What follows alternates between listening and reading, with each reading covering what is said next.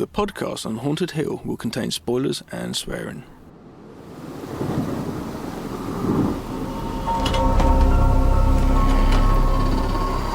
I am the devil, and I am here to do the devil's work. Please hold this, Michael. Be one of us. I didn't tell you my name. Hang up. I didn't tell them my name. They're all part of it. They're all parts of it. Come. It is time to keep your appointment.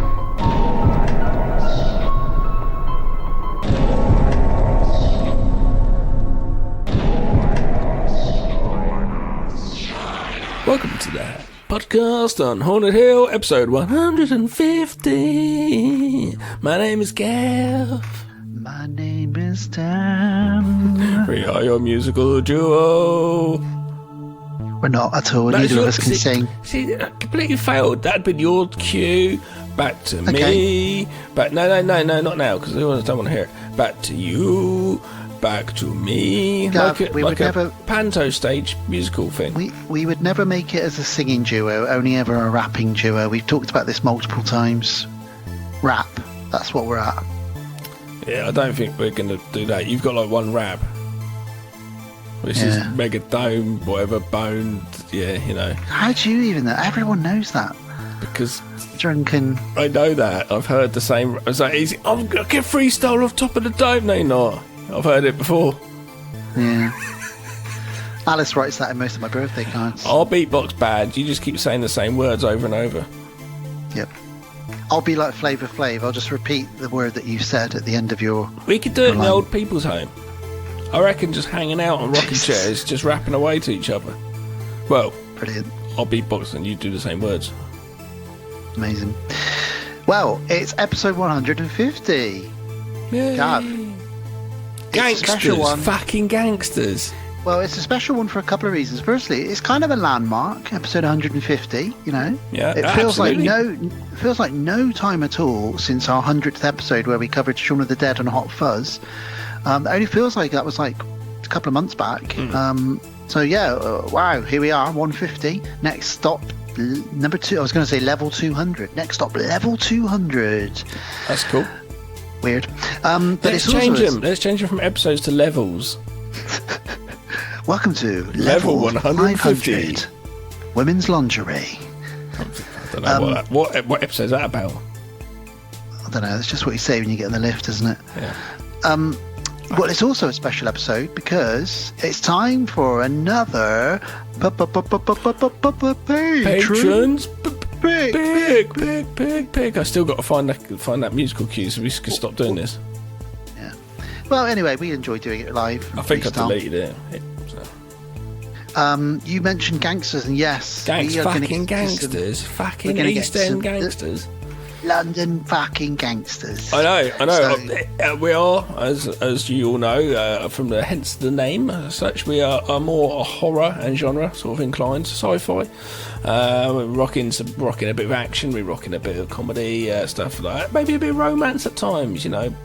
And gangster, not really something we normally rock. Cause it's not. I suppose you've got Cockneys versus zombies. Yeah, and you know what though. In a lot of these gangster films and a lot of these real life London gangsters or gangs anyway, there's a lot of horrific stuff that goes on. The craze, etc.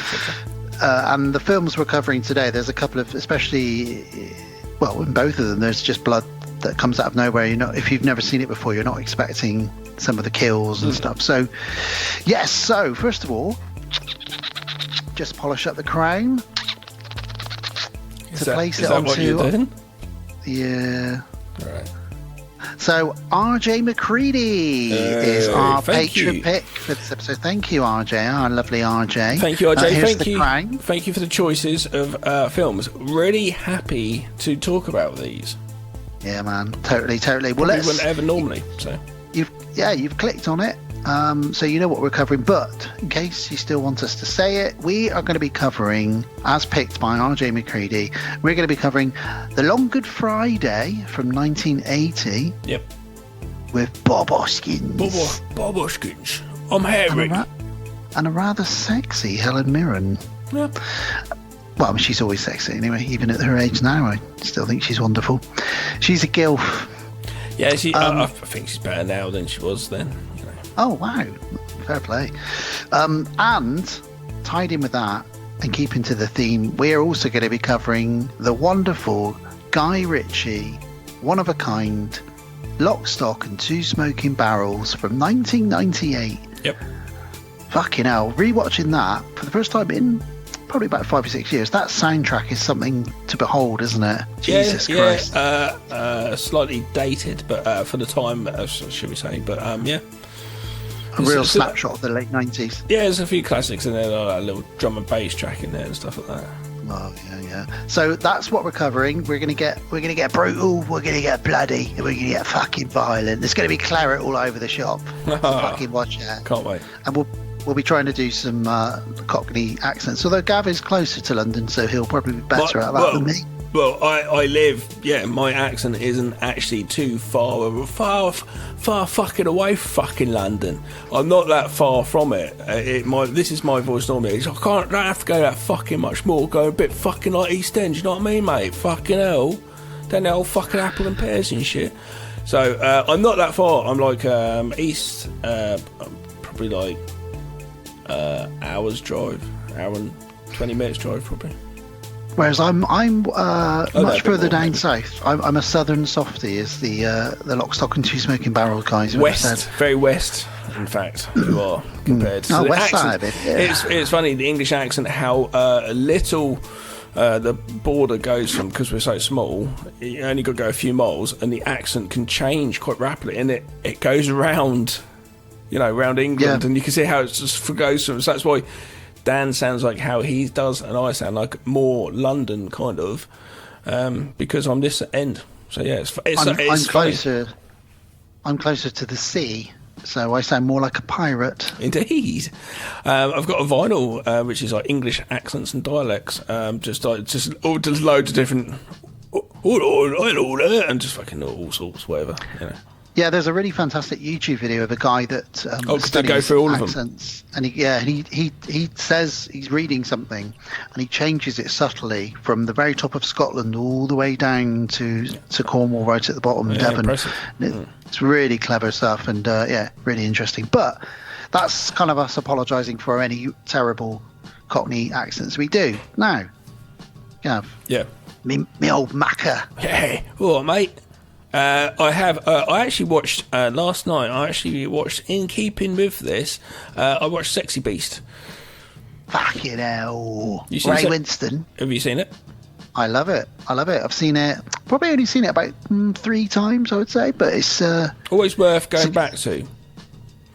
It's one of those films when it opens on an oiled up Ray Winston lying on a Lido in the swimming pool, and you think, okay, where's this going? With then? the Stranglers peaches. Yeah. Is it Stranglers?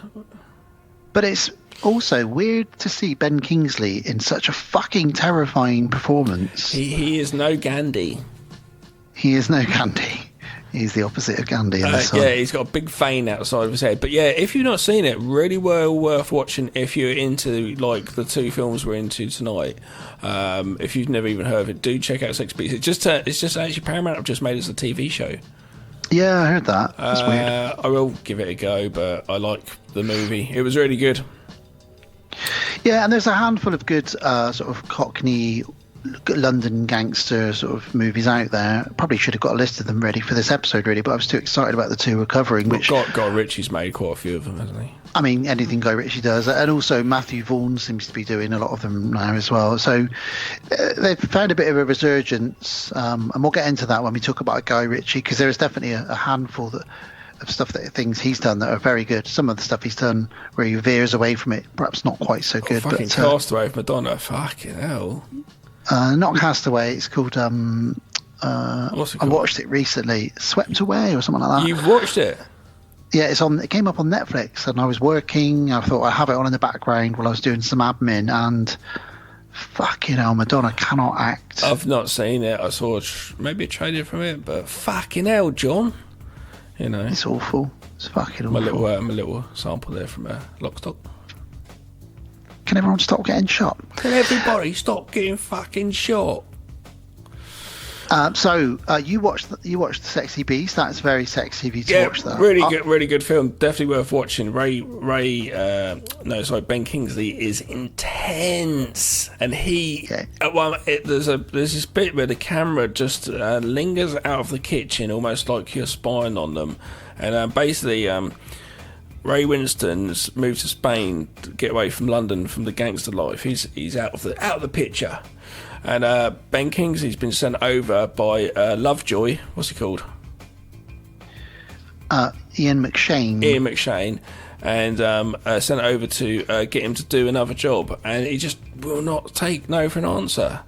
And he's just, when the camera's lingering in the kitchen, Ray Winston's just standing, kind of, his body language is kind of like, I don't want to be here, and Ben Kingsley's going back and forwards. And each time he goes forward, he's doing a headbutting motion with his whole body. Really, but he's not. He's just getting close. So he hits just a bit of his chest and goes back. And he says stuff. No, fucking no, and goes back and does it again and comes back. And it's just like, oh, this is terrifying.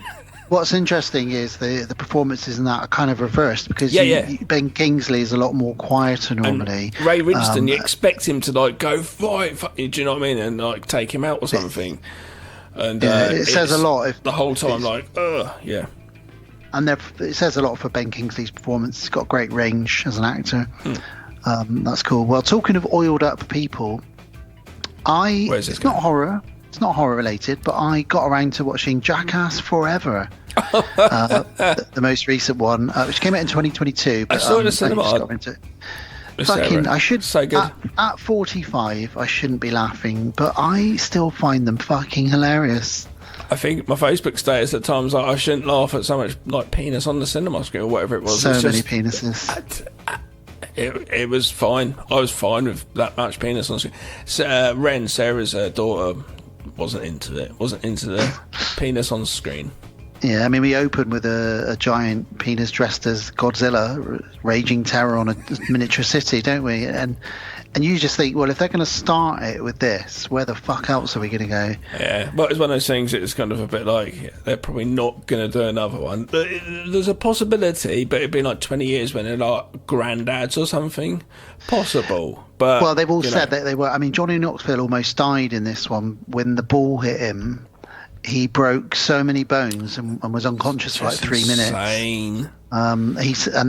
Their bodies actually are like a lot of skaters or people that have done these kind of stunts and stuff. They just can't do it anymore. And obviously they're stunt men of sorts, but they're never trained professionally. I mean, Steve-O was a clown, so he's done a lot of like acrobatics and stuff. But these are just guys that have got the guts to throw themselves off of stuff. And I don't know, some of the things that spring to mind from Jackass Forever were like when they lit their fart underwater using a blowtorch and they exploded the entire bathtub thing that he was in. And I don't remember them all because there's so many gags. So many, but it's definitely worth a watch. If you like your Jackass, as soon as you hear that wow, wow, wow, you think, you know where I'm going, because I kind of grew up watching that in like the late 90s, early 2000s. Yeah, that was great. Not horror, but I just wanted to mention that I'd watched that. I also watched something which I haven't seen for many, many years. It was recommended to me by our buddy Ricky Morgan, who covered it on his show, Dr. Movie MD, and he talked about Nosferatu, the vampire from 1979, directed by Werner Herzog. And I thought, I couldn't remember at the time if I'd definitely seen it. I had seen it, so I wanted to check it out again. So I got around to watching that because I really love the original Nosferatu, which is well over 100 years old now. But yeah, this is really, really, really good. Do you remember much of this? Have you seen it? No. No, 1979. It's just it's just a remake, but I say just, it's colour. and it's just something about it that's very creepy, gets under your skin. Really, really well done, and it makes me excited for what we're going to get with this new Nosferatu movie that's coming out. I forget the director now. Someone quite big's directing. Eggers, that's it. Yes, Robert Eggers. Yeah, because I think the Nosferatu films, if done right, can be very creepy and very well. They had my funny takeaway from it was in the trivia, the director Werner Herzog said because they had thousands of rats on set at times, and he said it was easier to get a good performance and keep them under control than it was to get a good performance and keep the lead actor Klaus Kinski, who played Nosferatu, under control. Because apparently, you know in that movie where who plays him, Willem Dafoe is just like thinks he is is a vampire. Shadow of the Vampire. Shadow of the Vampire, yeah. Yeah, well, apparently Klaus Kinski just refused to acknowledge that he was a human behind the scenes. Like, That's in between amazing. takes, skulking around like, and they were like, Klaus, we're gonna have to do that take again, and he'd be like, what are you doing? You're an actor. Like, you're taking it too far. I've never seen him and Herzog's film about that boat in the ocean, in the jungle. Is it? Oh, I don't know that one. Keep talking. Keep talking, baby. And the only other film that I wanted to mention before we come back around to you is 1991, straight to video. I used to rent this one out a bit back in the day. Doll Man. Have you seen Doll Man? Fitzcarraldo is the story of Brian Sweeney Fitzgerald, an extremely determined man who intends to build an opera house in the middle of the jungle. Interesting. That would have been I've not ever seen it. That would have been 1982. That would have been really around the same time. Really good double bill with My Birthday, A Sorcerer. That would have been. That would have been perfect. But I've never seen this actually. Anyway, that's the film. I suppose he made it with him, but that sounds insanity. Well, I was just talking about Doll Man. Then, do you remember Doll Man? Have you seen Doll Man? Do you remember anything about it? 1991. Is it a Dark Pictures type movie or Dark Sky, whatever it is? It's a Charles Band production. Yeah. Yeah, it's directed by Albert Pune, who directed some Van Damme movies. Yeah, it's about a cop who from another dimension who lands on Earth, but he's actually only 13 inches tall on Earth. Who but he's came still up a with it? How much coke was involved honestly, in this synopsis? I cannot believe I used to rent this out. It's so fucking violent. I believe it. I believe you'd rent stuff out now. A younger Dan who had just been like, I'll take it all in. Give me Johnny number 5 input, Stephanie. That'd be you. Yeah.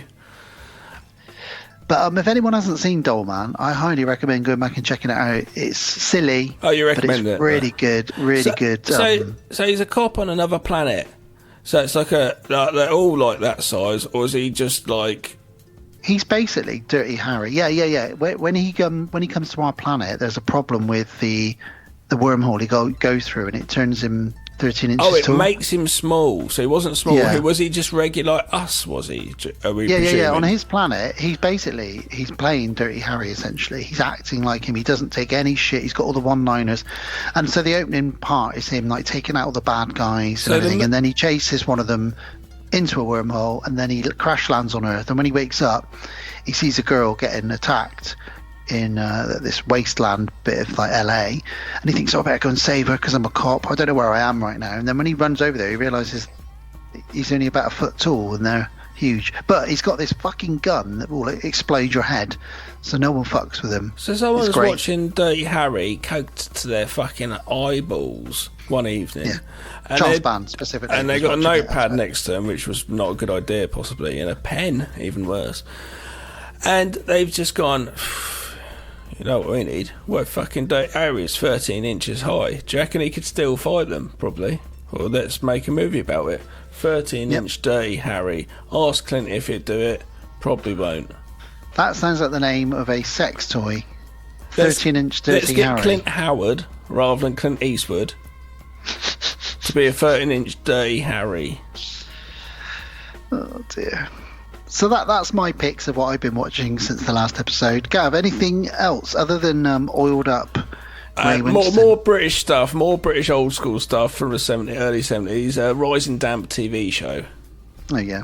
which would not appeal to outside of UK or probably a lot of UK nowadays. I don't know. It's very old. It's very old. And it's got it's not a sign of the times. A little bit. It's not as bad. Only Fools and Horses would be more racist, if anything. It's not actually too bad. Well, if anything, it's quite forward in that one of the main characters is actually a black guy. It's actually not too bad, and there's actually some absolutely hilarious moments where like there's the setup very quickly, listeners. It's just like there's a landlord and he's got 3 house guests, well 4, but the main 3, and one's a woman called Miss Jones who's a teacher and she's probably about 26, 27, and this guy Rigsby runs the place. The landlord really fancies her. Anyway, one of the younger lads happens to be Kate Beckinsale's dad. That's right. Who died when he was 31, bless him. He's in it as one of the tenants. He gives Rigsby animal tranquilizer and a record of Matt Monro and says, take that to her and just take this. He goes to her, opens up his shirt up, has all his hairs, really opens it really up, has a medallion there, takes a load of animal tranquilizer and goes in and plays this Matt Monro record to her at the wrong speed. It's, and she's like, I think something's wrong with the record. Nothing's wrong. And he's because he's so fucked. It's like if you're in London and Las Vegas or something. So fucked. He goes, sounds amazing. And it's the weirdest trippy thing, but I was in hysterics. Very, very funny. Anyway. You have to be there. Yeah, no, it is a classic. I've never seen it before, so I'm going through like the whole lot. No, I've never. I used to watch it with my parents when I was younger. Yeah, I felt like I didn't get it when I was a kid at all, but I do now. Yeah. Alrighty, well there we go. That's what we've been up to. I just want to give a little shout out to one of our newer listeners, who's also somebody that I work with, Kerry. Hi, Kerry. Hi, Kerry. Kerry's recently discovered that I podcast. Obviously, we work together. And she's been getting into some of the episodes recently. I think she's going to be working her way backwards from the sound of it. A bit like Michael Jackson moonwalking away. Well, we've given you a shout out now, so you're forever on an episode. You're locked in now, Kerry. Forever. Tough shit. You'll be with us all the way through till we're in an old people's home going, I watched a film. Well, I can't remember it. You'll be rapping your same line and I'll be beatboxing badly. That's all right. Off the top of the dome on Ben Benbow. That's your brother. That's my brother. Weird. Don't give my brother his full name. Sorry. It's fine. Okay, well, let's get into. We've obviously with the patron picks. We've been sent an email with a little blurb and a little bit about each film. So I thought what we'd do is we'll read out the first part of RJ's email. Yep. And then we'll go into a trailer for The Long Good Friday with Bob fucking Hoskins. Do it in a yearly order. Yeah, the chronological order. Yeah. I'm excited to talk to these. Gav and I haven't normally. We sort of sometimes message each other a little bit about films we're watching, particularly if it's one we haven't seen or haven't seen for a long time. We've actually been quite quiet on these two, especially Long Good Friday. So I'm interested to hear both of our thoughts combined on these. But yeah, we didn't message each other behind the scenes. Behind the scenes, behind the curtain. Okay, well let's get into Get out RJ. from behind my curtain. Oh, hello. Beef curtains. That's a horrible name, isn't it? It's not a good look. No. Well, anyway, RJ McCready, here is your email. So I'll read the first part of this out now. So, hello, you bearded podcasting brothers. Hi. Hello. First of all, I would like to say congratulations for reaching your 10-year anniversary. Well, thank you very much. Oh, yeah, thanks. He says, I've been listening to your show long enough now to understand not only do you talk about the horror movie genre and all its glory, but also the odd mention of a willy, a penis, or a cock, whatever you want to call it. And he's put in brackets, sometimes it's Gav's cock. Not actually a lot of the time, but sometimes. Speechless. There we go. Also, forgive me if I've written the word penis wrong, as we are, as you will understand, from the time at school in the 80s where you would laugh at all the swear words written incorrectly in the cubicles of the toilet doors. We used to write, do you remember, Gav, we used to write pen 15 Oh, okay. PN and then I remember 1.5. PNS. Yeah, that one as well. PNS. PNS. Or you'd sort of say, "Have you seen my? Do you know where my pen is?" But you'd sort of change it a little bit, like, "Do you know where my pen is?" I'll tell you one thing, and going into talking about people doing things with their penises in toilets. I remember back in the 80s when you'd go into the cubicle and I'm a private cubicle man myself. I don't like doing the public thing. I get shy. So I've been there and you look at the tiles and you don't see any graffiti or anything like that. But then if you just squint on the grouting, someone's written with the smallest font possible to humankind. And they've written like, "If you want a blowjob, ring this number." Like, how have you done that? Like, wow. Yeah. You should get an art, probably like go into art with that, maybe. I don't know. I saw one once that said, if you're reading this, because it was up high, it said, "If you're reading this, you must be ashamed of what's down there," or something like that. So it's basically saying, like, you're not looking at your own willy. But anyway, RJ's done what he exactly wanted us to do there, which is go off on a tangent about willies. So swinging back around to his email, he says, "Anyway, now I've got your attention. I'd just like to say thank you for covering what I consider to be two classic gangster movies of British cinema." Ooh. Yeah. So we are going to do Long Good Friday first. So we'll go for a trailer, come back. I never knew. Very quickly, just to say this, and we will get to it towards the end of this film. I never knew, and I didn't want it. I never knew though that I'd ever sit there and be reviewing a film where I'm sitting there watching Bob Hoskins in a shower montage to saxophone music for longer than needs to be. Longer. I've got notes on that. Why are we still? I was like, okay, and cut. He was really soaping himself up in that scene as well, wasn't he? And we will get to it. There's a reason for it. Incredibly hairy. Yes. Oh yeah, there is a reason. Obviously, he's changing. He's, but that's in the story. But the physical visuals in front of my eyes was a hairy, soaped up Bob Hoskins going, "Oh, look at me." And you know what? I wasn't mad at that. Kind of liked seeing it.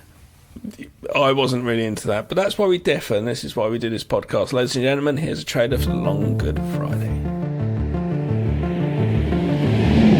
For more than 10 years, there's been peace. Everyone to his own patch. I'm setting up the biggest deal in Europe. Ladies and gentlemen, the new London. This is personal. Who's got it in for me? I want the man who knows. Is there no decency in this disgusting world? I'll have his carcass dripping blood by midnight. Nobody goes home until I find out who done it. I told them everything, Harold. I'm so scared.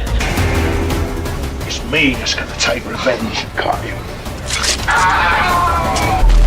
We got gang war in our hands, right? It's my manor. I run London. Not now, Harold. They've taken it away from you.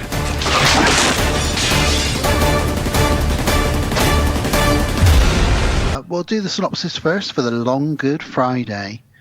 An up-and-coming gangster is tested by the insurgents of an unknown and very powerful threat. Is that right? Is that like a character in Only Fools and Horses? Yeah. Yeah. Directed by John Mackenzie. You can stop it now. Okay, sorry.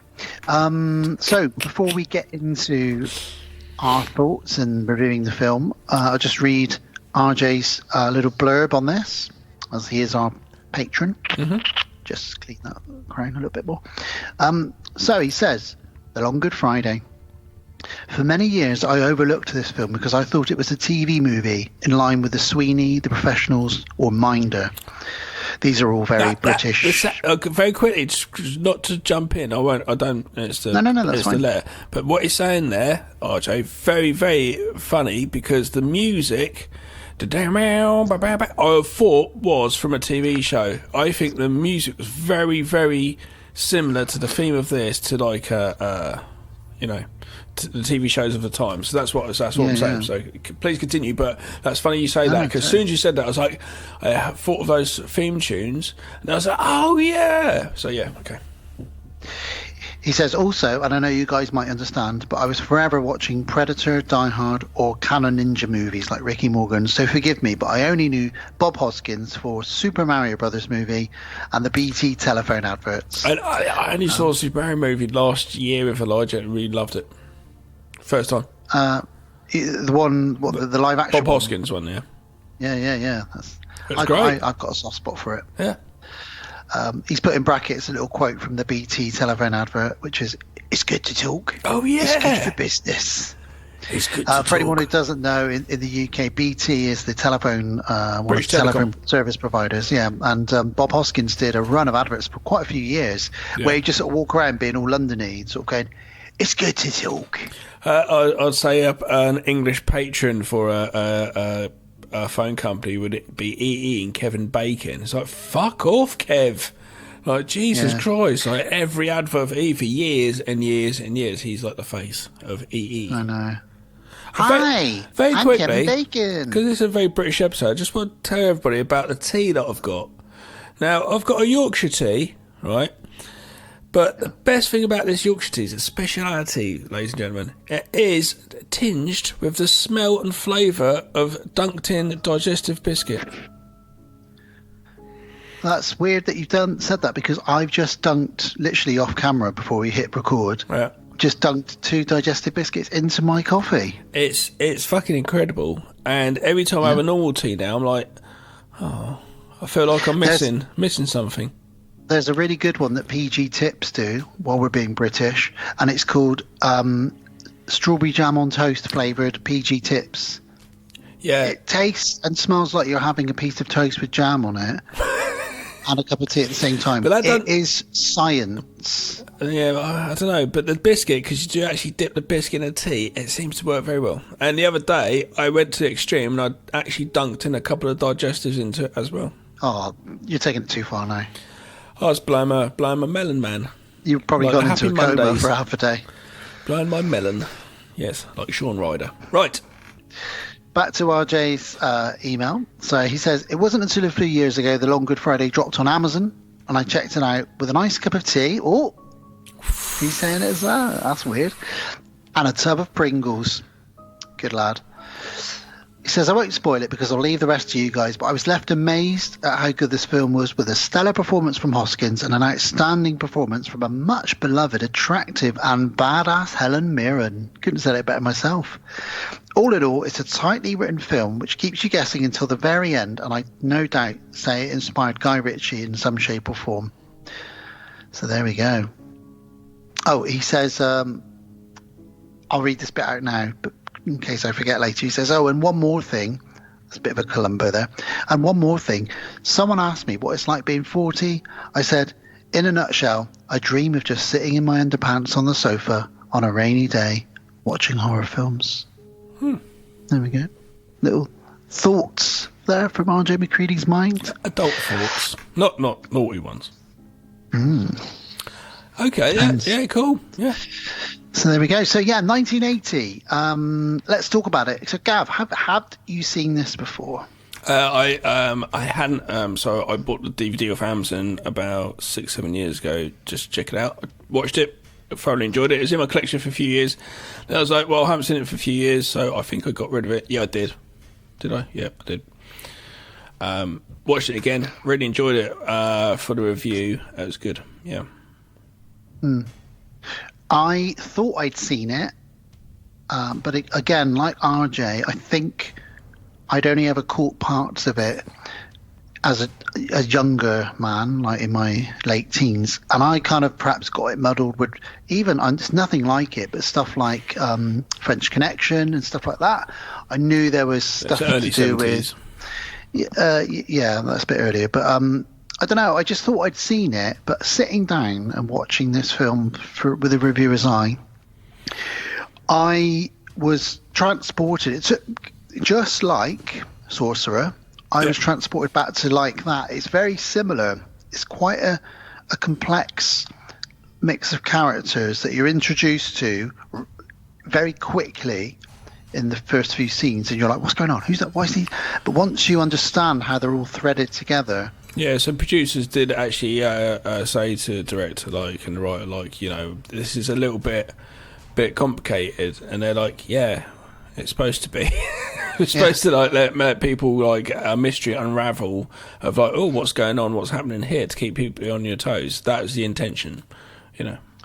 But you very quickly, you know, you stick with it. You very quickly understand. Again, much like Sorcerer, with all these seemingly, unattached characters, they all end up linked together in some way. And then, especially when the end scene and the reveal of everything, you're like, oh, right. But yeah, it's got Bob Hoskins, Helen Mirren in it.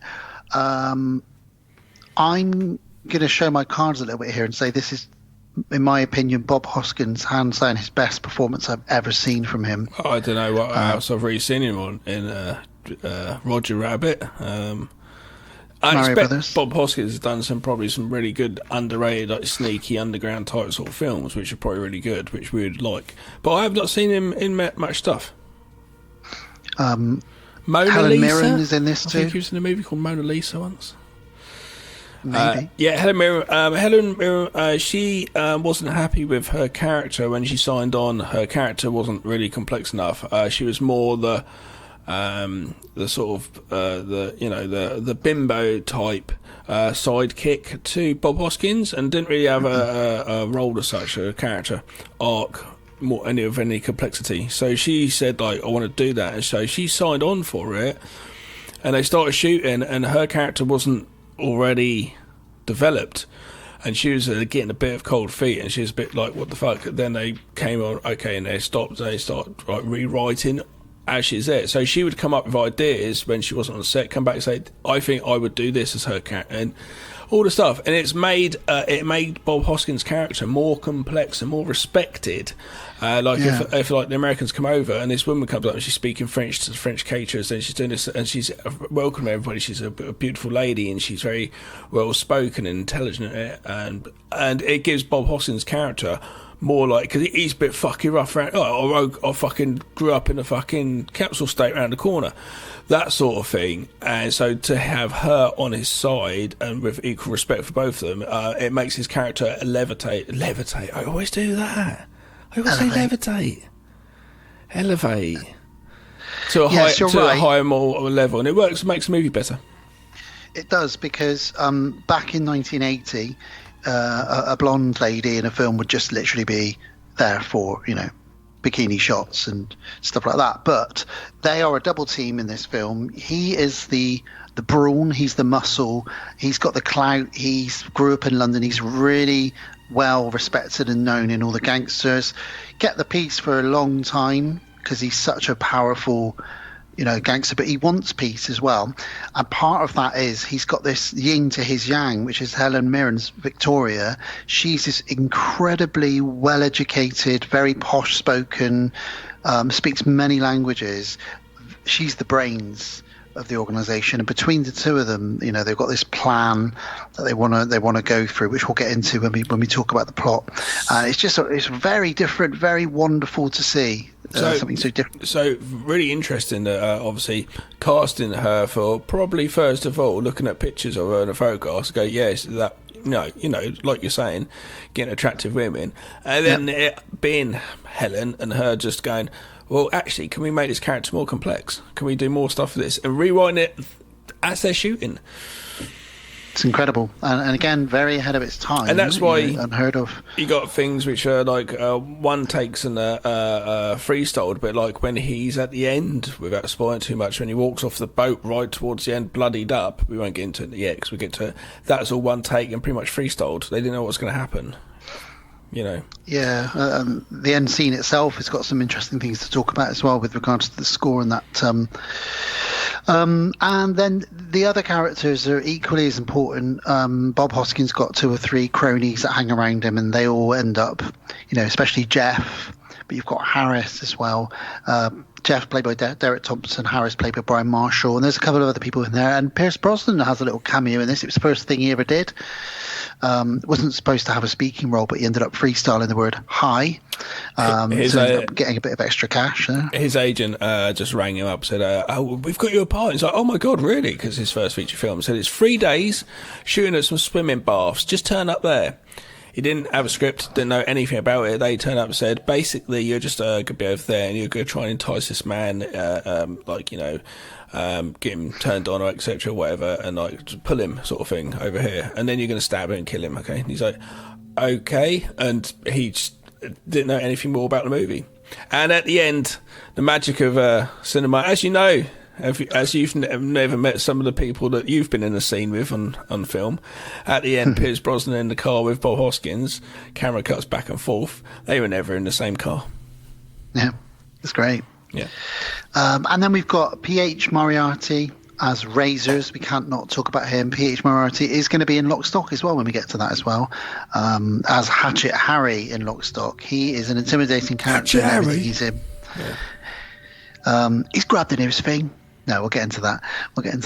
And there's a bunch of other people in this. Alan Ford is in this too, briefly, who again is in Lock, Stock as well. And, weirdly, Dexter Fletcher, who is a Soap in Lock, Stock, is in this in one scene as a child who tries to extort money out of Bob Hoskins for looking after his car for 10 minutes. So you've got a very big connection between Lock, Stock and this as well. And I think, like RJ said, I guarantee that Guy Ritchie would have been inspired, and many directors would have been inspired by this movie. It's very well written, very well acted, good storyline. And should we dive in? Should we get down to the East End? Well, I got a note straight away saying about the TV, the theme, and was it an 80s TV show? Question mark. That kind of goes back to what RJ is saying. Well, should we very quickly say about the name was originally called the Paddy Factor. Now, I asked a question earlier on Facebook to people: is the word Paddy offensive to Irish people? Not really unnecessarily meaning to be insulting and not very nice, I presume. Yeah, because Paddy is if someone's called Patrick, I've got a friend called Patrick, but we call him Paddy. He prefers Paddy, and that's the way so it's only insulting if you're calling like someone a horrible, like that goddamn Paddy over there.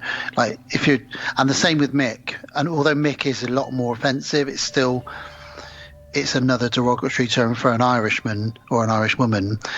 So that does come up a couple of times, particularly in this film. In fact, yeah, like you say, it was going to be called the Paddy Factor.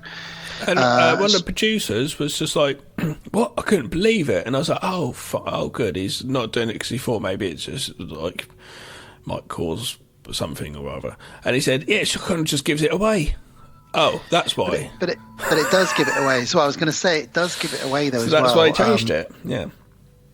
Yeah. So if you haven't seen this film, stop now. But yeah, it does give it away because it turns out that the IRA are heavily involved in part of this plot, which again, is very brave to make that film in 1980 with the IRA as bad guys, because they were very much the bad guys in real life in the UK, and you didn't want to fuck with the IRA so much back then, Yeah, absolutely, and putting them into any light really, because it could be bad either way, couldn't it? Really, whatever light you'd put them in or whatever. So yeah, so but yeah, the score is amazing and feels very Italian. The opening to this film, and in fact, the synths, yeah. It's got a very European feel to this whole film, even though it's set obviously and shot in London. There is something very early 80s, late 70s Argento almost about this film, particularly the opening credits and the score. And the way it's shot, it's quite because Argento, a lot of obviously Italian, a lot of directors obviously quite very particular with their shots. It's got to be like this, it's got to be like that because of certain framing. But then you can get some people like Lucio Fulci and stuff, it could be really to the hip and just loose.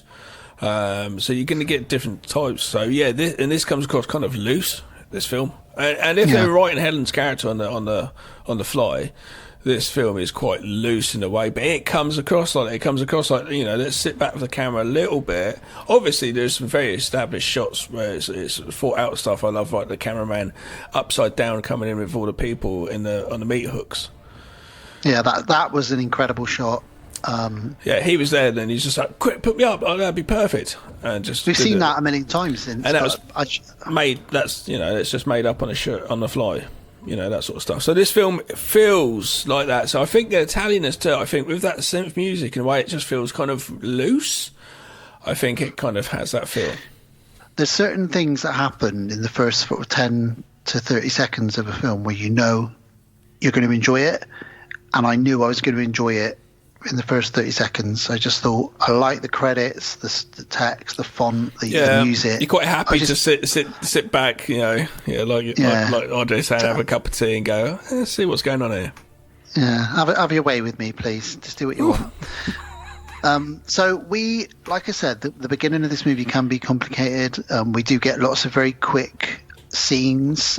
We get a house in an Irish countryside. The story moves very, very quickly at first. It does. The first act is just like bang, bang, bang, bang, bang. Yeah, someone gets off a boat with a suitcase full of cash. They take some for themselves. And then they hand over the cash in the cottage later. This same person, who is also a gay guy, that's shown because he's chatting to another guy in a bar and sort of feeling his leg in the bar and stuff. Again, all very brave for 1980. Basically, we've just got this one character who we've established straight away it's gay, which is like straight away I was just like, okay, it's very intriguing why this has been established so quickly on, and it goes towards his death because of something he tries to do. So it kind of, I think it leads it up in that way, so to speak. But I really like where with this character, we've just discovered this character, but we're cutting back and forwards to some people counting some money. But we linger like a voyeur outside the window of the camera, and we can't actually hear what they're saying because the windows are actually shut. But we can visually see they're just counting money from the bag, which has just been brought over from the guy before. And it's just, I love that. I love the mystery element. Because we just saw sitting him back and going, what's going on? We saw him put a wad of it in his pocket, so we know, and we're waiting for them, and they're all scratching their heads through this in this house. We're outside the window, like you say. Oh, is that what they're doing? Because there's something's gone missing. And they're arguing, going, "Whoa, to count it again." You can see they're all sort of like trying to figure it out. He wasn't very discreet at doing it. There's another person was there who took the suitcase from him. He did it blatantly in front of him. It's like, okay, silly boy. Yeah, silly boy. But he wanted to buy that young, sexy man some drinks in the pub, so he just took some money with him. Yeah. And then all of a sudden, Gav, while they're counting the money, armed men storm the cottage, don't they? Yeah. And I think they blow them all away. And we're like, what's going on? What's happening? Where even is this cottage? Police, though, isn't it? I'm not quite sure. It's difficult to... Once you get into the story... But I don't even think it really matters, to be honest with you. We don't really go back to it, no.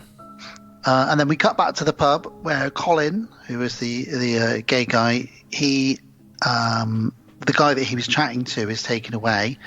And both of them are killed. And their bodies are dumped in a field. Yeah, well, this guy this first guy, because we don't, who's this? Are we saying? Is it Colin? Colin, I think his name is. Yeah. Colin. We've established his intentions, and he's then now obviously at this other place and this bar, and he's chatting to this guy, and he's gone outside presumably to have a rendezvous in a bit. And he comes out to the car park. He's like, well, where is he? And we've just seen previously him and his mate fucking take it off in a car pretty sharpish, and it's straight away though. I'm so inquised is I, Daniel, of what is going on. What's going on, Dan? It's just like, I don't understand. Why are you showing me about this guy who's homosexual? And why is the guys that he's been... And it's straight away, it's like, are they trying to make him...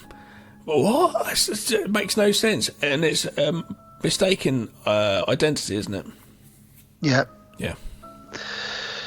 Then we cut to London Paddington Station. And don't worry, listeners, because the story will settle down in a minute. It will. It will. We cut to London Paddington Station, where a coffin is taken off of a train for a funeral, and the widow is there. Yeah. And the funeral procession starts. The coffin's put straight into a hearse. And we cut to a car which has got Hatchet Harry from Lock, Stock and Two Smoking Fucking Barrels sitting there with a big scar down his face. His name is Razors in this. Yep. Razors. And there's a reason. We'll find out soon. Indeed. And he's watching Harris and Jeff who are two of Bob Hoskins' henchmen, and they're meeting up. And they're having a little chat, having a little business meal, business dinner. Is this gone on to plan? Has that gone to plan? Get Carter. Throwing that That's one in another there. good one. Throwing that one in there. Yeah, that's a really good one, that one. Yeah. Really, really good one. So as they're having their meal, and then Harris walks off, leaving Jeff sat there, and then the funeral procession starts to go past. The woman in the car, the widow, recognises Jeff from somewhere. She gets out of the car, goes up to him and spits in his face. Yeah. And we're thinking, well, what on earth's going on? And obviously, Razors, he's witnessed this, so this will come into play later. Yeah, he's in the car, and this guy's just like, "Oi, what are you doing?" So all of these guys work for Bob Hoskins, and they're all loyal in different ways, especially Razors. I am going to say that the guy with the curly hair gets spat in his face. He looks a bit soft. Well, he's good. I don't know. He's good with his. But they do say he had a brain, didn't he? He went to university. He does sort of say that later on. He mentions his backstory. But he's worked his way up to be one of Bob Hoskins' main guys. So he's pretty.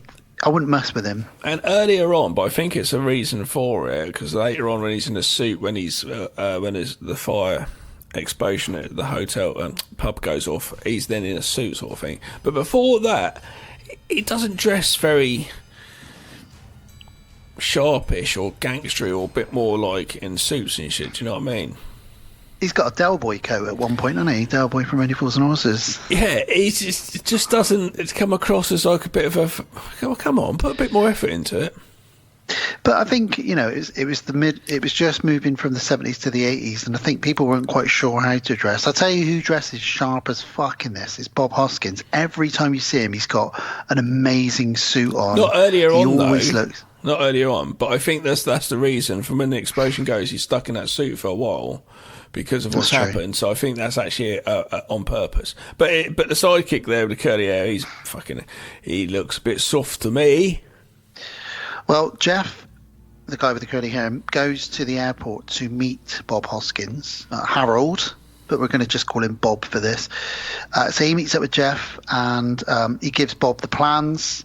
And basically, what's happening here is Bob Hoskins is got this idea to build a huge casino, because he already owns at least one casino in London, and he's kept the peace. He used to be a horrible gangster, but he now just keeps the peace over everybody in the East End, and he wants to basically retire by creating this gigantic casino that they're going to build in the London Docklands, and with the help of his other half, Helen Mirren, who's the brains, like we say, and all of his money and all of his muscle, they are going to basically hope to build this gigantic casino where they can make all the money you could ever imagine. The Vegas of London, they're going to call it.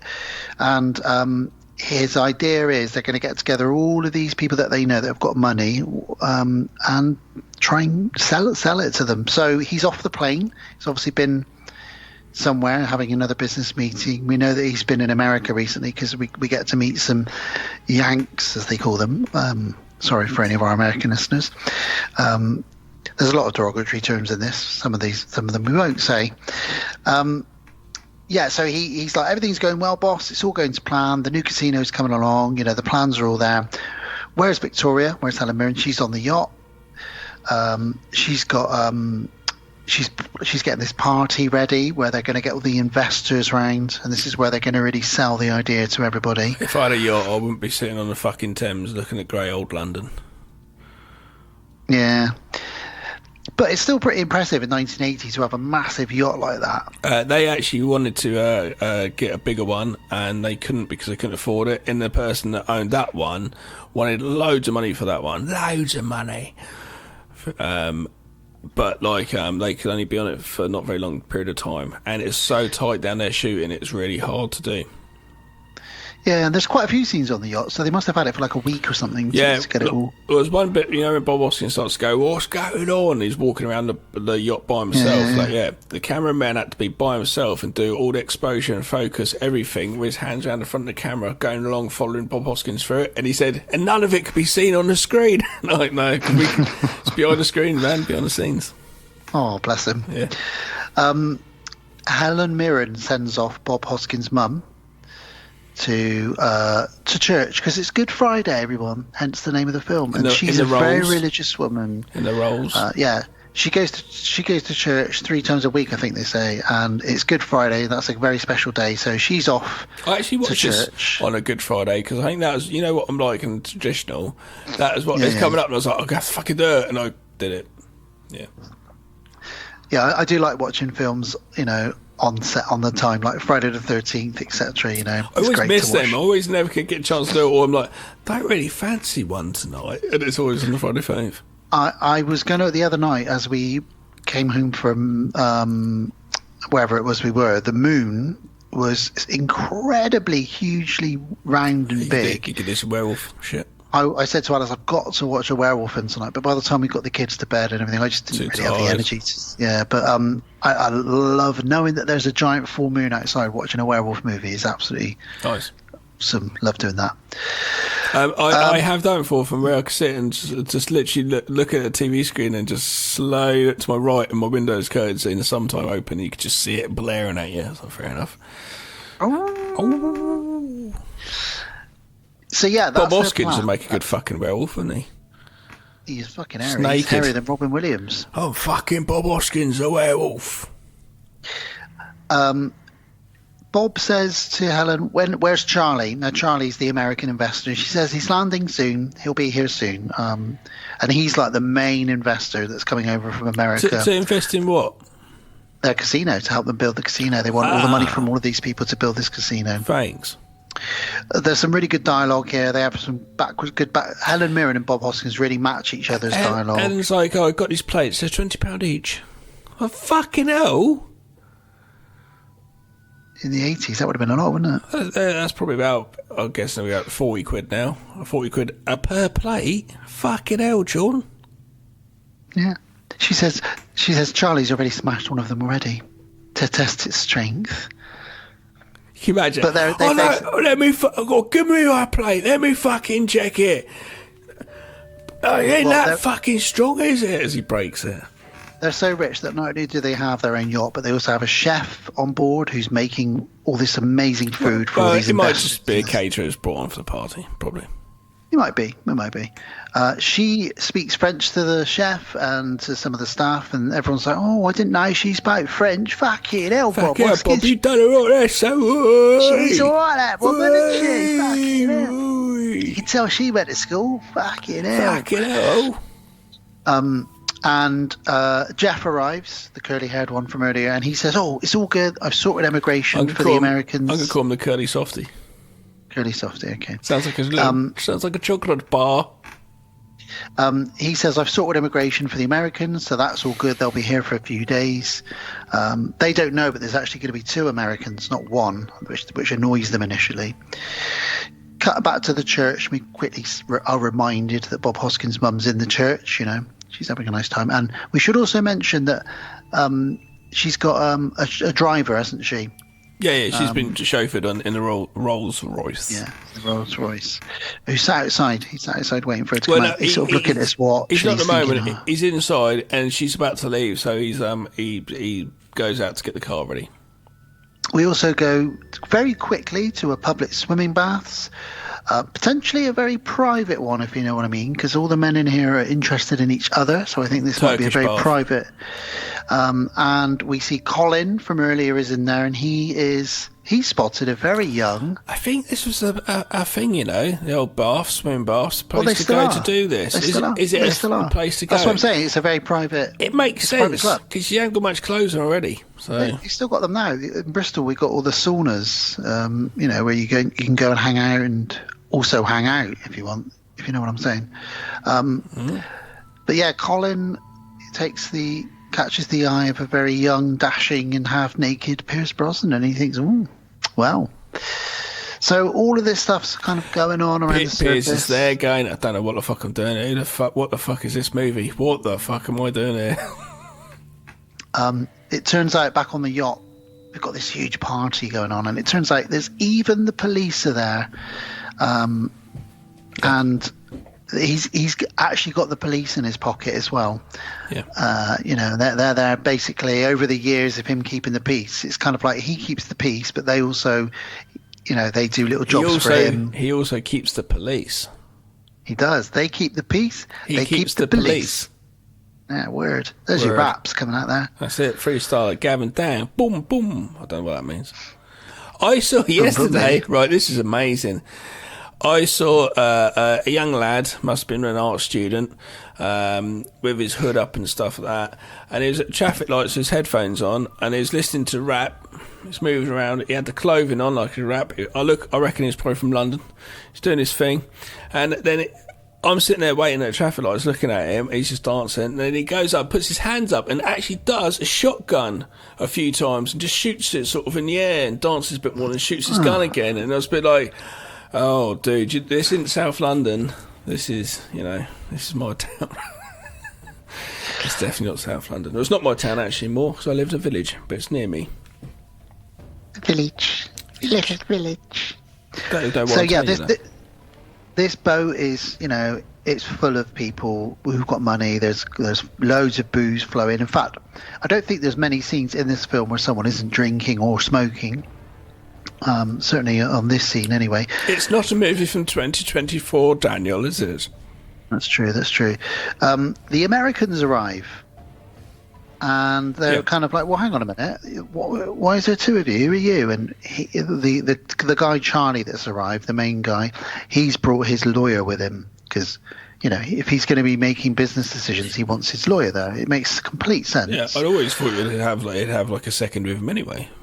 But of course, Bob Hoskin's like, who the fucking hell was he? Who's he? And it's like, it's my lawyer, and I don't go anywhere without him. It's like, oh, fair enough, you know, that's that. Yeah. Back at the swimming baths. It turns into a horror movie. You get like a POV walking up to the showers, which is really quite good. Well, yeah, because Pierce Brosnan steps up to the shower where Colin is just washing off the, other way around. Piers is in the shower. That's right. The other guy steps up to him, and then he turns around and he says hi, and they look at each other, quite smiley, and then someone gets him around the back, and he gets. Well, he goes in for a little kiss. Yeah.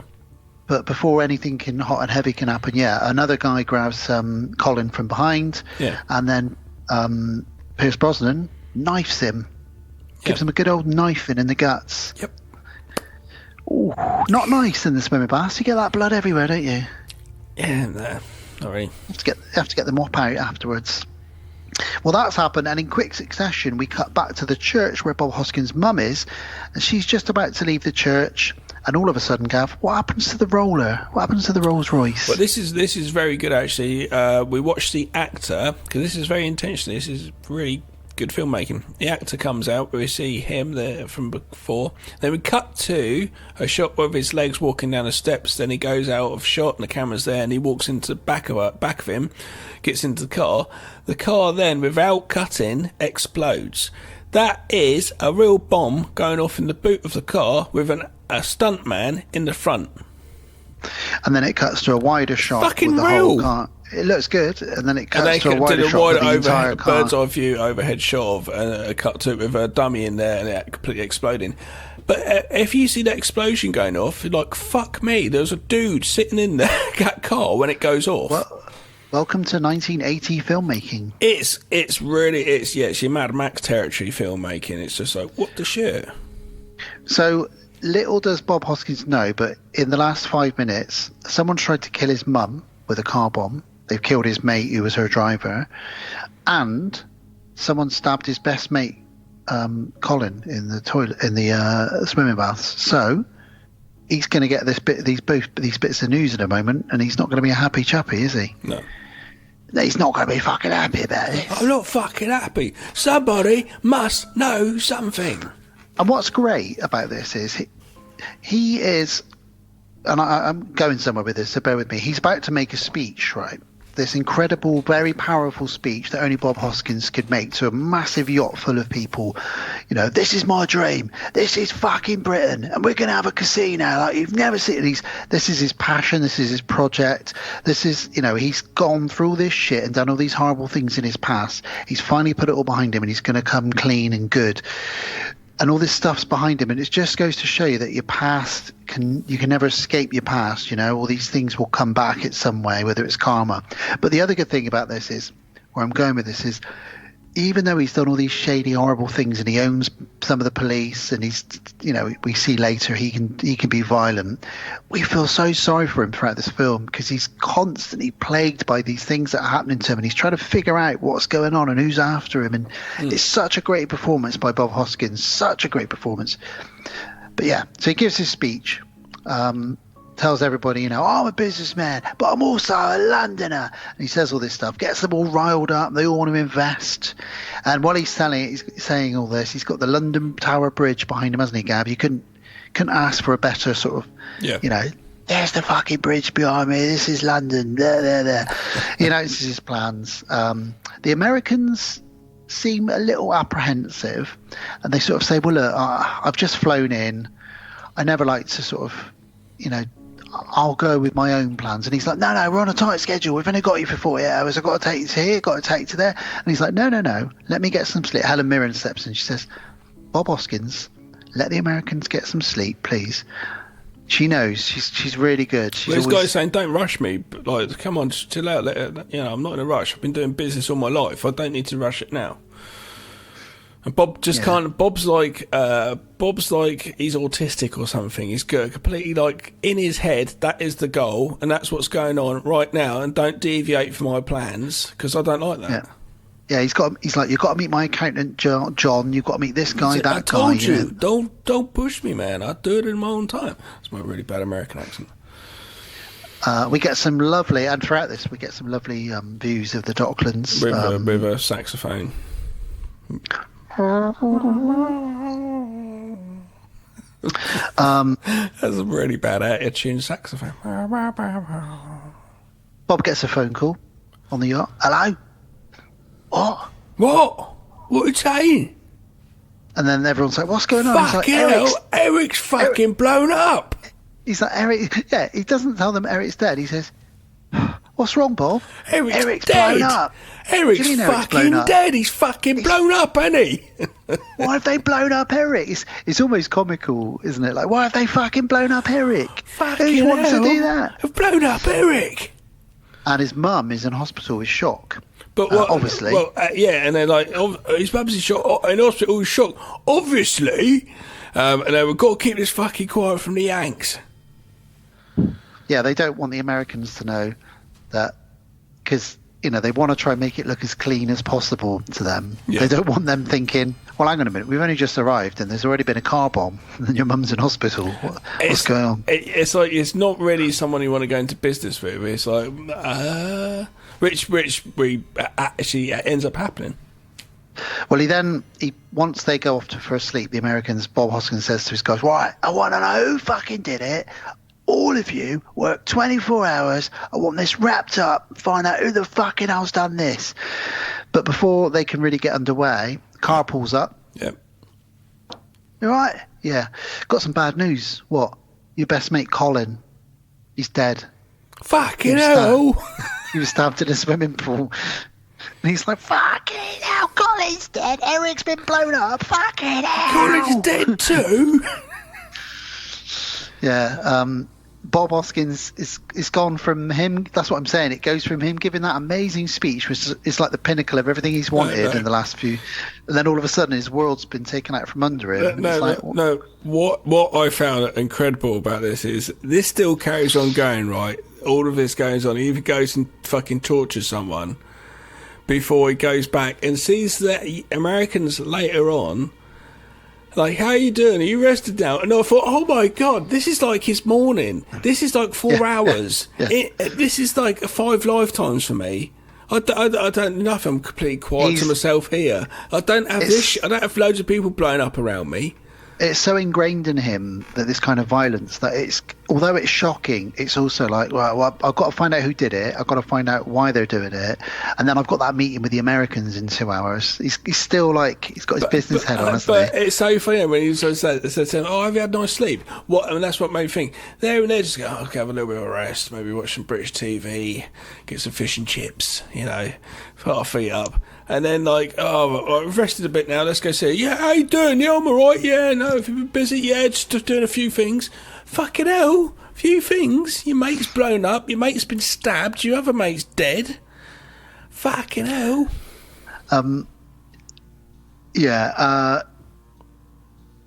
We should also mention that when he finds out about when on the phone, he squashes the brandy glass with his hand, doesn't he? Crushes it. Yeah, he's happy. I'll put one of my notes on a moment. Bob Oscar's in clothing. He looks like he works in a model aeroplane shop.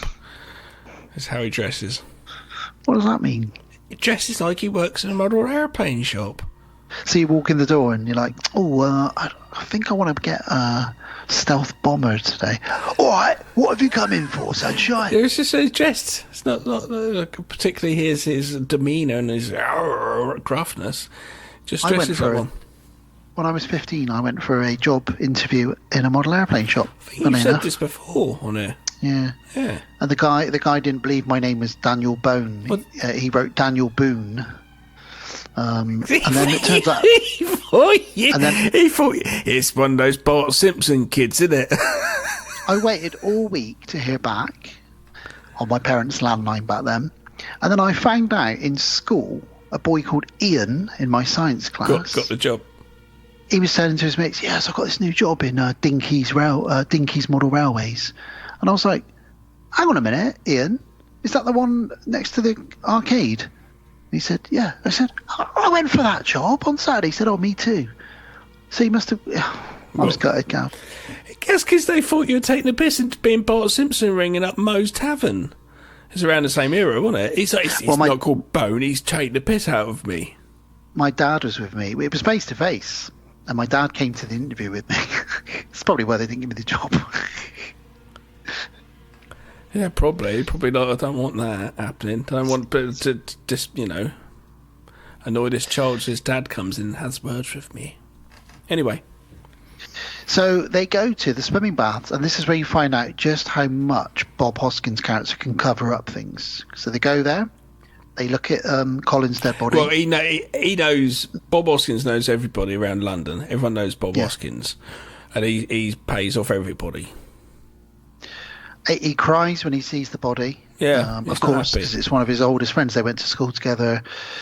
And he talks about when they first met. He gives this emotional sort of tear-filled sort of anecdote. And someone interrupts him and he goes, "Do you mind? I'm fucking grieving at the moment."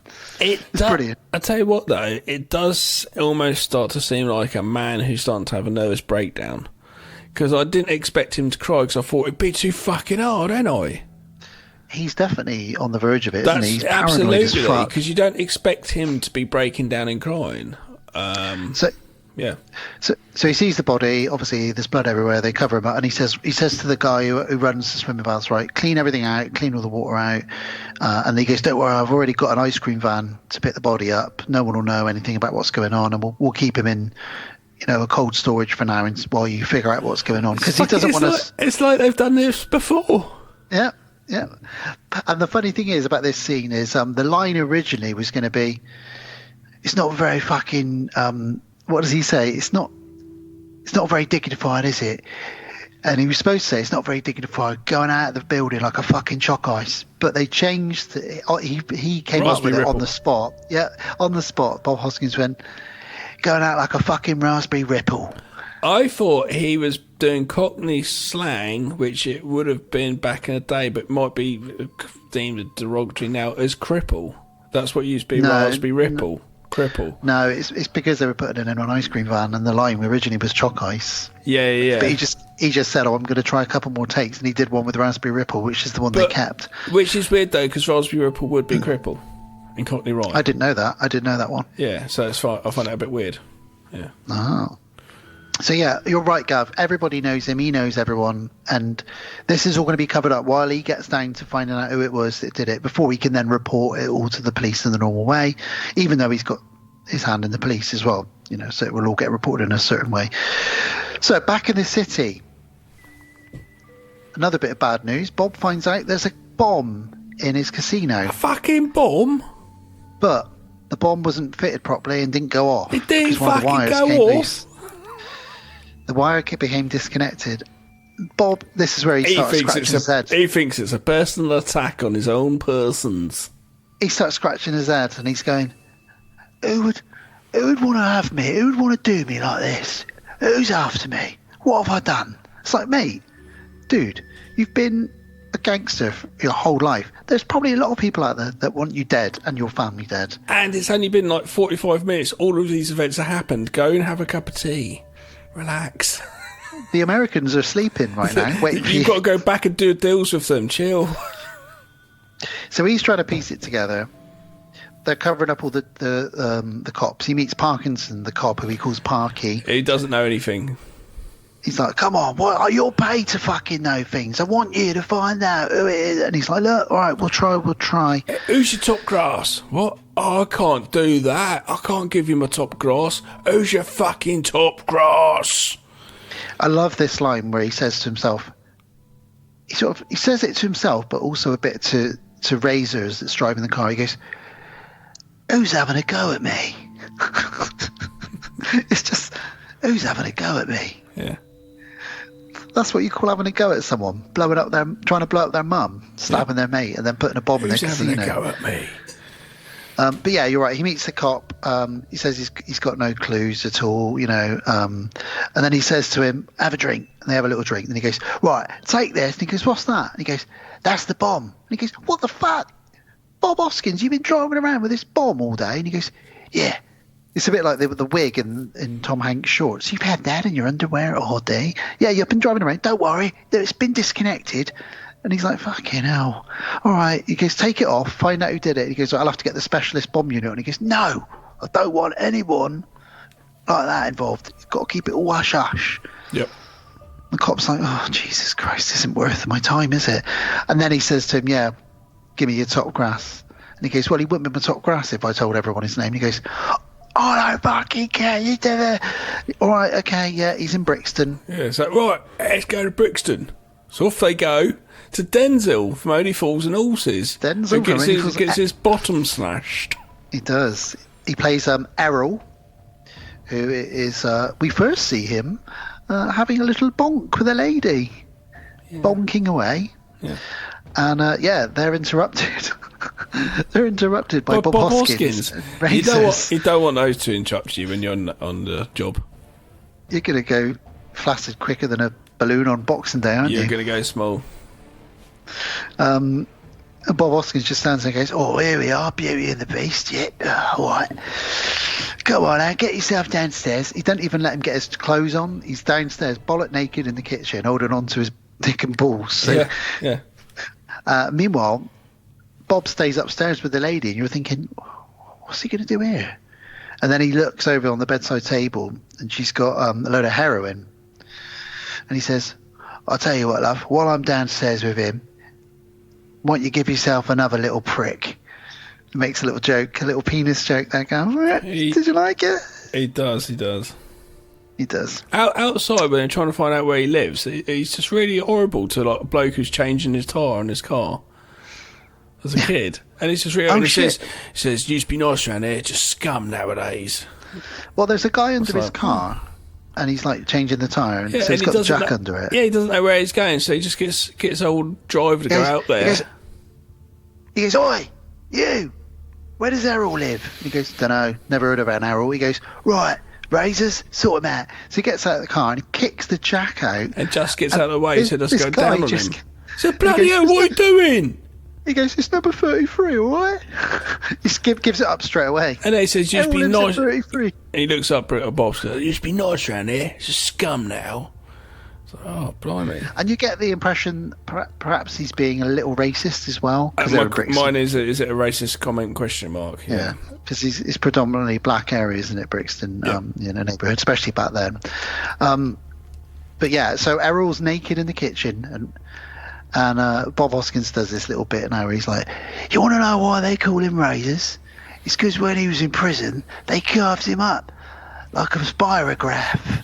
Show him, Razors. And he lifts up his shirt, and he's got all these massive scars all over him, and obviously one on his face that we've seen as well. Yeah, which are just all over the place.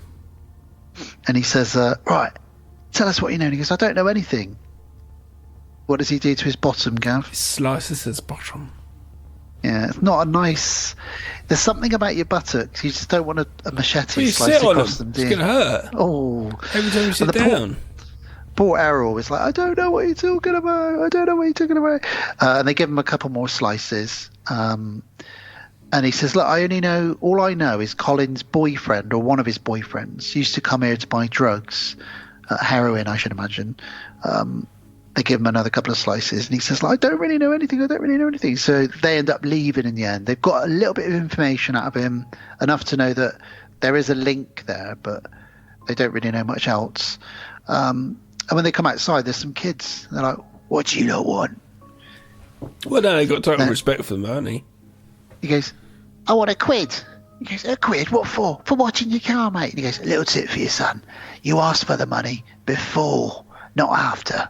But he gives him like £5 or something, doesn't he? Back there, it's loads of money. And he's like, go off and get a couple of ice creams. But him and Razor both look and go, oh, that reminds me of me when I was a kid. They're quite like, oh, bless them, look at them. And that was Dexter Fletcher, who would go on to be Soap in Lock, Stock. Yeah. So there we go. Yeah. Back on the yacht, good old Helen Mirren. She's pouring drinks out for everyone. The Americans are awake now. No one still knows anything yet. Bob Hoskins still scratching his head. He's got the whole of London trying to figure out who committed these 3 things against him. And Helen's brilliant on the spot. She's like, I told the Americans that you were visiting your mother in hospital, Bob Hoskins, because she took a funny turn. Yeah. But you can tell that they know, something. They do. Yeah. There's a bit where he says, what are you telling me? Nobody's heard nothing. Somebody must have heard something. I don't know if anyone knows, a good music connection to this, and a really good album actually is a really good British band called group called the Herbalizer, and they did an album called Take London, which is just loads of samples from the Good Friday Bob Hoskins, and it's a really good album, so worth a check out. Take London by the Herbalizer. My God, you've taken me back there with a nostalgia bomb. I've completely forgotten about all of that. I wouldn't have known it because I didn't know the film. Yeah, totally. Yeah, that's a great album. I listen to Herbalizer frequently. Wowee. Well, Bob is reminded that he has a lunch appointment with one of the old pubs that he owns, or knows the people that own. And he's got to take the Americans there for lunch to wine them and dine them in 69. No, not 69. Just wine and dine them. I just love the fact what's going to happen, and they're just trying to keep it sneaky so they don't know what's going on. Yeah. Well, up until this point, they've covered it up very, very well. Unfortunately, Gav, what happens as they pull up to the pub? Well, when filming this, they'd obviously set this all up with bombs inside it and stuff, but they had to set up all the mills and stuff and things. And loads of people kept trying to go up there because they thought it was an open restaurant. Amazing. And they had to keep saying, no, can't come in, there's bombs in here.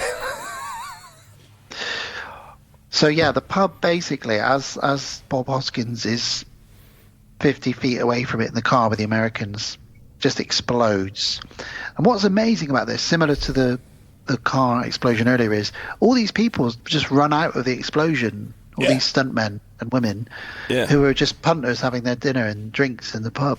Yeah, totally. And then everyone's injured. Turns out no one actually died because the bomb went off upstairs. However, it's completely blown the top of this pub off. Yeah. And Helen Mirren says, if we'd have been there 5 minutes earlier, And they're like, yeah, we would have been in there. So Jesus Christ. She's like, I can tell the Americans what's going on. It's a natural gas we have. It sometimes goes off. What? In London, we have these natural gases that explode pubs. Only in England, I suppose. Well, we don't have the internet yet, so I'll take your word for it. So she says, look, we'll go off somewhere else. And Bob says, I'll stay behind and help with this. And this is where Bob now actually looks the part because he's suited. Yeah, suited and booted. He says, has anyone suspicious been here lately? To the guy, the pub landlord. Yeah, and he says there's some mix. Yeah, so which is a derogatory term for Irish people. He says some Irishmen were here. Never seen them before. But I told them sling their hook on, did. I didn't think to bother you. Bob Hoskins. Yeah. Hairy, showering Bob Hoskins. They were asking after him, weren't they? Yeah.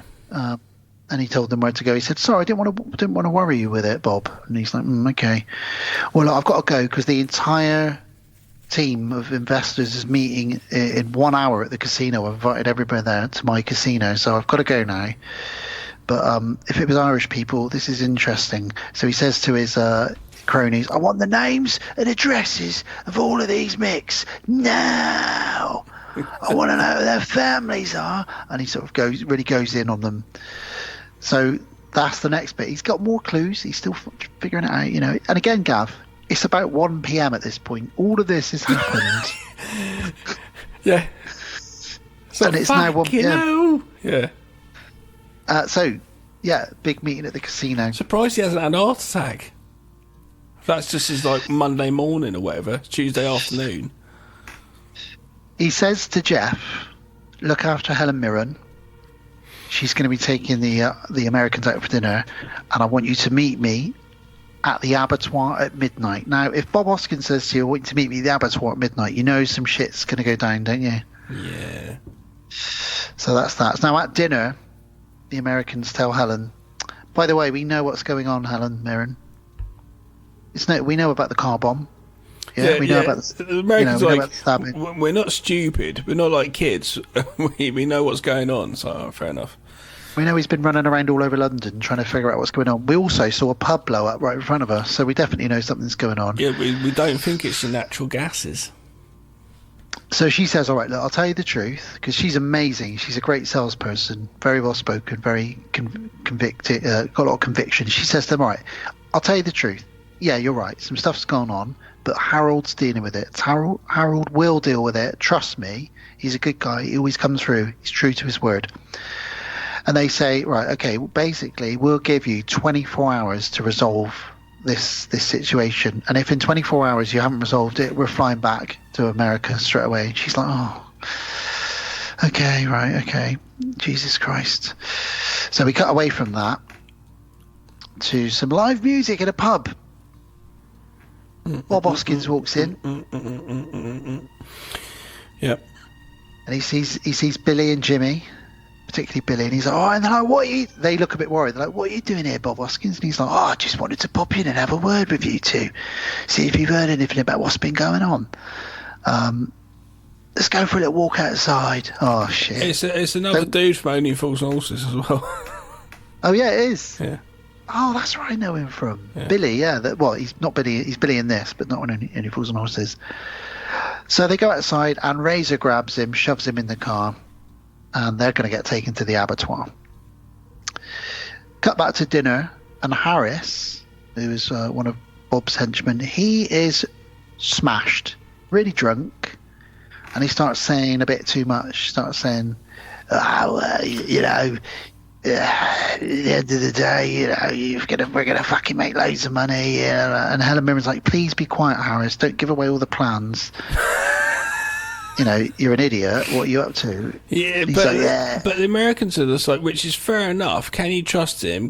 But when it comes down to it, can you trust a drunk? Because a drunk can sit at a bar and easily someone can provide them with drinks and get information out of them easily. Exactly. So you can't trust an alcoholic. And the reason for it, spoiler alert, the reason that Harris is so drunk and so confident is because he thinks Bob Hoskins is going to get taken care of. I'm in the clear for what I've done in the past, so I'm just going to have a few drinks now and blow off some steam and tell the Americans what I really think of this whole situation. Thankfully, Jeff arrives, And Helen's like, oh, I have never been so glad to see anybody in my life. Harris has ruined this whole thing. Soft You need curly to, lad. Yeah, so they send the Americans go off in a taxi back to their hotel, and they send. The drunk guy comes back from the bar. Where's everyone gone? I just got shots in. I've just got the sambucas. They're like, go home. And that's when he says he says something to her, which is a key for later on. She tells Anthony Hopkins, Bob Hoskins later on. Yeah, he says to her, "You know who the real bastard is, don't you? Jeff. Jeff's the real bastard." Yeah, which is a soft curly top. Yeah. So she thinks, wow. So she stores that information for later.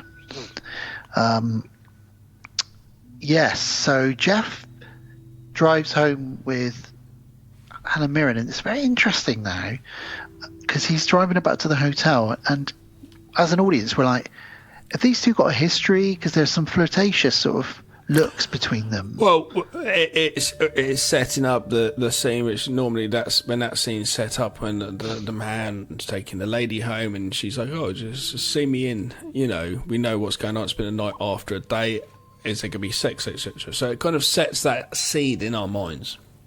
And also the betrayal, because he's Bob's right-hand man and he's moving in on Bob's girl here, and Gav, what's the line he says to her when they're in the lift? But hang on, but that's what happens quite often though. The second in command will try and take over control. He says in the lift, I'd like to lick every bit of your body. Every inch of you. Apparently she had a load of dialogue here, and she said to no, let me act it with my mannerisms, and I'll just act it with my body. It's an amazing scene. I think actually she should add a little bit of dialogue. Well, what's amazing about it is, and my wife was watching this scene with me, she watched most of the film with me, we both looked at each other when the next bit happens and went, ooh, cock blocked, because he says that to her, sort of looking at her like, yeah. And then the door just goes ding, and the lift door's open, and she goes, oh, saved by the bell. Good night. And she just runs off to her hotel room and leaves him, and he's like left there like, oh, and blue balls. The trouble with this situation is though, he thought he was in there, and if he'd got in there twofold, he's getting his leg over, but he's getting power over Bob, and it's a power play. And it's not something you can really hide. If you're going to go with that, you're fucking going for it, because your boss, who's been your feeder, is going to say, what the fuck? And it's worse now, because she has said, no, not interested. And obviously, she's going to tell Bob. Or she might not, but more than likely she would. But he doesn't know this. Either way, that's going to give him anxiety. And it's now a situation of what does he do next? And there's two things here, isn't there? Because firstly, it's just another part of Bob's world falling apart, and he doesn't even know that. God, Jesus! Imagine that if Helen did get there.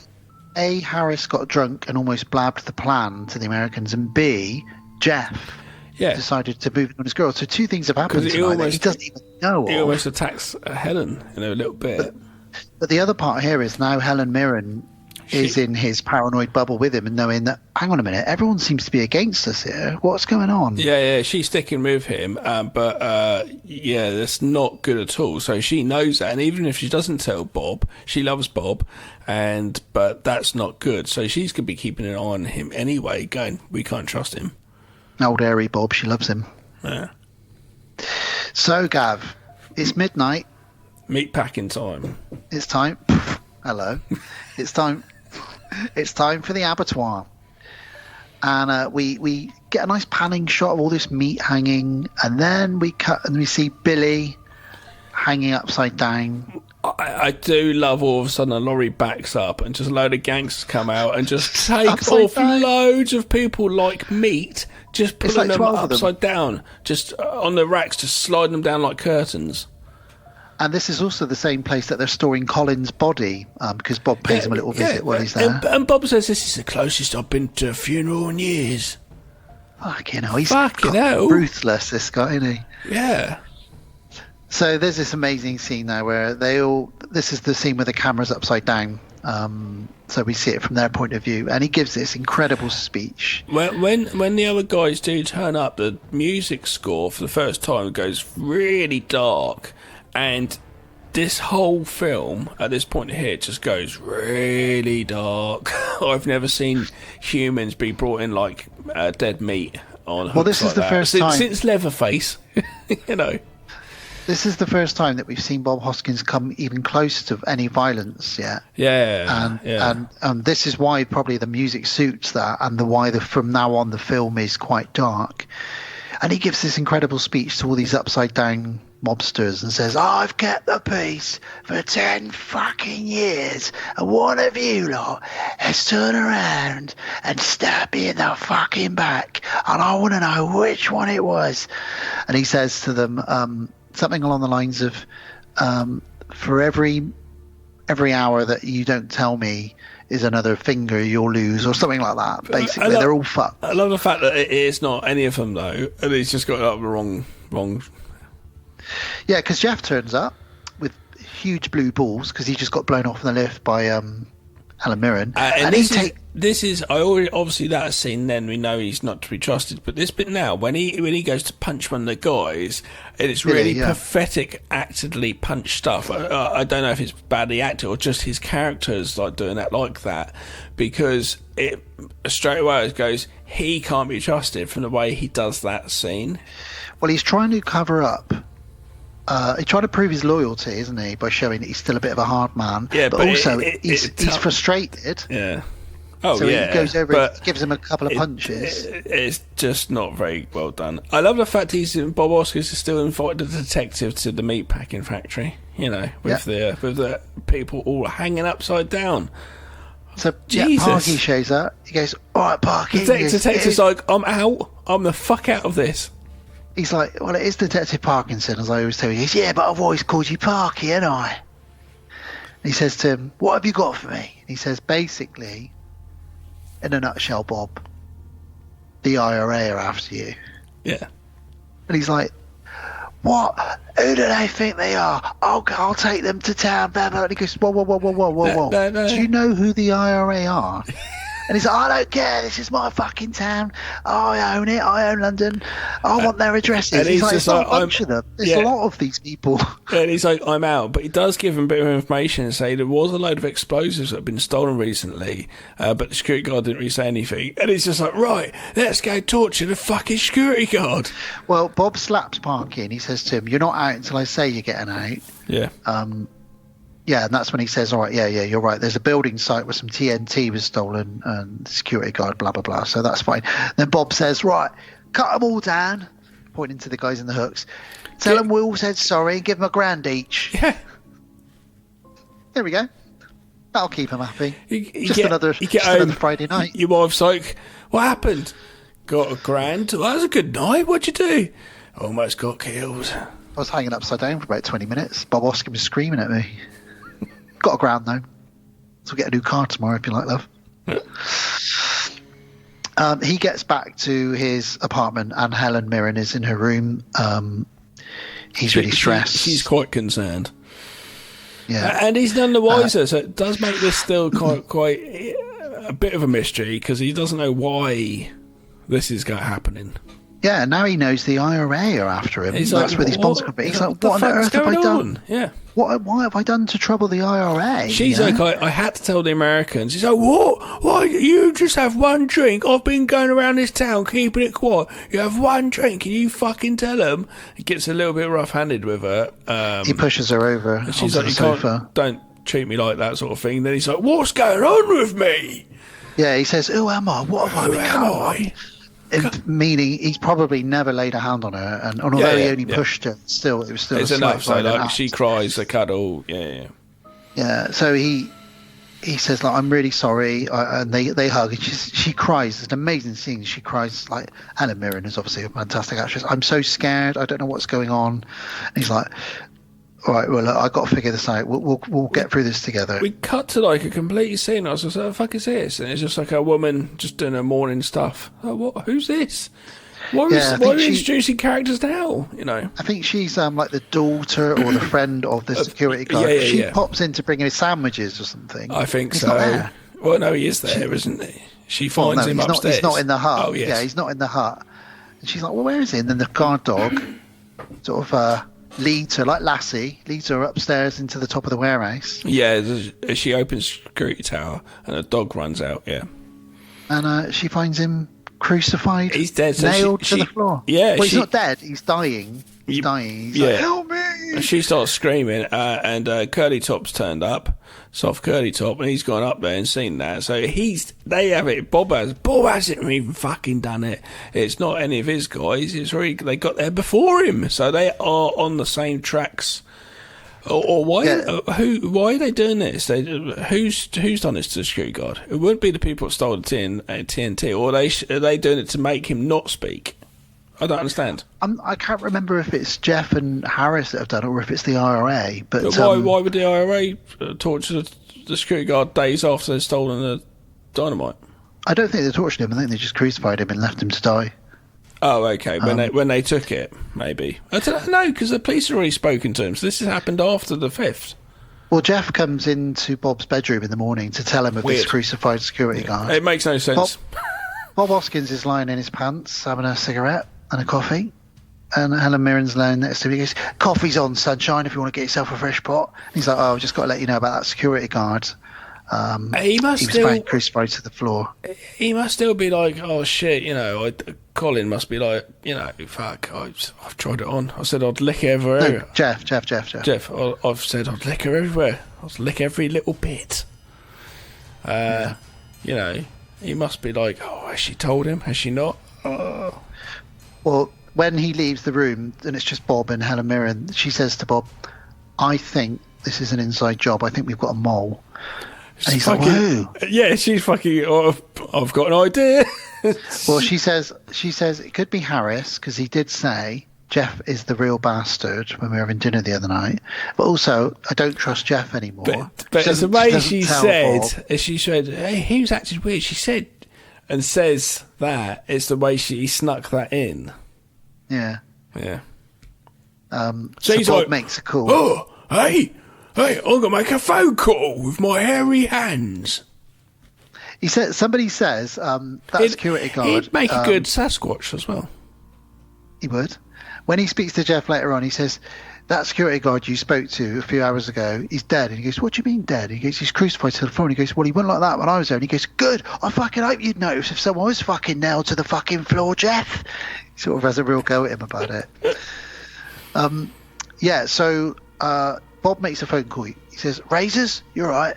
Listen, I want to," because his mind's going, and he says, "I want to know who that woman was that spat in Jeff's face after the funeral." Yeah, find her. He's like, how am I going to do that? How am I supposed to do that? He was like, "I don't fucking know. That's what I pay you for. Get your yellow pages out." He literally says, "Do you remember the yellow pages?" I do remember. I used to work for Yellow Pages. Do you remember? Years ago. Like, you literally look up your name and like, where someone lived and their address and everything and their phone number. It's just like, whoa, like, So funny. Yeah. So that's the next goal, really, is to find out who this woman is, because Bob thinks there's a connection. He finds out who it was, and he goes to the graveyard, and it's Mrs. Benson, the widow from the beginning of the film. And she basically fills in a lot of the plot here, which is that her dead husband drove Colin to Belfast to do a deal. Yeah. And the deal was on behalf of Harris, and Jeff knew part of it as well. So they were basically doing some deals behind Bob's back with the IRA, which Bob would have not approved of, because you don't want to do any kind of deals that are with the IRA, especially back then. She says, "I need £100 a week," and you can see how it's quite bad. Bob Oscarsfield stands there like he doesn't know what to do except just give her money, because she's there with her kids just crying. She's so upset. Her kids are really young. Me and Alice both cried at this scene. It's because I'm not going to be ashamed. Yeah, you appreciate her predicament. She's there with her. Well, what happens is her kids aren't really there. They're in the background somewhere. She looks like she's kind of on her own at this grave. She tells them all about it. He slaps her because she's being all hysterical. And then she cries even more, obviously. Her kids run over then, and then he realises how vulnerable she is. She's a widow now. She's got 2 kids on her own, very young children. And they're crying. Yeah, even though she says £100 a week sort of thing, which is pretty good then, I guess. he says that yesterday. She still like it doesn't change anything. Like the person that I love, the father of my children's gone. It's not going to change a thing. She says that's not going to bring him back. That's not going to bring their dad back. I've got to bring them up now with no money on my own. How can I do this? I just want him back. I just want him back. I think she even says something like, I wish I was with him, or something like that, in front of her kids. And it's just such an emotional scene that comes out of nowhere. But the woman who's barely in this movie, her acting is phenomenal in this scene. It's crazy. Incredible bit of acting. He does struggle here with his stone persona as well. Stone persona? Oh, yeah. I see what you mean, yeah. I thought you meant stoned. No. I thought I'd missed that scene where Bob No, Hoskins it's does a hard bob. demeanour, Sunshine. It's hard demeanour. This is the scene where Warwick Davis and Bob Hoskins do a bong together. Super Mario with a leprechaun. Yeah, so back on the yacht, Bob's having a drink. Fucking hell, what's going on? Jeff arrives. Fucking hell. Jeff, have a drink with me, Jeff. At this point, though, he's just like, Jeff's like, oh. He's sweating, isn't he? Literally sweating as well. He's like, oh, can we go outside? It's a bit hot in here. And he's like, it's not hot. What's wrong with you? This vodka will cool you down. Now, Jeff's wondering, does Bob know what I said to his lady in the lift? Why have they not just put a bomb on his boat? I don't understand. Don't know. I'm It's sure. been like the most obvious thing to do. Yeah, he's always on the boat. Yeah, a bit easy. Yeah, that's true. You would have. Oh, there you go. You would have been brilliant in the IRA in the 80s. Go. We all sit there going, we can't kill him. What, have you tried on Where his does he boat? hang out? On his boat. Why don't you put a bomb on there? No, brilliant. blow up his pub. Blow up his pub. No, he's on his boat all the time. Blow up Alright, his we'll put him car. in his Do his casino. car. No, he's not there. Casino. He's not there. He's on his boat. Blow up his mum. No, he is on his boat. Stab his mate. No, listen, you're not listening. The movie would only be 20 minutes as well. Yeah, so he's sweating, and Bob's onto him. Although he doesn't know what he said to Helen Mirren, he still suspects The him. tension's building as well. Yeah, and he's giving him more and more to drink. And then he basically interrogates him and says, I know all about Belfast. Tell me what happened. Yeah, so why didn't you tell me? When I fucking turned up, you picked me up the airport and you said everything's all right. You said, yeah, it's all right. It's not bloody all right, is it? He said, Eric's dead. Colin's been stabbed. My mum's in hospital. Got half a pub. He's like, I should have told you. You're right. Yeah, and basically they were making a huge delivery of money for Harris, which is all linked into the IRA. And when he delivered the money, when Colin delivered the money, he took £5,000 for himself. But he said to him, like, why have you got to give the money? He says, well, if I don't do it, they won't build my buildings. It's like, can't you just go to the other building people? Or is it just the particular Irish builders are doing it cheaper? But that's why he has to pay him off. Otherwise they won't build his buildings. And he says once Colin took the 5k, they realised they were short, and then 3 top men were killed that night from the top of the IRA. And this is why the IRA think that Bob's linked, because Bob's blokes were linked into this money, this missing money, and their top 3 men getting shot. So they immediately think, Bob Hoskins in London, let's go kill him. I put 2 and 2 together, haven't they? And he's like, what? So everyone's been dying because of $5,000. That's it. Yep. Yeah. Yep. So he grabs Jeff, and Jeff reveals that Harris blamed Bob. He said it was you. He's blamed it all on you. It was Harris. And Bob Hoskins says, "Oh, crush him." I believe him. Yeah. But he says, it's the IRA, Bob. You can't crush the IRA. And he goes on and on about what he's going to do to the IRA. But I don't understand where he starts saying to him that you're nothing to them and all this stuff. It's like, you're not saying the correct words. But he's trying to protect him, because although he's done all this stuff, he's like, but Bob, no, you cannot defeat the IRA. But he puts him down, though, by saying what he says. He does put him down. Yeah, he questions his sort of masculinity. So Bob grabs a glass and decides to punch him as you'd normally punch someone in the straight, fist to direct to face, but punch with a glass. That's quite full on. In the neck.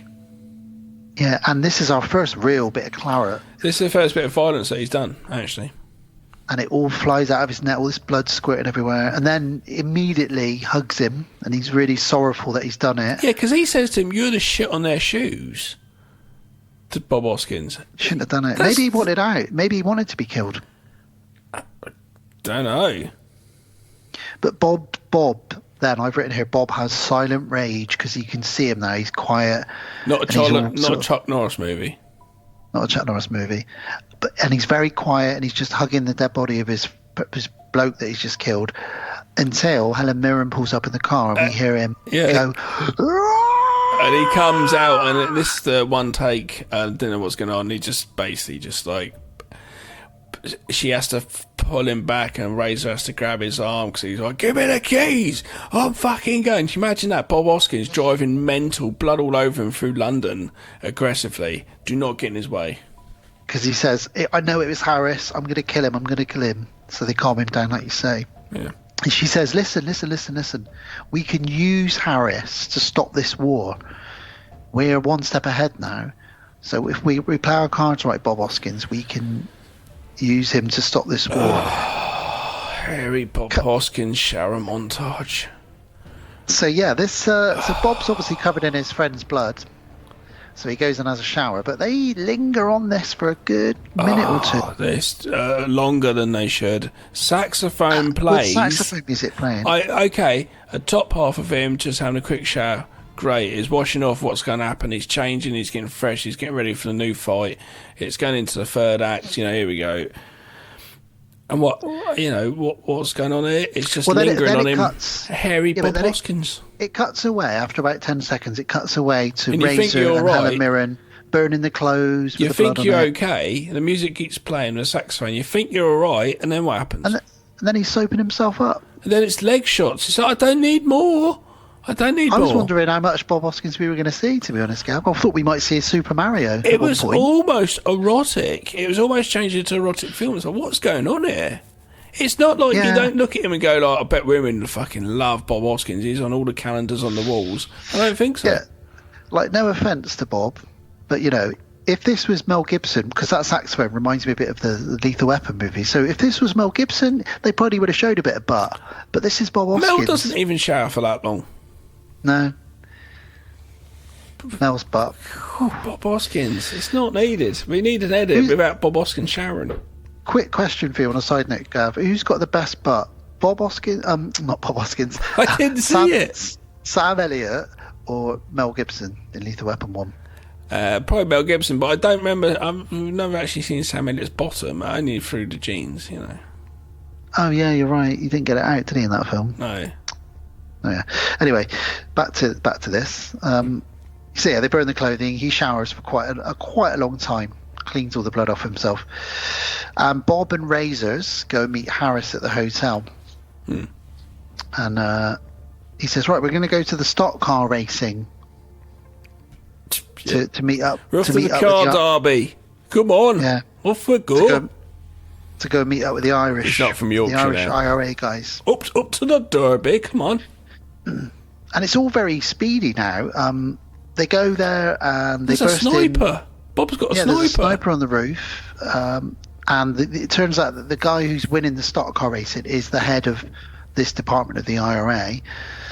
And they offer one of the guys like something like £60,000, and he says, "Well, you'll need to speak to the boss. He's out there winning the race at the moment." So when the boss comes in, they all get shot, and this causes a big car explosion outside.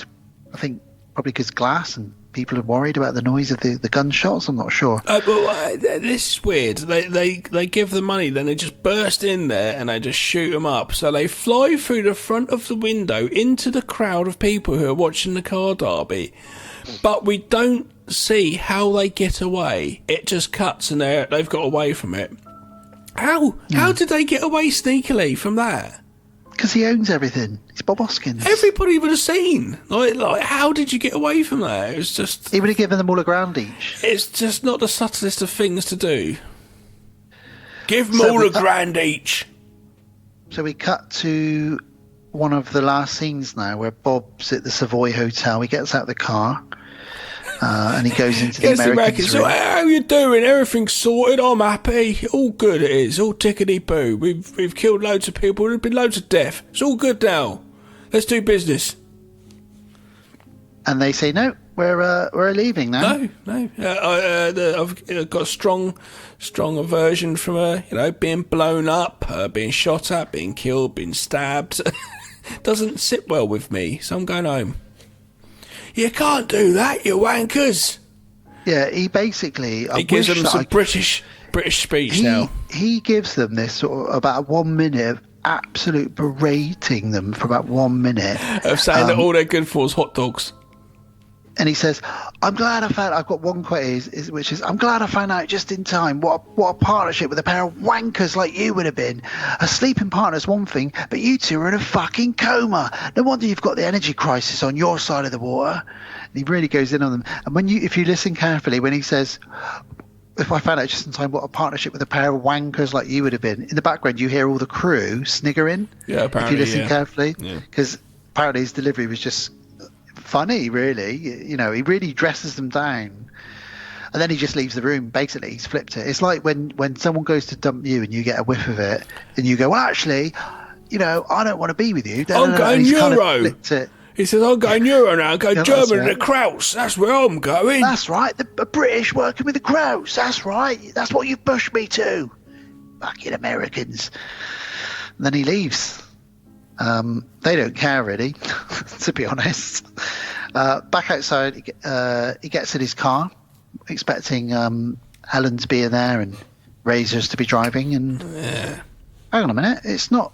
Whose car am I? What's going on? And he looks back, and Helen's being held in another car as he's driven away. Now, this scene, it lingers on his face for a very long time. Pierce Brosnan is driving, or in the front seat of the car that's been driven, that he's in, and he points a gun at him, doesn't say anything. And then, yes, we get a very long period of silent acting from Bob here now, don't we, Gav? Yeah, so how it happened, the director actually drove the taxi because there's no room in the car. So the reason why it's silent for so long, got that synth music playing, and it does work, is because... the director's driving along the taxi and he's saying out loud his intentions, like, fucking hell, what have they done to me? I can't believe this. He's saying his thoughts. Yep. So while he's saying his thoughts, his reactions, Bob Oscar's reactions, are to the thoughts which are going on. Then at the end he's saying, like, well, there's nothing you can do about it now, you may as well just fucking go along with it. And he kind of sort of smirks a little bit and goes, all right, they got me, that sort of thing. So that's why it's like that for so long, because the whole way through the director's talking all the way through that, so that's why it's that's why the score is blaring out over this scene as well, because cut all of the audio out. Yeah, it's easy, cheap, but it works. It's nice. It's stylish choice as well. Bob Hoskins' face is talked about a lot in this film. Gets talked about a lot for this part, really, which is, like you say, his face goes through like 10 different emotions. First of all, he's shocked, then he's scared, then he's worried about Helen Mirren, then he realises what's happening, then he smirks that they finally caught up with him, and then finally he's at peace and he accepts his fate, and he's probably going to be killed after all of this. And that's it. And like I said, Piers and him never even shared a scene together. They shared actual shooting time together. It is nice, though, that it's Pierce Brosnan, the Irish guy that... To finish on, it's quite nice. It's James Bond with a gun to finish on. It's quite nice. The name's Bond, James Bond. For TV, especially in America, they actually cut this heavily and also gave... oh, no, that's a lie. When it sent out to America, they actually gave him a dialogue thing which went along with the movie so you could understand what was being said for the keywords, because of the lingo. That's right, and they were going to dub him over with another British actor from Wolverhampton. Well, they did. They did for the TV cut. They cut it quite heavily, and they said to Bob, "Come in, we've got another actor coming. It's done your voice." And he listened 10 minutes of it, and he said, "No, you're fucking lost. You have." He said to them, "Because in my contract it says you, without me saying yes, you can't do that."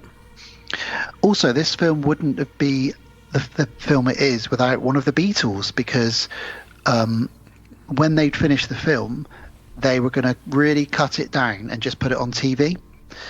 But George Harrison had seen this cut of it, and loved it so much that he went and said, "You're idiots if you don't release this in theatres." And I believe he put some of his own money into it as well to help promote it. Oh, Eric Idle bought it. Oh, really? Bloody hell! So it had a hand from a few people then. Yeah, well, funny enough, Tom Cruise helps the next movie we're talking He about. does indeed, yeah. No, Bob went to Eric Idle and said, "You made a bit of money off that Monty Python movie." And he said, "Yeah." He goes, "Why don't you buy this for film?" So Eric Idle bought it. So Full Monty, not Full Monty.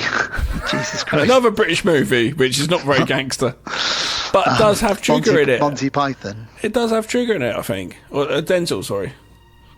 Yeah, it does, yeah. How? So Monty Python and the Beatles helped get this film to where it is, which is crazy. Now, yeah, I messaged RJ immediately after watching this and said to him, "Look, I've got to be honest, mate, I'm blown away by this. You know, I didn't expect it. I thought it was going to be a run-of-the-mill gangster film. I didn't expect it to be an acting masterclass.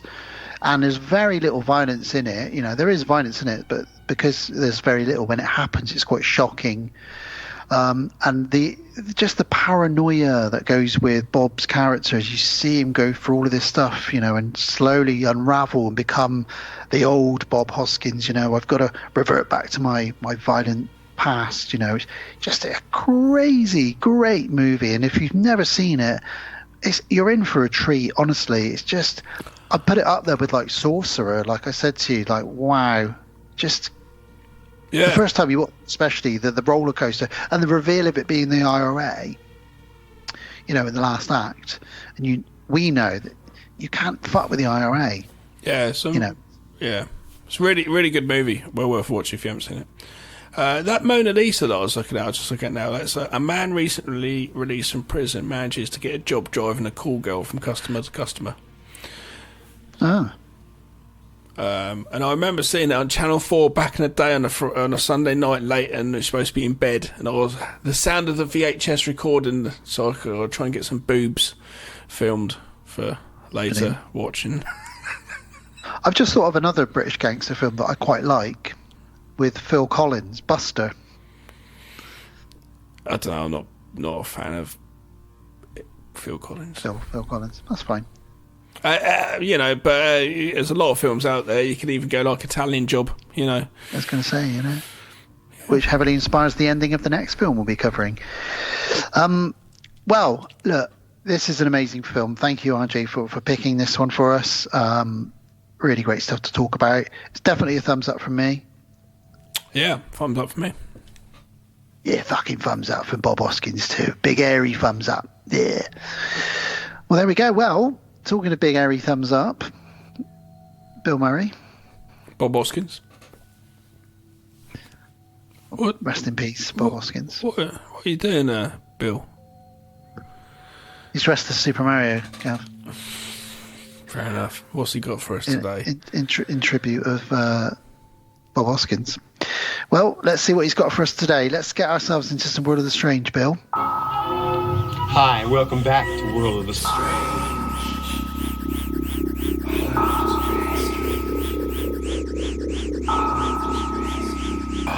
Whoa. It's fucking World of the Strange, mate. Fucking World of fucking Strange, isn't it, geezer? You fucking slags. You fucking slag. So, we are going to keep it London, we're going to keep it gangster, and we're going to have a quick whiz through. You used to have a friend nicknamed Slag, so be all right, Slag. Jesus Christ. Yeah. Is that the one that you stole quiche with at a house party once? No, different people. I was there drunk thinking it was pizza. I was fucking surprised when I ate into it and it was quiche. Just like Charles Bronson. So yeah, we're going to whiz through a list of notorious gangsters. Some you may have heard of, some you will definitely have heard of, and just a quick snapshot of to some of the naughtiness that they got up to. Naughties. Yeah. So we'll start off with the Cray twins. Little bastards. Ronnie and Reggie Cray. Ronnie and Reggie. Yeah. Born in 1933, possibly the most notorious of London's gangsters. Absolutely. They terrorised London in the 50s and 60s with their gang, which they called The Firm. Yeah. They committed murder, armed robbery, arson, protection rackets, and multiple assaults. Both of them were involved in it, as well as all of their gangs, their gang members. But despite being criminals, they basically became celebrities. They did. Yeah. And they owned a West End nightclub. That's how they get sort of popular. It's very like Casino, isn't it, and stuff. The movie. And this is kind of what Bob Hoskins was doing. He wanted to have this casino, I think, so that he would, be legit. They were friends with politicians and entertainers from the 50s and 60s who came to their nightclubs and had drinks with them. And Bob Hoskins on the streets of London one time after the movie came out met a gangster, and he went, "Oh, it's nice to see one of our own, keeping it real in the cinema." And he's like, "I'm not one of you. I'm an actor." The Cray twins were even interviewed on TV. Which is crazy, really. And they were one of the last few people to be held prisoners at the Tower of London, which is a crazy statistic. Weird fact. Yeah. And one of them used to carry around a sword. Fucking hell. Yeah. And there's if anyone wants to see it, there's a couple of movies. There's The Craze with the Kemp brothers, but there's also a really good one with Tom Hardy playing both as Legend, which is brilliant film as well. They were convicted in 1969 and each sentenced to life imprisonment. Ronnie was in Broadmoor Hospital until he died in 95 from a heart attack, and Reggie was released from prison on compassionate grounds as he had bladder cancer, but he died 9 weeks later, and that was in the year 2000. So that was the old Craze. Everyone's heard of them, I expect, though. Let's whiz through a couple we might not have heard of, such as Jack the Spot Comer. Jack Comer. So he's before the Craze. He was the man at the centre of the gangland in the 30s and the 40s and 50s. Wow. He called himself the King of Oldgate. Really? King of Oldgate. Joined his first gang when he was 7. Okay. 7 years old, Gav. What were you doing when you were 7? Trying to learn to ride a bike, I guess. I don't know. I certainly wasn't joining gangs. No. When he was 15, he got a job as a runner for some bookies. And then 1 year later, he started working protection rackets on Petticoat Lane. It's proper casino, isn't it? It's crazy. Or Crazy. not Goodfellas, sorry. Absolutely crazy. He said, apparently, if he wasn't going to do well at the bookies, he would make off with the punters' winnings before they could collect it from him. So he won regardless. Yeah. And he also ran a con game called Take Your Pick, where he paid people to pull a straw, and obviously shortest straw is the loser, but he never ever lost. I think he might have been fixing that game. Yeah. He retired from a life of crime and died in 1996. Oh. He raked in loads of money, lived in a huge flat in Marylebone, was always seen in sharp suits, and he drove a Cadillac convertible. Fucking hell, around London? Jesus. Yeah. And apparently he always used his trademark weapon, which was a barber's cutthroat razor. Fucking hell, that's proper old school. Fucking hell. Horrible. I love the names as well. Jack the Spot. The next one is Jack the Hat. Of course it is. Jack the Hat McVitie. Got to come up with one for your son. Yeah, Jack the Lad. Yeah. Jack the Hat McVitie is the man who's said to have brought down the downfall of the Cray twins. Ended up in prison. He was a hitman, an enforcer, and a drug trafficker with links to the Craze gang, the firm, which paid him to commit crimes on its behalf. So he's kind of freelance, a bit like Boba Fett. He worked for the Craze a little bit, but also was his own man. He worked for anyone that paid him, basically, Gav. He was murdered by Reggie Cray in 1967, but it didn't go quite to plan because the gun jammed and Reggie ended up just having to stab him to death. Wow. So he tried to shoot him, the gun jammed, then Reggie ended up stabbing him to death. Not a fan of each other then, him and the Craze. Didn't like each other very much, no, not at all. What about Billy Hill? Billy Hill. Not Benny. Benny Hill. Not Benny Hill, Billy Hill. Which was in, funny enough, The Italian Job. He was, wasn't he? Yeah. And he was in Chitty Chitty Bang Bang. Oh, really? Yeah. Shitty He was the Gang toy- Bang. He was the toy maker. Oh, not that one. So yeah, Billy Hill, infamous name in the London underworld from the 20s through to the 60s. Not bad. He was involved with smuggling, protection rackets, and of course extreme violence. Wow. He had a criminal family, and he committed his first stabbing at the tender age of 14. Fucking hell. That's they're doing that now, though, aren't they, in the streets of London? Sadly, yeah. At that age. I mean, so. I've got to be honest, it's happening in Bristol. There's been You've three had a load of in the stabbings past couple of weeks. last month. There's been 3 stabbings. It's Loads. awful. That woman that stabbed her children. Don't. It's honestly, I can't think about it. It's awful. Yeah. Billy Hill started out as a house burglar, but worked his way up the criminal ladder, doing smash and grab raids. What? So he went from downstairs to upstairs. Yeah.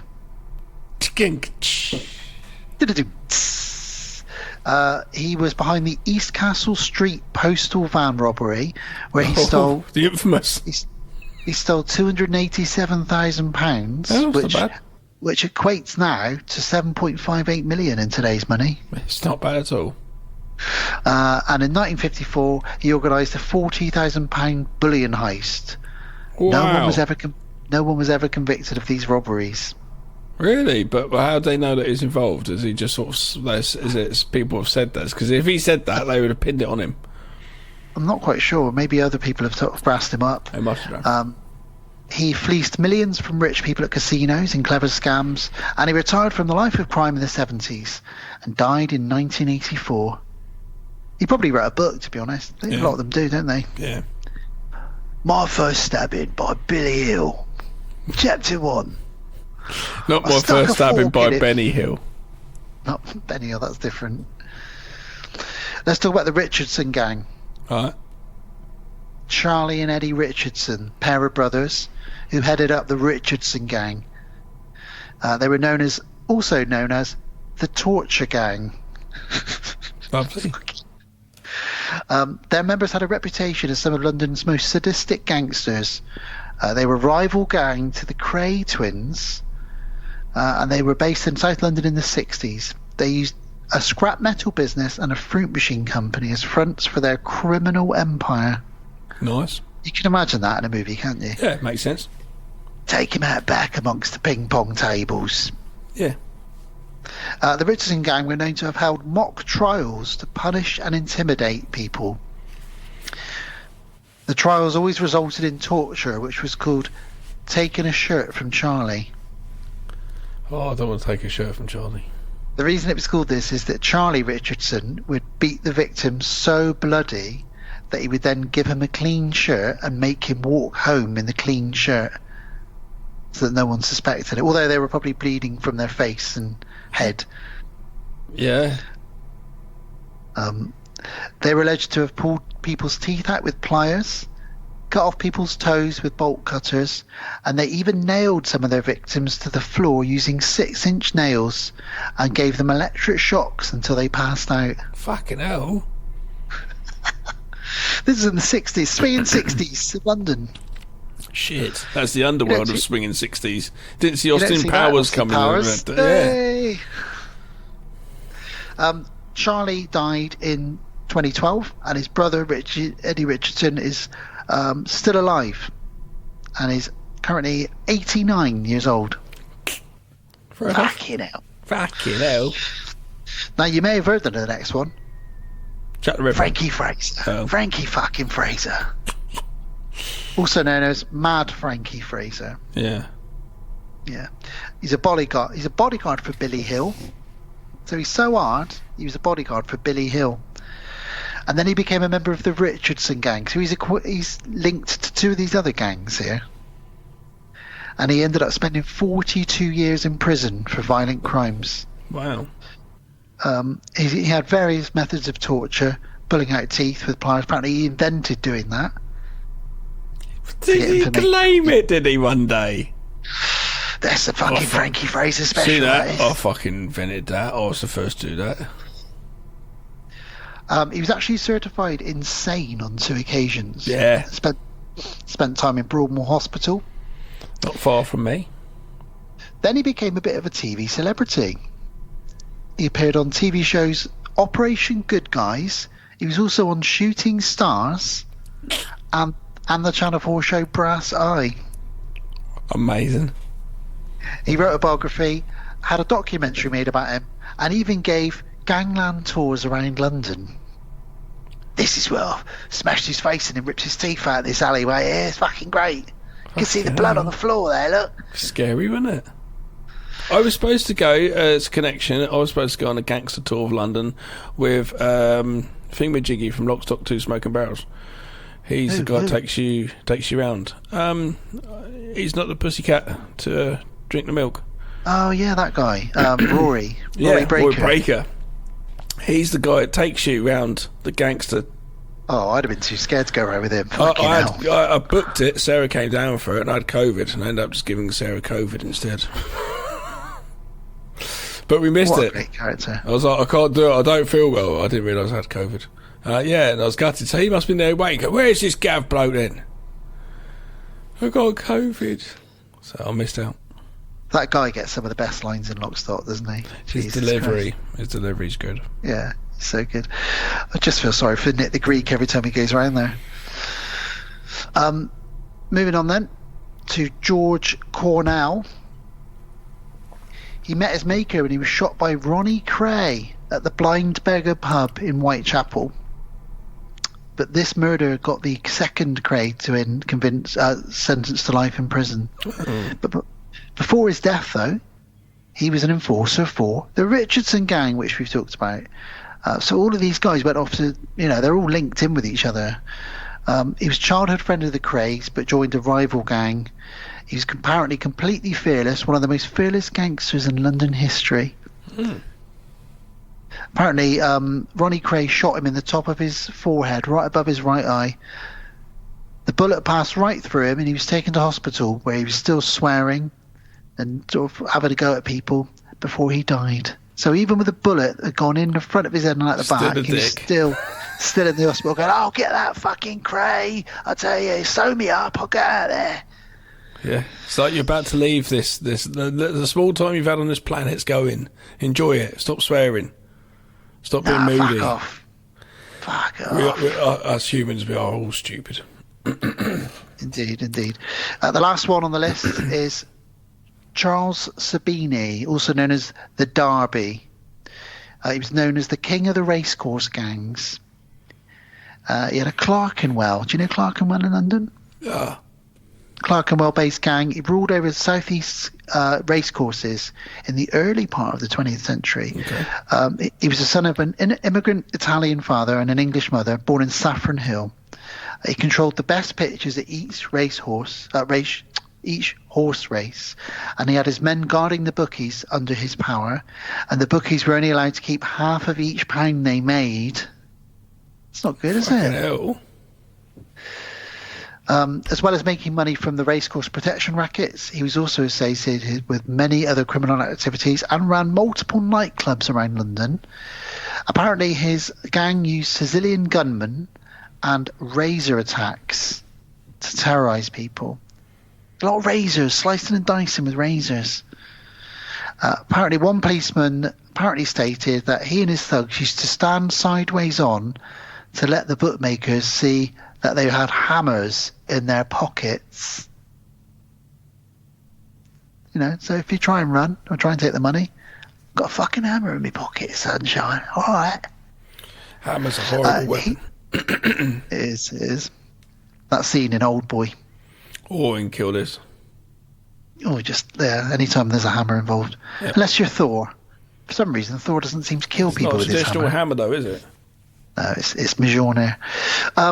Eventually, he became a bookie himself, running a relatively successful bookie shop, and he died in 1950 in Hove, near Brighton, running his own little betting shop. So he came pretty clean in the end. Yeah, I guess. Now, I went down more of a rabbit hole with gangs, but obviously as you're getting into more modern day, it's not not nice. I mean, none of this is nice, obviously, but yeah, sadly, gangs are still a thing that's happening, and they're actually probably just as brutal now. There always will be gangs, always.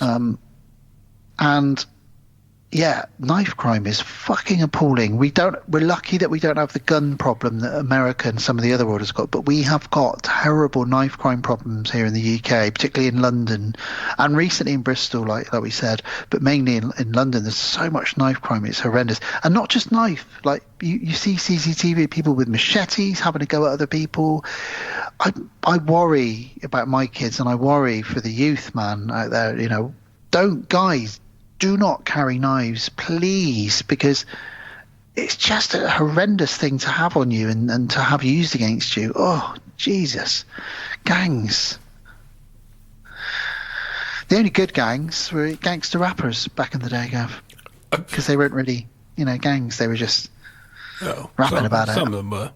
But there will always be gangs, because there's a lot of people out there. It's the same with religion. There's a lot of people out there need something in their lives, and gangs for some, like especially kids who haven't got father figures and stuff, becomes a thing. Yeah, it's like a little family, isn't it? Yep, yeah. Same as like religion and stuff, I was in a gang once.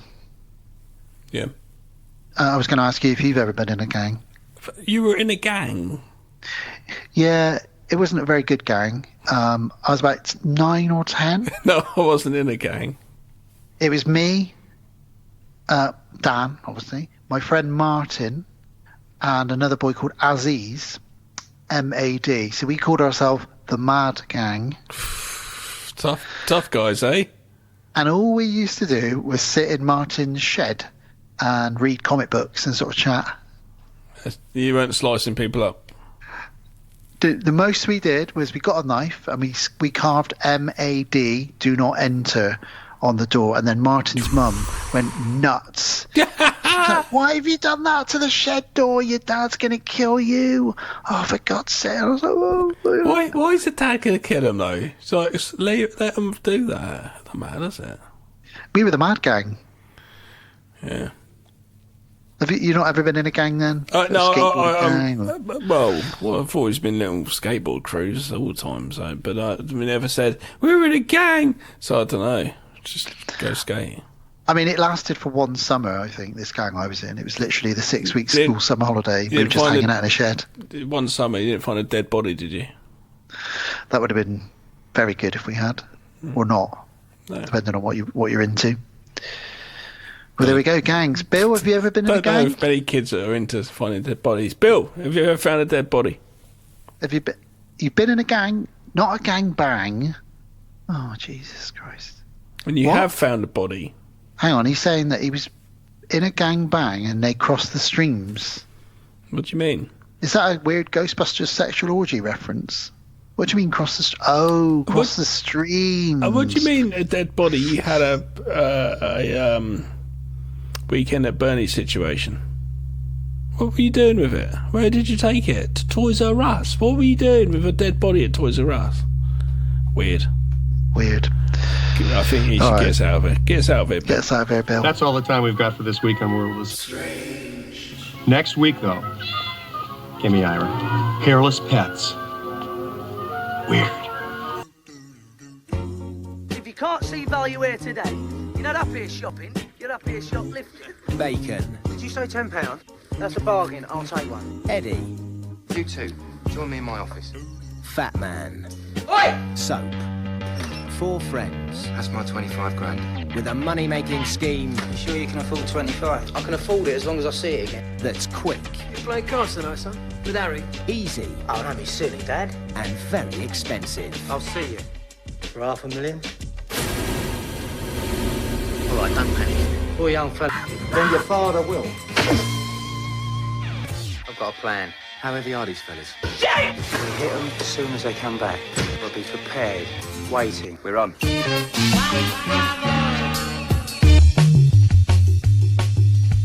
Right, where was we? Guns for show. Nice for a pro. God knows how much of this stinking weed. Is this a declaration of war? A shitload of cash. One's responsible for this torture. And a traffic order.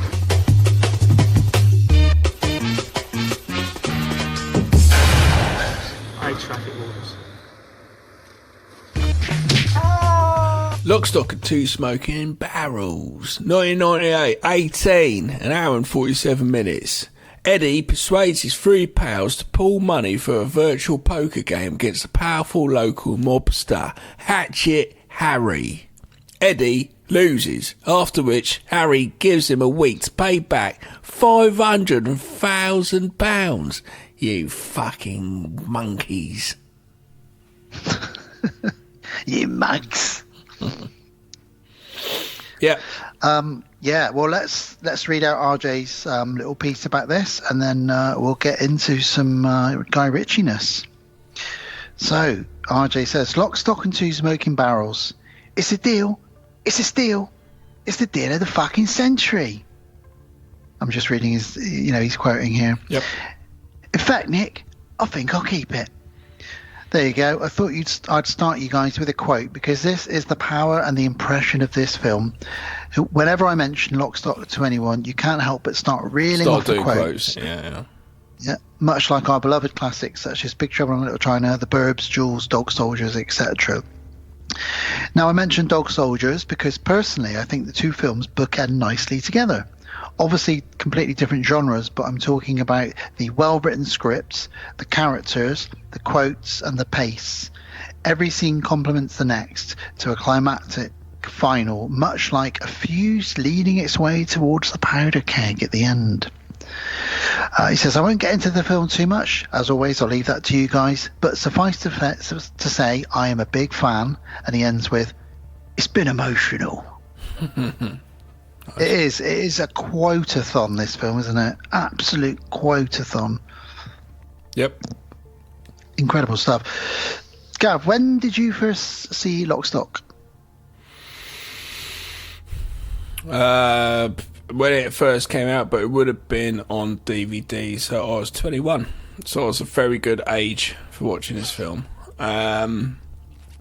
Yeah, we hired out on... I can't remember. We'd have hired it out with some friends and then got together and had some beers, had some joints, I imagine, and watched it. Yeah. Yeah, I didn't get to see it in the cinema either. No. But I remember there was a guy that I knew... It was it's before internet. Well, it's not. Internet is there, but we didn't have it like we do now.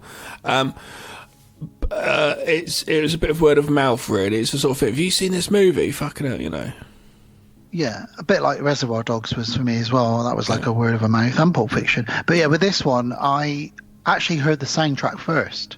The girl that I was going out with for a year or so, her friend's boyfriend lent us the CD, and I was like, this soundtrack's so good. Yeah, what's this film? Yeah, in comparison, it's like Tarantino at the same time when Pulp Fiction came out, that soundtrack being massive, or Reservoir Dogs, mainly more Pulp Fiction. Funny enough, I used to put Guy Ritchie at like our kind of more youthful, energetic, childish British version of Quentin Tarantino, in a way. He's like Tarantino with a smidging of Eli Roth. A lot of energy. Yeah.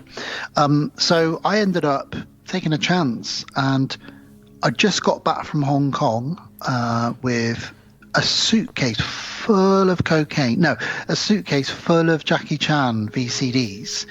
How do you remember this so much? That you were watching this movie and what was going on?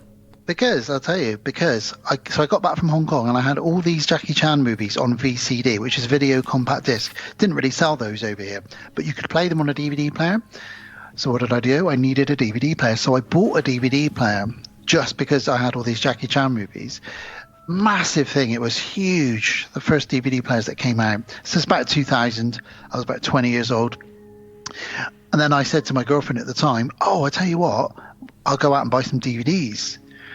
So I went out and I bought 2 DVDs. My first DVD I ever bought was Lock, Stock and Two Smoking Barrels. I'd never even seen it. And that's how I know this story, because you always remember the first DVD you bought. I do. It was Lock, Stock and Two Smoking Barrels and Plunkett and McLean, weirdly. I bought 2 movies at the same time. Mine was Enter the Dragon. Oh, nice. I think Enter the Dragon and possibly that horror movie, House on Haunted Hill, but the remake. Nice. Oh, nice. Random, Same time. really, That's about 99 as yeah, well. Yeah, really random. Yeah. But yeah, so that's how I remember it, and that's why I've got a really weird, clear plastic case, because that was what DVDs came in. First of all, they didn't really come in the standard. No. So yeah, it's quite a cool film, definitely at a time. Being 21 for myself, watch this all with all your mates. It's fucking you're prime for this. It was just, there's a lovely thing with the editing style for it and stuff. The editor himself actually was made music videos. And that's how we'd edit stuff. Like, for example, the montage when they got drunk, they put that together and they're like, oh, we're kind of making a music video in a movie. Then they tested it, and the test audiences loved them getting drunk, because you've got to remember, this was also the British time of the mid to late 90s, where it's like fucking Britpop, and getting drunk and Oasis and all that stuff was a big thing as well. So the British audiences liked them getting drunk, so they cut that scene in a bit more. This Guy Ritchie's first film, he had worked his way up. He never went to film school. He worked his way up from being like a runner in film department. He just went straight into working in films, which is kind of the best way to do it, to be honest. If you're 15 and you're listening to this, probably not, and you want probably best thing to do is just get an apprenticeship, just go straight in, to be honest with you. He tried film school, didn't work out for him. Worked his way up to making music videos. For money from making that, he put into making a movie called The Hard Case, which is a short film, 20 minutes long, which is like a precursor. All kind of showed this. It was basically the card playing scene in the movie. And that got seen. The script kind of got out there, and it was a bit of a different script for people. Like, everyone was like started talking about it in London. So if you had this script, it just wasn't. It was just really fresh and different. They had the chance with, like, some Italian producers came on board. And then they pulled, and they literally already, there's people lined up to go. Ray Winston was going to play Harry the Hatchet, and then the Italian producers pulled out, and I think it was a case of, like, we can't hang around. And they were out again, which I bet they're gutted with now, because it would have made so much money, and they're probably like, oh, shit. So other people came on board. The script started off at 20 million. With no one, on no like big names really. Sting was there, but Sting's a music name, he's not an actor name, so it's quite a weird one. And Vinnie Jones's first film, so it's a bit of a weird one, really. A first-time director as well. Well, Vinnie Jones, just quickly, the reason he ended up being in it is because he'd heard that there was a script going around with a description of one of the characters in it that said "hard man, football thug style," a bit like Vinnie Jones. Vinnie Jones, so just ask Vinnie Jones, yeah. And he was banned from football at the time because of violent behaviour, so he had nothing else to do to make money, so he said, well, I'll have a go at that then. Well, his first day on set was him being let out of prison, let out of the police cell for beating up his neighbour. And this first scene was the door scene, smashing the door in, and there's a wooden block there. They put a wooden block, that's what he's smashing into, but the cameraman's down there filming it, and Guy Ritchie said to Vinnie Jones, scare the shit out of the cameraman for me. Which the last part of that scene, his face is terrifying. Absolutely. So this started off as a 20 million movie. It went down to 800,000. That's a little bit different. Mm-hmm. That's less than 1 million. So that's 1/20th less of the original idea of the film. And so that's why, like, Ray Winston was out and the sort of stuff like that. So they thought of that guy from the old driver from the Good Friday for Harry the Hatchet. Yeah, P.H. Moriarty. A lot of actors around London were excited when this came out. There's a real buzz around all, like, the youth actors. Like, fucking hell, have you heard about this movie? It's getting made. It's a new London gangster movie, and it's really getting, it helped the finance come out. Even though it was not financed yet, it helped things come together a bit more. Matthew Vaughn produced, who went on to make a lot of different films as well, didn't he? A lot of superhero movies. He directed all the old King's Men films. Kingsman, Kick-Ass movies. They he's feel like involved sort of in. Guy Ritchie type films as well, don't they? They do, yeah. And he's gone on. He directed some of the X-Men movies as well, so he's gone into a lot of superhero stuff now as well. Yeah, totally. And Guy Ritchie's gone on to make loads of good movies and bad movies. Recently, he's been a little bit like, yeah, I'll make a good one, then like, oh, not very good one. Gentleman, great movie. Then he made a couple of movies which are like, not as good. Pretty cheap dialogue in them, actually. When they're filming this movie, like generally in most movies, you sort of check the dailies, you go back to a cinema screen. Check out what they do. They were getting in a van and watching on a VCR, a Polish TV, watching little bits. And as long as they had a picture come out, they're like, "Great, let's move on." Because that's how they check it. So it's really like, no budget, no money. Fucking, let's just get in this van and just watch it. Can you see it? Great, carry on. And they chose a particular type of stock which would saturate the colours a bit, so it all looks a bit yellow and brown. I know, I don't like the colour palette at all in this. Do you not? No, it's horrible. I quite like it. Basically, everyone was passing on it, and the producer. This is good though, isn't it? Really, the producer's friends with Tom Cruise, and happened to be staying at her house in America. Like this producer had come on board. I don't know if afterwards or what, because it seems like a bit of a big producer, a bit of clout. So maybe she came on after the film was made. I think that might have been the case. Anyway, so no one was really bothered by it. All the audience members, when they do test screenings, liked it and laughed at it. They knew they had something here, but all people who would buy the film, marketers, were not interested. So this woman, Tom Cruise, said, "Can you go down, do me a favour, just go down, watch a movie?" And he's like, "Send me a screen." And she's like, no. Can you go down? So when is it? It's like 6 and it's like 4 o'clock. So what? It's like 2 hours. You want me to go? All right, I'll do it for you, because apparently Tom Cruise is very good like this. And he went down there. Apparently everyone was just kind of sitting around. And as soon as Tom Cruise walked into the screening room, they all went, "Oh my God," and they all just looked up. And then Tom Cruise apparently laughed all the way through it. Then again, he's a bit manic already, isn't he? Scientologist and all that shit. It's fucking, I'm Tom Cruise, I'm sure he's a lovely guy, but just running he's everywhere. a bit fucking out there. And just laughing over the whole thing. And afterwards he said, "If none of you guys buy this movie, you're crazy." And walked out, and apparently then it went into like a telephone bidding frenzy. Because if Tom Cruise tells you to do something in Hollywood, you kind of do it, really, because he does sell films. He knows what sells films, you know what I mean? So, if it wasn't for him, you never know. This movie might just been like one of those underground movies. You go, "Oh, you've seen that movie, it's really good," but it would have been a slow thing. But because of him, this gave like great notoriety and big popularity, and helped the music Universal, or whoever it was, I don't think it was Universal, or whoever it was, Polygram, maybe something like that, come on board to help with the soundtrack for it, because before it would have been harder to secure some of these songs. But as soon as you get Tom Cruise in there, so basically Deadbolt, when we make a feature film, we need the producer to be friends with Tom Cruise. It'd help. I'll try and get him. I'll get him to stay over my house. Help babysit with the twins. I bet he's amazing. I bet he can fucking. I bet he is. Of course he fucking is. I just say stuff and they're asleep. Well done. That's because I'm Tom Cruise.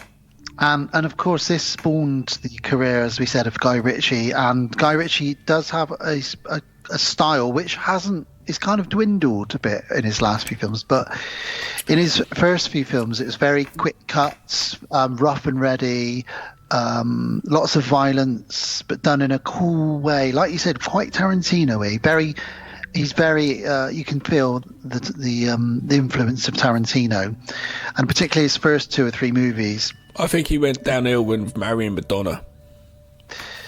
Yeah, had a weird moment, didn't he? Well, 2 years after Lock, Stock, he made Snatch, which is brilliant. Which is great, yeah. Brad Pitt, he's still got big people in there. I was going to watch it again because how much I enjoyed reviewing this. I fancied actually going into watching just Lock, Stock, just chilling out with it. I then went to watch his next big film after. Well, I didn't see Swept Away at the cinema, but I did see Revolver with Jason fucking Statham. That's just not a very good film. Absolutely terrible film. Thankfully, he redeemed himself with Rock and Roller, which I quite enjoyed. It's all right. Yeah, it's not amazing, but at the time I remember enjoying it. And going back, it was So. Because Madonna had seen Lock, Stock at a screening, and apparently she fancied Matthew Vaughn and invited them to party, and ended up somehow getting with Guy Ritchie. Yeah, weird. Yeah. He then he made some Madonna videos, but he then made Sherlock Holmes with Robert Downey Jr. and Jude Law. I'm a fan of those films. I really dislike them, and I don't know why. I just really didn't like the first one. I think I've seen the second one, Game of Shadows. Just not a big fan of them. I'll tell you what I am a fan of, though. He did then go and make The Man from U.N.C.L.E. in 2015, and I thought that was brilliant. Yeah, I've got it on Blu-ray because it came out of one of those massive hauls of Blu-rays I got last year. And I kept hold of it, so I was like, I'll go watch that again because I enjoyed it. His career then started going a bit funny. He did King Arthur, Legend of the Sword, which I've never seen, in 2017. He then directed Disney's Aladdin with Will Smith. It's really bizarre choices.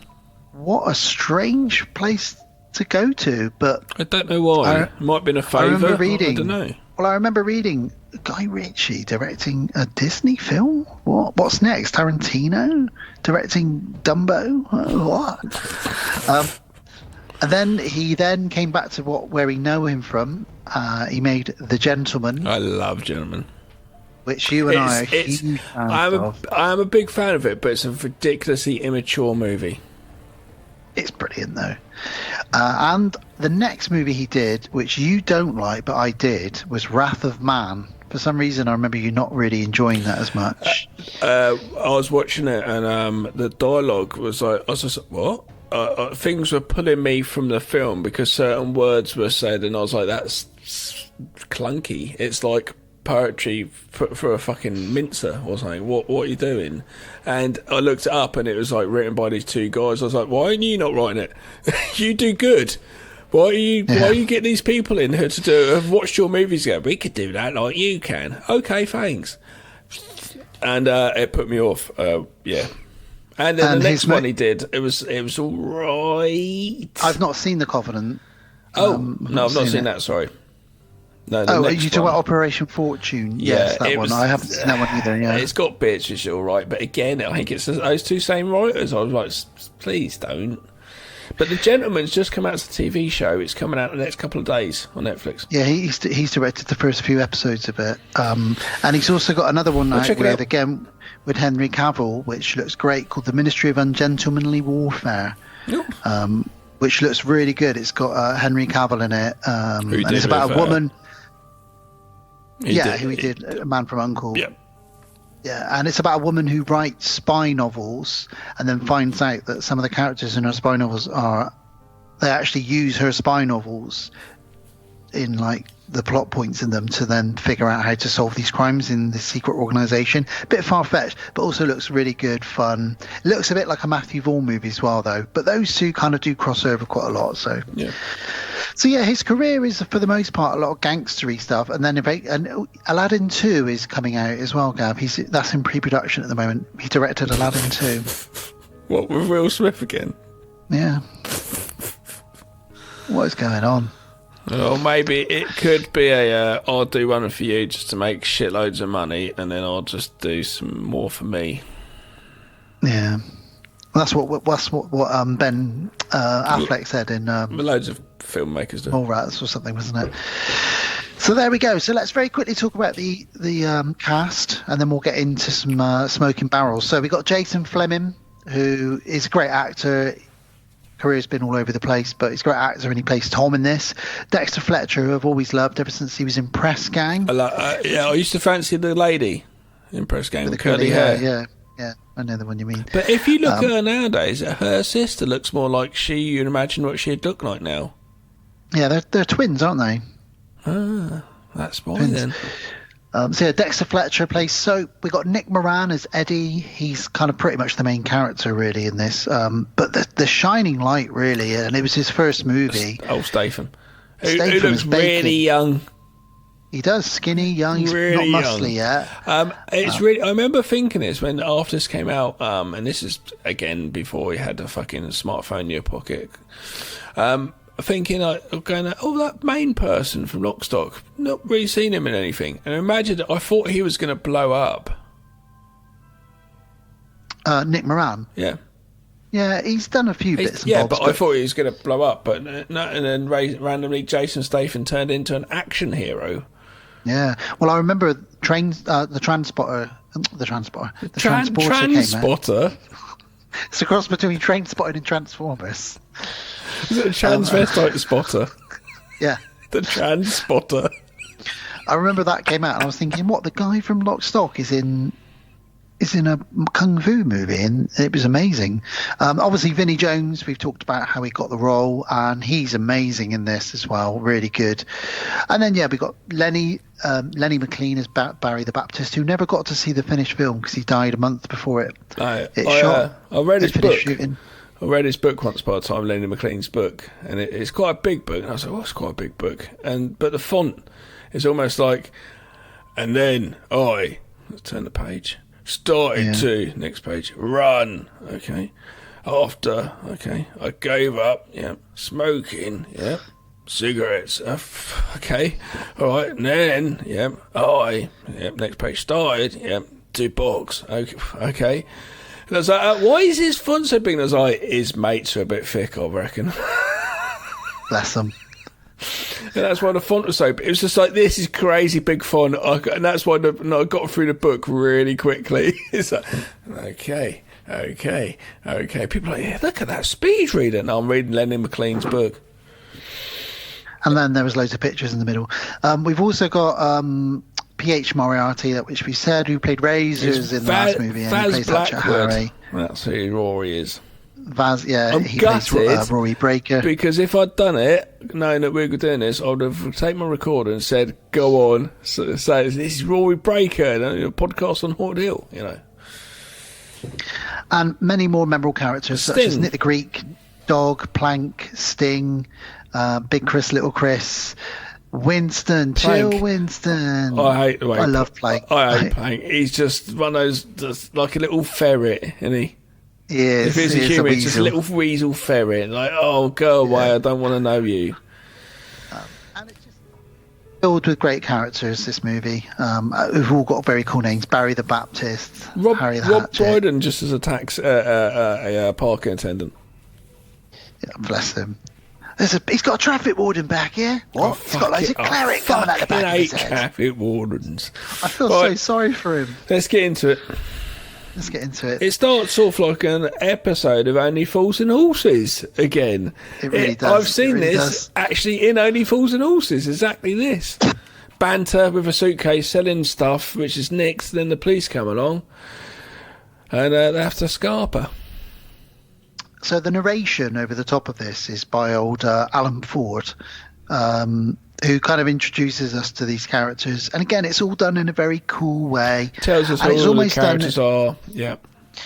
And we get the impression that this is slightly an exaggerated reality, just from the way, like, they call him Bacon. He's been inside police stations so often, people started to call him a policeman. It's playful and it's comical, and you know what you're getting. You're kind of getting into, like, you're going to get into sort of gangster thing, but you're kind of like, this is going to be a good fun. Let's go get some popcorn and, let's turn the lights down. It's a bit comic booky, isn't it? But kind of enjoyable, though. It's accessible for multiple people. Yeah, totally. Yeah, so Bacon is selling loads of nonsense on the street. This is Jason Statham, and he's sort of like, his mate Eddie pretends to be one of the punters in the crowd. He goes, I'll buy one off you. Yeah, bloody hell, that's a good bargain. And that makes everybody else want to start buying whatever it is nonsense he's selling them. And then all of a sudden, the Rozzers show up. The Rozzers! I haven't heard that one in a while, Rozzers. Yeah. I don't know why the police are called the Rozzers. Don't know where that comes from. Yeah.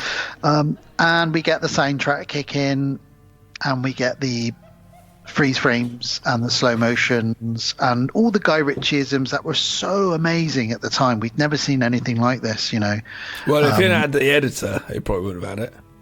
Well, yeah, that's true. Because the editor was like, okay, let's do this. And the soundtrack, of course, every song is a banger really in this. Saying that, the editor might have well been working with him before doing music videos, and they might have actually got a style already going on. The editor might have been Tom Cruise. Tom Cruise might have been everybody. He played everybody in this film. With a mask like Mission Impossible. just pulled it off at the end and then went for a pint with Vin Rames. And Vin Diesel. In a van full of diesel. Do you reckon Vin Diesel drives a van full of diesel? Yeah. Most vans take diesel. Vin Diesel. Do you reckon Vin Diesel owns a vineyard? Possibly, and drives his van around it with diesel in it. That's where he gets his nickname from. His real name is actually Vincent something. I can't remember his real name now. But when he became an actor, he changed it to Vin Diesel because he thought it sounded hard. Why Diesel? Gavi Petrol. Because Diesel's like, makes lorries go, trucks. I'm Gavi 4-star. That's not anymore, is it? Gavi Unleaded. Vin Diesel is like the American Jason Statham, isn't he? Sort of bold. Danny Petrol. He sounds like a character, doesn't he? He sounds like a fucking god. Is that my Danny nickname, Petrol? What's yours? Gav Unleaded? Gavi Unleaded's boring. Do you hear about Danny Petrol? I'm Gavi Electric. No, yours is Gavi Premium. Ooh, Gavi Hybrid. Oh, hello. Danny. Oh, it's Danny Diesel. Oh, Danny Diesel, how you doing? It's like Danny Dyer, though. It is. Well, anyway, they run away from the cops. Like I said, we get this narration, and he introduces them both. So we've got Bacon, and we've got Eddie, and then we meet Tom, played by Jason Fleming, who's with Nick the Greek, who's a character who pops up quite a few times hilariously throughout this film, and he's trying to sell Nick a stereo. And Nick the Greek basically buys and sells absolutely everything, just like everybody in this film, really. This is where he says about it's a deal of the century. In fact, I'll probably keep it. And he's like, well, I'll buy it, but where are the speakers? He goes, it don't come with the speakers. It's just a stereo, no speakers. I'll throw in this shitty red phone for an extra tenner. And it turns out these four friends have all got £25,000 each in cash. And they go and meet the fourth of their gang, who is Soap. It's because apparently Nick, who plays Eddie apparently is a very, very, very good card player. Not just normally good, just exceptionally good. I don't think these lads are going to be part of 25 grand, nearly Willie. Unless they thought it was a surefire bet that he is going to come in at the races, so to speak. Especially Soap, who's the fourth member. He's a chef. He runs a restaurant, and they call him Soap because he likes to keep his hands clean. He doesn't get involved in any criminal activities. Until when he later on, he's like, I fucking brought knives. Think knives, big fucking sharp knives is what we fucking need here. Guns for show, knives for a pro. It's like, fucking hell. This is a riff on. This is definitely a riff on Beverly Hills Cop, isn't it? Like, Jesus, Billy, we gotta talk. It's like there's definitely a Billy from Beverly Hills Cop there, because the quiet one is suddenly the one who's slicing quite funny. Dice. I don't know if it's a reference bit of that, but yeah. So they've all got this 25k, and like you say, it's because Eddie is going to go and play this card game where the entry to the poker game is 100k, but it's big stakes, and he's so good he can probably win this card game. It's a great opening for a movie. It's quite intriguing. And it bonds them together because you've got this four friends in a gang, and they're not a gang, but they're all sort of four different guys. And they're clubbing together 25k, which is a lot of money, And he rings up Harry the Hatchet. Who's in his sex shop. Harry's sex shop. Harry basically is putting the game on. It just doesn't seem like a sort of character you want to be dealing with, though, to be honest with you. But maybe it's the only person playing a game at such big stakes. Anyway, he rings up and says, is that you, boy, is it? Have you got the money? If you've got the money, you've got the money. That sort of thing, and he just hangs up. And just hangs up, and he says, "What? So what's going on?" I guess I'm in. Yep. And he looks over to Barry the Baptist, who's his fucking second, isn't it? Yeah. And he says to him, "What do you know about this kid?" And he goes, "He's a fucking top-notch geezer. He's great at cards, probably too good. We have to keep an eye on him. He could be a fucking liability." Basically, he's got a reputation, Eddie, of like always winning poker and being really good. That's the good thing to know, though. You can't even go and fucking play like bluff people, Yeah. So there we go. We then get this low wide shot establishing our environment of where we're going to be a lot later on, and we need this because of certain elements for the film story. So this low wide shot shows these buildings. We've got a taxi firm in the middle, which will come into play in a bit, but then we've got our boys on the right hand side, but on the left of the taxi firm we've got basically another group of guys, about 4 of them or whatever, all look a bit dodgy, and they've just turned up and they go into there. So we know that they are pretty much neighbours, so to speak. Yeah, and Bacon and Eddie live in this little place next door to them, and they say, we know that they're drug dealers next door. They're not very nice guys. I mean, the leader of the gang next door is called Dog, and he's got a mate called Plank, who we've established. Plank, I know, fucking dickheads. But they're not just drug dealers. They're like, they beat people up a lot. And I've got to say, with this movie, it's very well cast. Dog has a look I don't know, something about him I'm scared of. If I even met he's him like now, an XL bully. It's that kind of like his turtle ring neck jumper sort of thing. His hair pulled down, curled down, combed down, sort of greying a bit, and there's just something about him that does not sit nice. The other old fucking Plank. He could fuck off a little weasel, but Dog's just like something about him's like. Yeah. Even when Dog's got a shotgun pointed to the back of his head later on, he goes, "I'll find you." Yeah. Oh yeah, I'll find you. He's not scared. No, and it's really well cast. He just looks like someone you could actually meet. He's not up there with the big gangsters, but he's the sort of guy in a pub in your toilet. If you look the wrong way, look at him because you fucking look at him. Do you know what I mean? The next thing your head's in the tiles. He's that sort of character. We are now introduced to another group of very posh boys. Before that, we actually, Jason Statham says, "Shh, come here," and he lets one of them hear that you can. These walls are very thin, and you can hear them talking about whatever they're talking about next door. Yeah, and that comes into play. Yeah, everything in here moves as a story should in a film. Moves everything along for a reason quite quickly. Yeah. So yes, we meet Charles. We meet some fucking white stoners.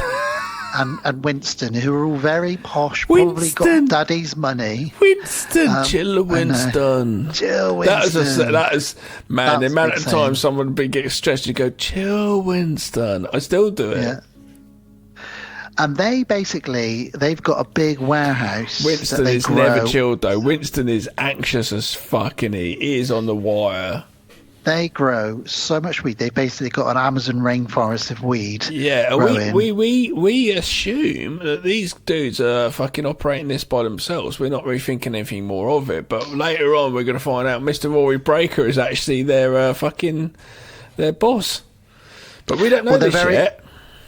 They're very sloppy though, and they don't really worry about security when Plank comes to buy weed. When one of them goes out to get fertilizer, comes back hours later with an unconscious Gloria. Yeah, and he says, "So what are you doing?" He says, "I sent you out to buy a money counter, a money machine, a money counter, and you've come back with fertilizer 8 hours later and an unconscious Gloria. Alarm bells are ringing."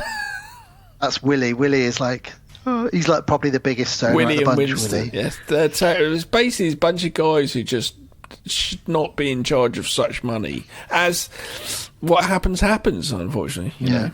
Yeah, and Plank. We find out Plank. This happens a lot, especially still does, especially in America now, because you get so many different weed grow stuff. Back in the day when it was obviously more illegal and stuff, that all the farmers that grow out really in the deep parts of the woods where there's no sort of law, that shit would happen. People just come and just take stuff, you know. So, Plank is one of their customers who buys weed from them regularly, which will be linking up a few of the plots later as well.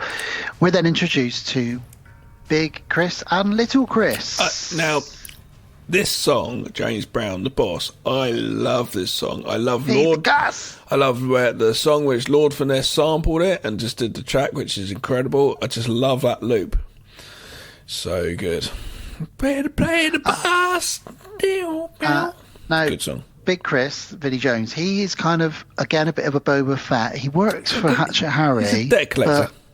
But he works for anyone that He pays kind him. of, yeah. He's a Mandalorian, really, isn't he? Yeah. So he's been sent to this tanning shop to collect a debt for Harry. Yeah. And there's a guy on the sunbeds. His name's John. And he opens the sunbed. And the last thing you want to see when you're in your sunbed and you're just your Speedos is Vinnie Jones open it up and have a look at you. He goes, now that is a fucking glorious 10 you are sporting there, my sunshine. Yeah. And then he slams it down on his head and he swears and he goes, oi, don't you swear, my son's here with me. And he goes, Jesus Christ, that includes blasphemy. And basically he says to him, you owe Hatchet Harry some money and I'm here to take it from you. And then he says, his son goes, fucking hell, Dad, he's got more than a monkey in here. Which I don't know how much a monkey is. 500 quid in his wallet, is that? Yeah. What's a monkey? Yeah, following. And then he goes, fucking hell, John. And that's where I get it from. And I still say that now to people. Fucking hell, John. And he goes, oi, don't he goes, use oi. Vinnie James is like, don't use language like that. So funny. We cut back to our 4 main lads, and they're in a bar, which is Eddie's dad's bar. And who is Eddie's dad? Sting. Sting.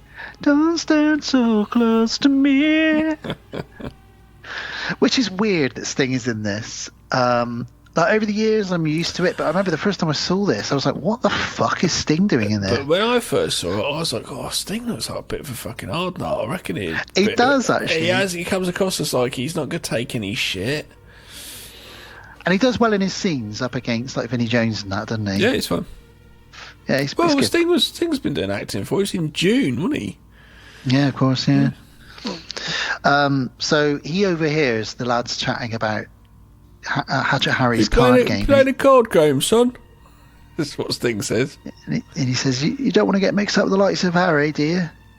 And he's like, no, Dad, no. And he's still like, even though he's like in his mid-20s, he's like, no, all right, Dad, Jesus Christ, all right, Dad, yeah.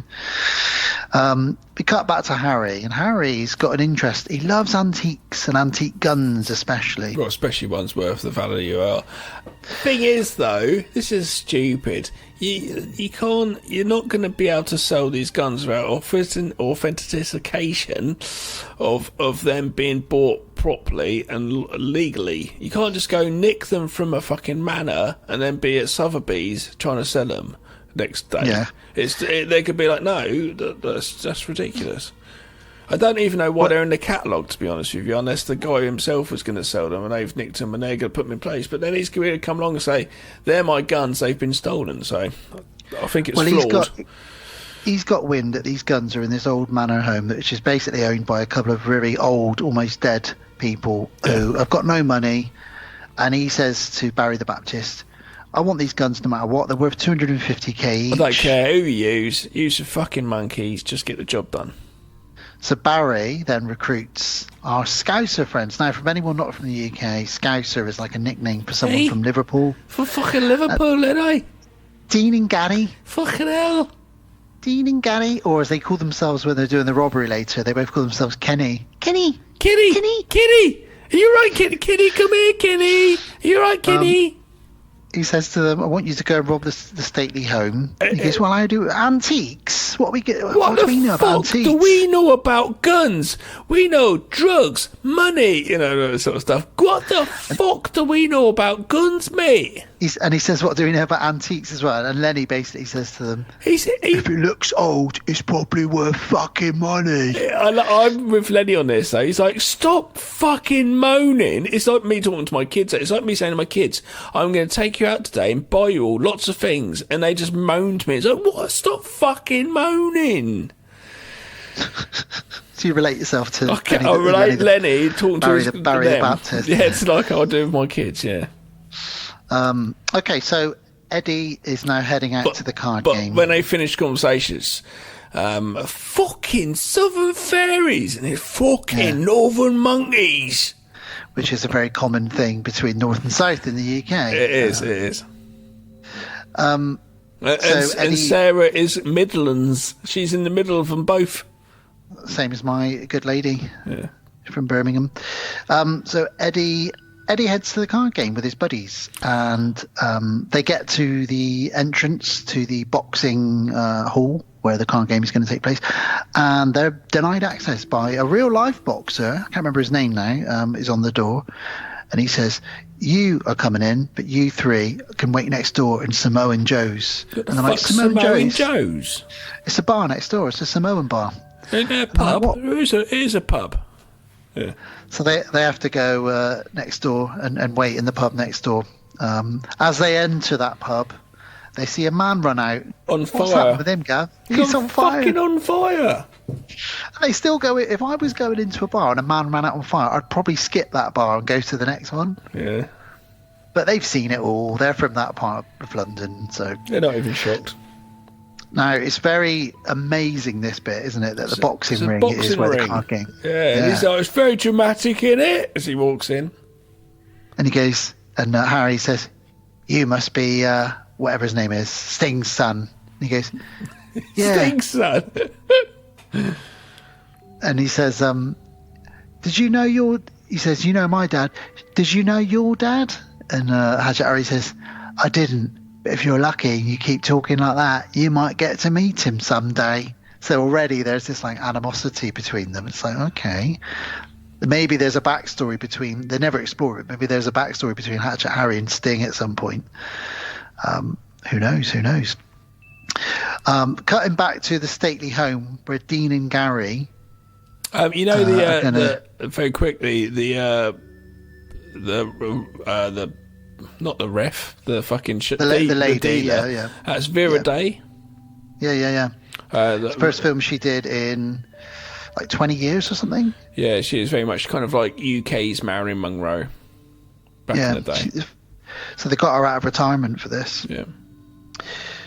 So yeah, Dean and Gary enter the stately home, and you can just tell it's going to go wrong. It's like a Mr. Bean sketch. If there's like going to be this Lock, Stock universe, because they actually made this into a TV show, I think. I didn't watch it though. A very good TV show, which came out the year after. It was on Channel 4 every night for like 6 weeks. I recorded them all, and I've still got them all on recorded VHS. Each episode was called Lock, Stock and something different. Oh, okay, cool. It was really good. You know the DJ from Human Traffic? Yeah. The black guy who plays all the jungle and pretends that he's scratching and he's not. He plays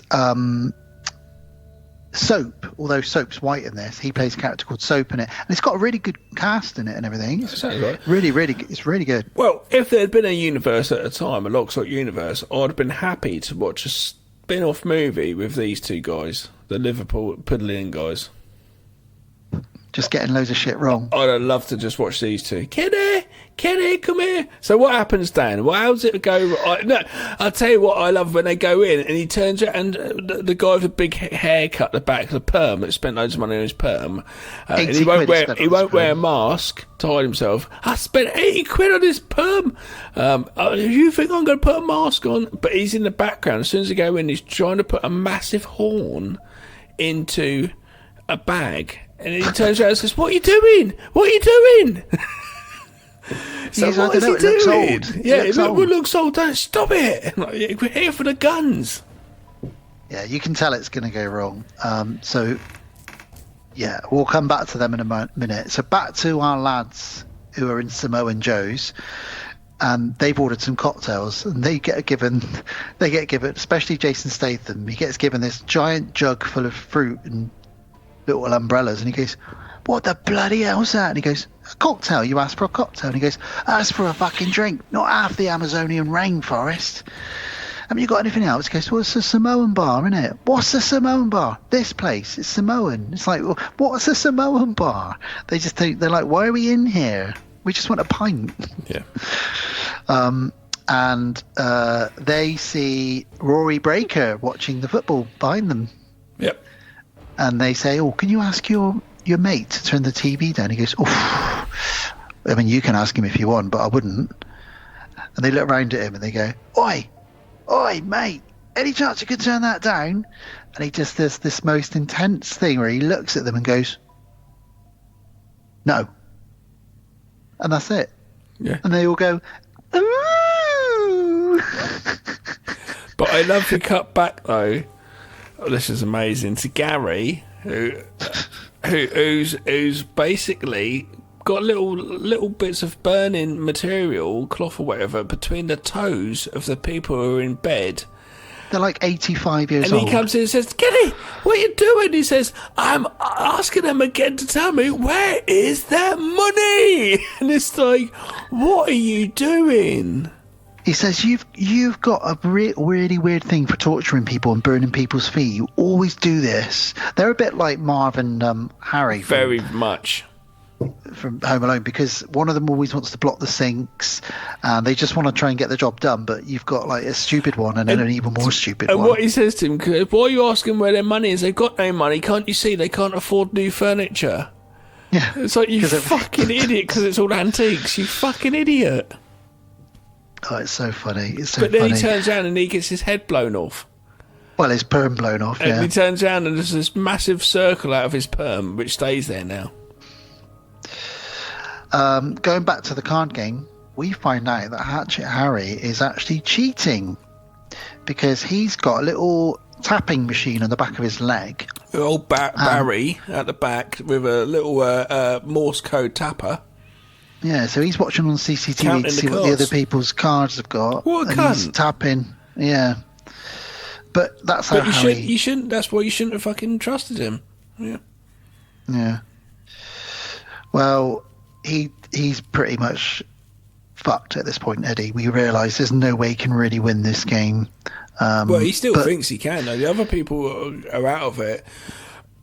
And Hatchet Harry, he's just like, right, let's keep going then, son. And it starts getting really high. He says, no, you're going to need, 500 grand if you want to see me, sort of thing. Like, fucking hell, this is, heavy money they get into. Well, before they talk about that, we get the scene that blew me away the first time I ever saw it. It made me love this film, which montage. is the card. Yeah, it's like a music video. Yeah. With the drum and bass track, and cards are flying around in normal and then slow motion and then normal. There's freeze frames, people smoking cigarettes, drinks being poured, people jumping on the table because they've lost, people getting thrown out, and it's just this crazy, amazing scene that. It's been done a billion times since, but even at the time... Even when in the song it says out, she says out at the same time in the song. It's just sneakily cutting it. But it's the music video cutting of it and stuff. The editor himself still says he thinks Lock, Stock's actually a kind of slowly cut movie. He says, when I need to, I've let it linger for ages, because I listened to a thing for the editor. But he said those bits were quicker. But after that, I was just getting told, and I had to just keep cutting quicker and quicker and quicker and quicker and quicker. But he says this movie actually kind of, it lingers for a while in places when it needs to. Somebody gets thrown out of the game violently because he's lost and he didn't want to leave, but they throw him out, and basically Eddie is winning, and it comes down to just Eddie and Harry. And like you said earlier, Gav, the stakes are incredibly high. Harry blags it, but he starts losing a little bit. He says, don't you spend all that money at once, and he's letting him win.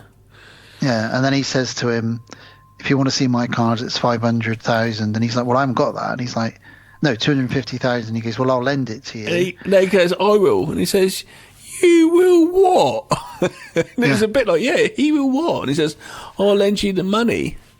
No, thank you. He says, no, thank you. And then he's basically locked in then, and he's got to show his cards. And if he loses this game, he owes Hatchet Harry 500k in a week. Yeah. So he loses because Harry's cheating with this little device. Then if not, every day from there, a finger gets broken. Then after a finger, who knows what? Yeah, because just before he sees his cards, he goes, if I lend you this, I want it back by Sunday. And that's right, for every day that doesn't. And he says to him, I know that your cronies all helped you with this money. I know you wouldn't have been able to come up with it on your own. So for each of them is going to lose a finger. It's all, as far as I'm concerned, all four of you owe the money, not just you, which he's kind of a bit relieved about, isn't he? Kind of, I guess. At least it's like all four of them have got to figure it out. And then, when he loses, when he realises he's lost, we get this brilliant effect on the camera. Well, the camera's attached to his body. So Yeah, he gets up and walks off, and when you get that motion, it's that hole really close into the face, and you're like moving about. The camera does that with you. You can imagine, like, it feels like you're drunk, but also like you've just had the worst news ever, which he has. Really. You can mute all the sounds around and stuff. Have the music coming a bit more, and it turns into the Stooges. I want to be your dog. And he walks outside and he throws up. And that's when he sees Barry, who says, a finger, if not after that, who knows what? And he pukes up more. Yeah. And says, your dad's got a bar, then who knows what? It's like, fuck.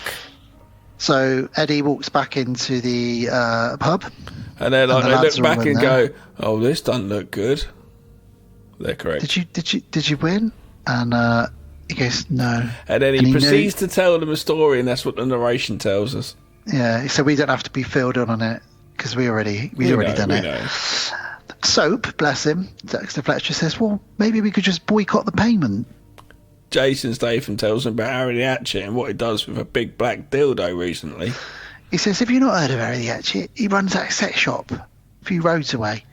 And he tells them a story about how one time a guy didn't want to pay him, and he grabbed the nearest thing he could, which just so happened to be a 15-inch black rubber dildo, and he beat him to death with it. Yep. So he's not the kind of person you want to owe $500,000 to. Oh dear. Cut to Dog, their next door neighbour, who is torturing people with golf balls and golf clubs. Yep.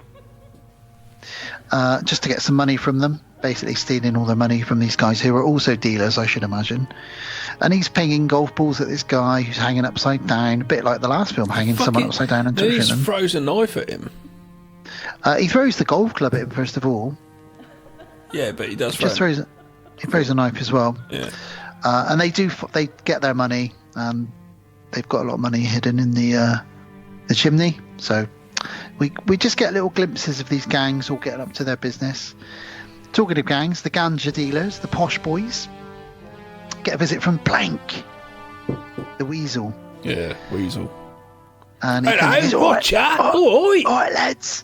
How you doing? Fucking hell, you got all this money lying around. And they say, how much do you want, Plank? And he's like, 1,500 quid's worth. It's like, fucking hell. He knocks over a box full of loads of money. Sits on Gloria. Oh, hey, what are you doing there, love? You all right? Gloria, I love Gloria. But he just knocks over the money and goes, oh, sorry about that. And they go, no, just leave it, Plank. Just go sit over there. We'll do it, Plank. Come on. So he buys 1,500 quid worth of weed. So he's in and out of their place a lot. So he's telling his boss about this place. Yeah.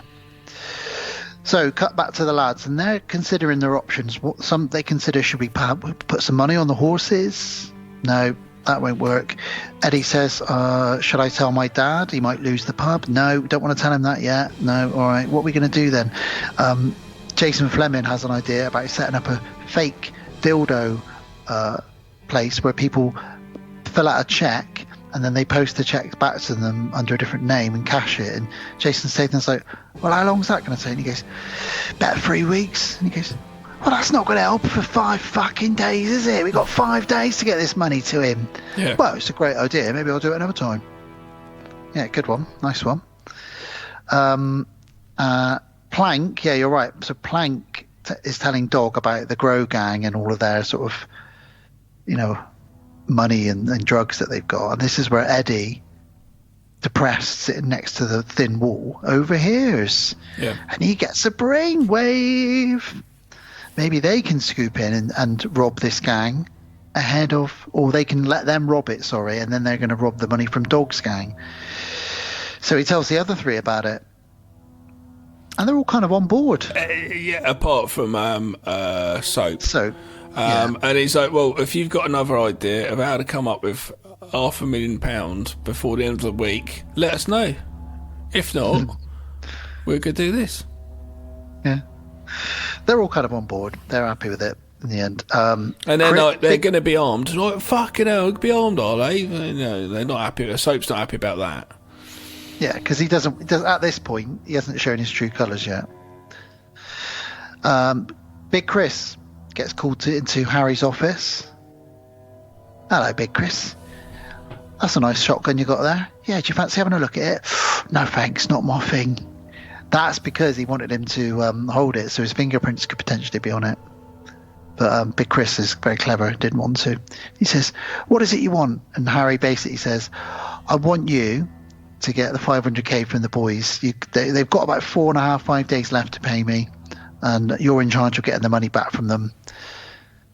So not only have they got Barry the Baptist cutting their fingers off, they've also got It's not a good combo, is it? They've also got Vinnie Jones and his son. I wouldn't even want to fight his son, let alone Vinnie Jones. Fucking hell. So they're planning the robbery. They need guns. Like he said, Soap is apprehensive about it. Who do we know that we could buy guns off of? Nick the Greek. Nick the Bubble and Squeak. Nick the Greek. Let's go see him. So they're go and ask Greek, where can we get guns? He's like, I don't fucking know. I sell TVs and stereos. They're like, come on. What? If anyone knows where to buy guns, it's you. It's you. Come on. It's got to be you. So Greek says, well, look, I can help you out with the weed. I can prep the weed sale, and I'll try my best with the guns. And Greek goes to meet our man from Samoan Joe's from earlier, Rory Breaker. Yeah. Who is like a massive ganja dealer, real like kingpin. But he's also a tiny little man as well, but with a terrible temper, apparently, as we find out later. And we find out through Cat from Red Dwarf. That's what I've got in my notes, yeah. Because Cat, with the use of subtitles, because he's using so much Cockney rhyming slang, explains that the reason that man was on fire was because he kept on trying to get them to turn the TV down when he was watching football. So in the end, he ordered a triple brandy, spat it in the guy's face, lit him on fire, but he'd put a fire extinguisher outside beforehand, just because he knew what he was going to be doing. And then he said, he looks back at the TV, his team are 5-0 up. And it's like, okay, this is gangster London life. Amazing. Yeah. The Scousers go and see Barry the Baptist. Where's the antique guns? We sold those two. What? No, they're showing Barry the guns. He said, where's the other ones? What other ones? The other two guns. Don't piss me around. Where are they? It just starts going more and more round and round. What you got? That's all we got. Oh, those two we sold them. You sold them. You better get down there. And it's just the way he delivers it. It's just like, oh my God. He turns into like the Hulk. He's like, I don't care what you have to do. You get back right now. You get those guns. It's the way he does that, though. Or I'll bring the ref on you. He's just horrible. A horrible man. And who have they sold them to, Gav? Nick the Greek is going to sell them to Tom. Yeah, poor old Nick the Greek. Fat Tom is going to sound to who? Nick. Who played Nick? No, Jason Fleming plays Tom. No, who played Nick? Oh, Nick the Greek. Sorry, yeah. Whoever it was played Nick the Greek. It was Stephen Marcus. Couldn't see his name anywhere. Oh yeah, Steve Marcus. He originally went for Tom's role because Tom was a fatter person, and then they changed it and actually ended up getting Joseph Fleming, and they thought it was actually funnier because he's not fat. Yeah. So it's like a weird game. It does go on a bit much though. It's a bit weird at times. Like, you are fat and you should be fat. You look like you're fat, but you're not fat. And it does go on longer than it should do. But anytime you see Tom or Jason Fleming with a beanie on, it's because his hair was different because he was shooting something else at the same time. That was only the last shots. There was two scenes. There's one in the bar, where he's in the pub, and there's one at the end as well. That's the bar right at the end. Oh, okay. But there was one bit in the middle as well. Oh, okay. Maybe they went back and reshot. Oh, okay. Didn't see that one. Yeah, so Nick the Greek is now involved in this unwittingly because he's got the guns that Barry the Baptist, a.k.a. also Harry Hatchett, wants. So Vinny's telling this thing he wants his bar. You know, Harry Hatchett, I've heard of him. He wants your bar. Oh, does he now? Big Chris oh, walks into now? town. He does. Well, you could tell Harry Hatchett to fuck off. Oh, whoa. Only once will I let that slide. And it's just like, oh my God. He says, I'll put it down to shock. Yeah. And then he says to him, what do you care more about? your son or your bar? Yeah. And he doesn't answer him. And he basically says, okay, He says it's up to 5 days, 5 days or your bar. Basically. And then he leaves. You got Jason Statham there, and straight away they're like, we need to record what's being said next door. Let's get some recording equipment. Where do they get all this Why have you got recording reel-to-reel stuff? But then again, I thought about it. It's the sort of thing you can imagine Nick the Great going, I've got a perfect thing, and give them like some reel-to-reel, and they're going, why can't you just get us a tape recorder? So that's why I looked at it like that after I did that myself, you know. Nick the Greek is basically Del Boy from Only Fools and Horses. He's Pretty got all much. this shit stuff. Yeah. They record all the sort of the details of how they're planning their robbery. Soap's got some balaclavas, which they initially take the piss out of, but then they realise that's a good idea. Out and knives, got all these, brings out this big load of, not cooking knives, it's chef's knives. These are like army military knives, an assortment. And he goes, and I got this. Pulls out a machete. Well, he says to him, couldn't you have got anything bigger? And he goes, how about this? Pulls a machete out of his trousers. What I was thinking is, knives, they're fucking scary, aren't they? It's like, oh my God.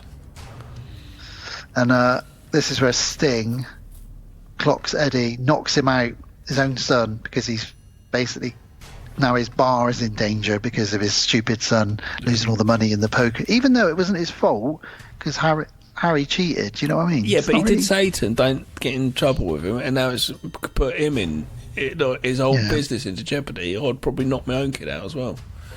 And this is the bit now where they say, when we go in there, if someone wants to give him a bit of kicking, like Bacon or Tom, that'll probably help out a bit as well. And then this is where Soap says, yeah, and make sure you pull out your knives, because no one wants a knife, do they? Guns for a pro. No, what was it? Guns for show, knives for a pro. Yeah. And they're just all looking at him like, what is he? What's happened to him? He gets proper stuck into it. So funny. So the neighbours, Dog and his gang, Dog and Plank and the boys, they head out to rob the Grow gang. They're counting their money. And they're looking out the window, and they all come outside in these long brown coats. Go, where are they going? Are they fucking moving a piano or something? And they go, oh, it's a good idea. We should probably get coats as well. Yeah, okay.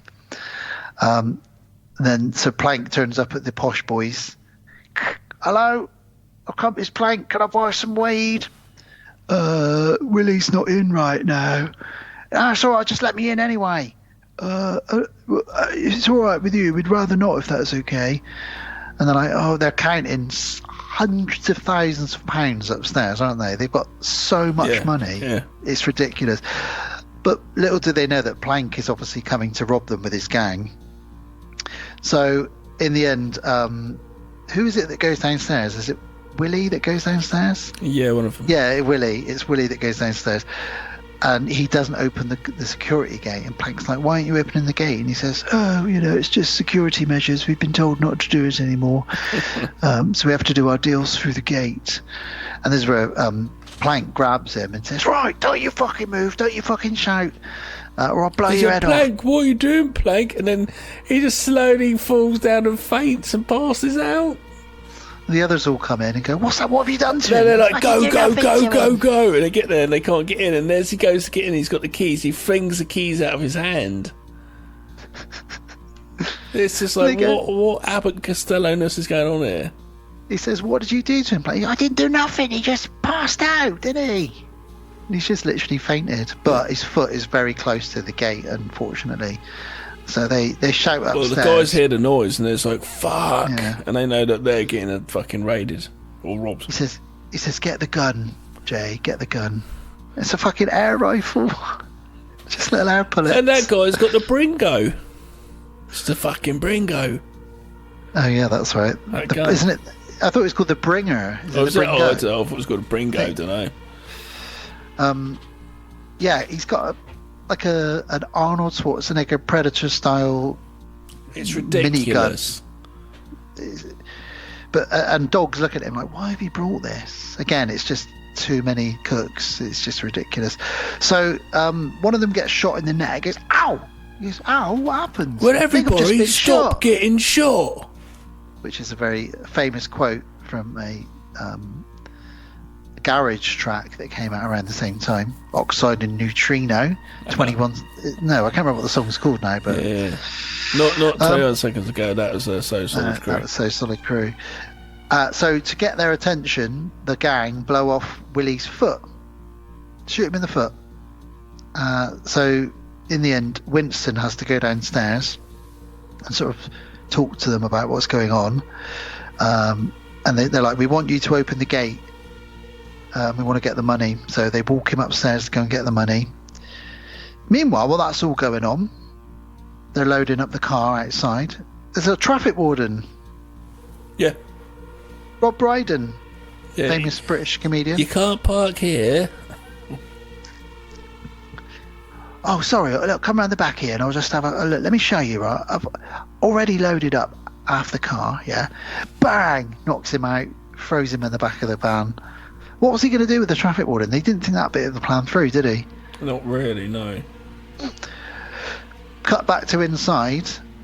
Now, what they haven't noticed here is that somebody is lying on the sofa during all the sort of... It's funny, this time watching it, because I remember it, so this time watching it, as I came in, I was looking at it, and she's completely covered, her little face is just showing, though. I did tell Alice I was going to tell this story. So I'm going to tell it now. Yeah. I went to a house party once. I like these stories. 7 or 8 years ago with Alice. Big party, a lot of people there. Everyone was wrecked. There was a hot tub in the back garden. There was a fire pit. There was people roller skating in the back garden in just their pants. It was a weird party. You go to weird parties, eh? And I was in the garden drinking whiskey out of the bottle around this fire pit with these guys roller skating and all these girls and stuff, and it was just weird. And then I was like, where's Alice? Can't find her anywhere. Last time I'd seen her, she'd been in the hot tub. Couldn't see her anywhere. So I went up to her housemate Joe and said, Joe, have you seen... This is back when she lived with him. Have you seen Joe anywhere? Have you seen Alice anywhere? He was like, no, I haven't. God, where do you think she is? I said, I don't know. So we checked the whole house. Couldn't find her. I went out the front, see if she's having a cigarette, even though you could smoke in the house. All I found was her bra hanging on the wall in the front garden. And I thought, because it was like 5 a.m, my brain was all over the place. I was thinking, she's been kidnapped. Now, I don't know why they I'd leave have her thought bra. she's been cheated on you as well. I would have gone with that. I thought she'd been kidnapped. Now, Joe is a very fit guy. You've met Joe. He goes to the gym every day. I said to him, he said, I'll run back to our house, which was like a 25-minute walk away. But he probably ran it in like 5 minutes. So he sprinted back to their house. And within like 10, 15 minutes, he was back at the party. He was like, she wasn't there. And I was like, oh my God, I can't find her anywhere. Her phone's turned off. So I was looking around this house. She was there on the sofa, yeah. I went in the living room and there was like 6 blokes, all stoned with loads of spliffs, playing video games. And I went, has anybody seen Alice? She's this tall brunette. She's wearing a red top. No, mate, no. Do you want to play FIFA with us? I was like, no, I'm trying to find my girlfriend. Ran all around the house, couldn't find her anywhere. Went back in the living room. Are you sure you've not seen her? And then I realised she was Gloria. There was a huge pile of coats on the sofa, and she'd crawled under them because she'd got stoned in the hot tub and started spinning out. Been asleep under there for about 2 hours. They didn't even know she was in there. That's amazing. They all shut themselves when she stood up. But why wasn't she wearing a bra? Because she'd got in the hot tub earlier. Alright. Just her pants. It's one of those parties, Gav. Yeah. Anyway, let's carry on. I told her I'd tell that story, so I've done it now. That's fine. Yes, they look in their shoeboxes where the money was from before, and there's no money in there. No. And all of a sudden, a guy is macheted. One of the guys, he goes to look in the other room where all the money is, and one of the guys who they didn't think was there machetes him. Yeah, he's hiding around the corner, isn't he? Yeah. And it's a really lame chop. He barely really hits him, but it's enough to hurt the guy. Yeah. So while all that's going on, they go, fucking hell, so they find all the money in the weed, and they go, can we put it in the van? It's a lot, I might have to do 2 trips. Just fucking fit it in there. Dog's like, I don't care if you have to do 2 fucking trips. Get it in the van. And that's where the traffic warden's in the van. Yeah. Go back in there, and it's, oh, how you doing? I'm fucking alright. I live, but he's fucking here. Chop my fucking arm off. So they go to kill this dude, but that's Gloria's boyfriend. So Gloria just rises with the machine gun. And the first time you slow saw motion. This film, it's very Tarantino / Rodriguez with the bullets falling, and she picks up she takes no one out because she misses everyone. It does. She just shoots everything. And Dog just looks at her and then punches her and knocks her Where out. the fuck did she come from? And punches her. Yep. So back to our lads then. They break into the next door neighbours, the Dog's house, and they're going to wait for everyone. And for a second they walk in the room, Eddie's like, right, who wants a cup of tea? Cup of tea? The British Empire was built on cups of tea and biscuits. And they're like, what are you doing? You don't make a cup of tea. We're about to rob some people. Come on, don't worry about it. What is Eddie playing at, Gav? He's a bit of a dick, isn't he? Yeah, but he's forgotten the guns. And that's the reason they did this. They changed it on script because the armourer actually forgot the guns. Yeah. So they didn't have guns in the first place, so they had to change the script to go, well, it's just right in and we've forgotten the guns. So that's what we did. Oh, we should also mention that all they've got are these 2 antique rifles that they got from the Greek. We didn't mention that. The titular 2 smoking barrels, that's all they've got, which look ridiculous. But they do sneak into little spots, and when they come back in, they walk back in, they do, put the guns in their faces and rob them. They do a good job. They do a really good job ambushing them. Yeah, they. And then I love the bit where Jason Statham's like, and then that guy's like, I'll find you. And he goes, yeah, bet you will, sweetheart. And he goes, oh no, I'll find you. And he goes, you'll find me? What do you think this is? A game of fucking hide and seek? It's just like the dialogue is so funny. So they go outside and they get in the van and they go, what we got then, lads? And he goes, fuck ton of weed, a fuck ton of money, and a traffic warden with loads of claret coming out of the back of his head. Yeah. What were they going to do with it? Dump him at the next lights? No, they end up beating him up. They're beating him up, first of all. So Nick takes a sample of the weed to Rory, and Rory's like, this is... One thing though, Rory goes to smell the weed. He doesn't smell it, actually open a packet and smell it. He smells the weed through the packet, which I found was incredible. He must have smelled a scent of a dog. He's like part basset hound. He goes, amazing. How do you smell that? But yes, it's not good though, because this is his weed, we're going to find out. Yeah, he finds out. He says, take it to the Snow White and the Little Growers. Yeah. And he takes it to him, and that's when his boys all of a sudden go, shit. Can we just talk about Rory Breaker's boys and how scary they are? They are the biggest men I've ever seen in my life. Yeah. They are ridiculous. And their voices are like, ooh. Rory Breaker, who plays Rory Breaker, what's his name? Vaz Blackwood. He said when he was a kid, he used to go down to Camden Palace, and that's where it'd be the night. And Lenny McLean was the bouncer. Jesus. So he'd got to go, all right, Lenny, and then he'd go on, and you go in, and he'd always let him and his boys go in for free, and they'd never have to pay. And all he'd have to do is say, all right, Lenny, how are you tonight? And he'd always let him in. And he goes, I don't know why, he'd always do it for me. And so it's funny that he'd known him since he was a kid. That's hilarious. Yeah. Well, yeah, Rory's boys, they find this massacre of people, that are, and they figure out they've been robbed. Oh, shit, yeah. Which gang is it that's robbed them? We don't know. And then the weed that the lads want to sell them is their weed, so they think these little cunts have stolen my weed. They're trying to sell it back to me. Yeah, he's like, get fucking Nick that Greek in here. Yeah. And he says he says a load of Greek stuff. Horrible stuff. That wasn't supposed to. That's not in the script. And he came out of that, and he said to Guy, like, "Go on, let me do that. Honestly, all my Greek mates will fucking love it. Let me say that. Go on, just let me do one." And he said, "See, came out in the editing, didn't it?" Because he got it. So it's in it. Fair enough.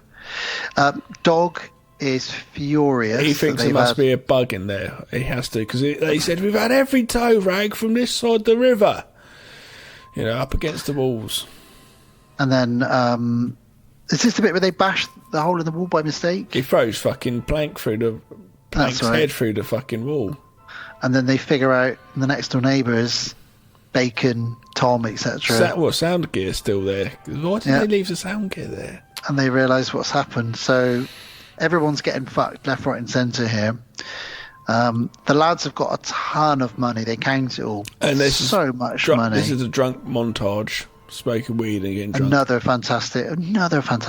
They weren't going to do this, were they? They went back and because it was tested in the audiences that they liked it more, because they didn't like the editor thought it was too much like a music video all of a sudden, so we can't have too much of this. So it was a lot less. But like I said, it was that time of Oasis and that, wasn't it? And everyone fucking getting drunk and that sort of partying thing. Late 90s. Britain. And of course his dad owns a bar, so that they're in his dad's bar. They got access to all these booze. Statham's doing backflips, they're all wrecked. They all wake up in the bar in the morning like, I feel sorry for Nick the Greek, but obviously thingamajiggy, old Rory Breaker knows that Nick's fucking stupid.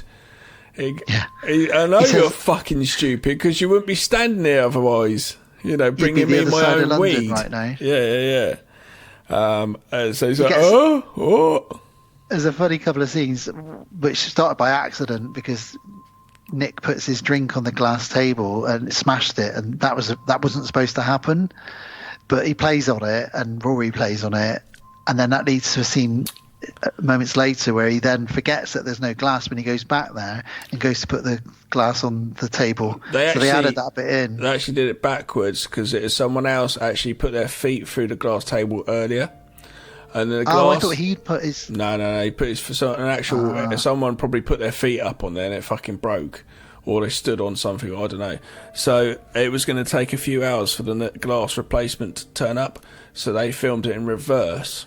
So they filmed the other shots. Then when the glass table came up and he smashed through the table on purpose. So they did it, but did like that. That's how they had to do it, because they're like, how else are we going to fucking do this? So they just flipped it. That's right. So they've gone next door, dog and all that lot, because they found the hole in the wall, and they get all their money back. But they want to wait for the lads to come home, don't they? Well, he says to them, I'm going to go upstairs. When they turn back, fucking kill him. I love the fact that the boss just says to him, just kill them. And it's like, yeah, no worries. It's like, hang on, your boss is telling you to kill. He's to get you to do dirty work. You'll go down for this. Don't know. To add to the crazy mix, we forgot about the Scousers, but Dean and Gary call Nick the Greek. I know, this movie's so good because there's so much going on and it moves so quickly. Nick the Greek, we need those guns back straight away. He's like, well, I haven't got them, have I? I've sold them. No, we need them. We need them now. That's so he's good. Like, what? And he's packing up, Nick the Greek, because he's fucked. He's packing up his shop and he all doesn't want to deal with these fucking guys. Like, I haven't fucking got them. Yeah. And they're like, no, Barry the Baptist wants them back. And he says, I haven't got them. And so he rings Barry back up, saying, no, he hasn't got them. And Barry says, you get those guns. No matter what. Yeah. It's all going on here, isn't it? Jesus Christ.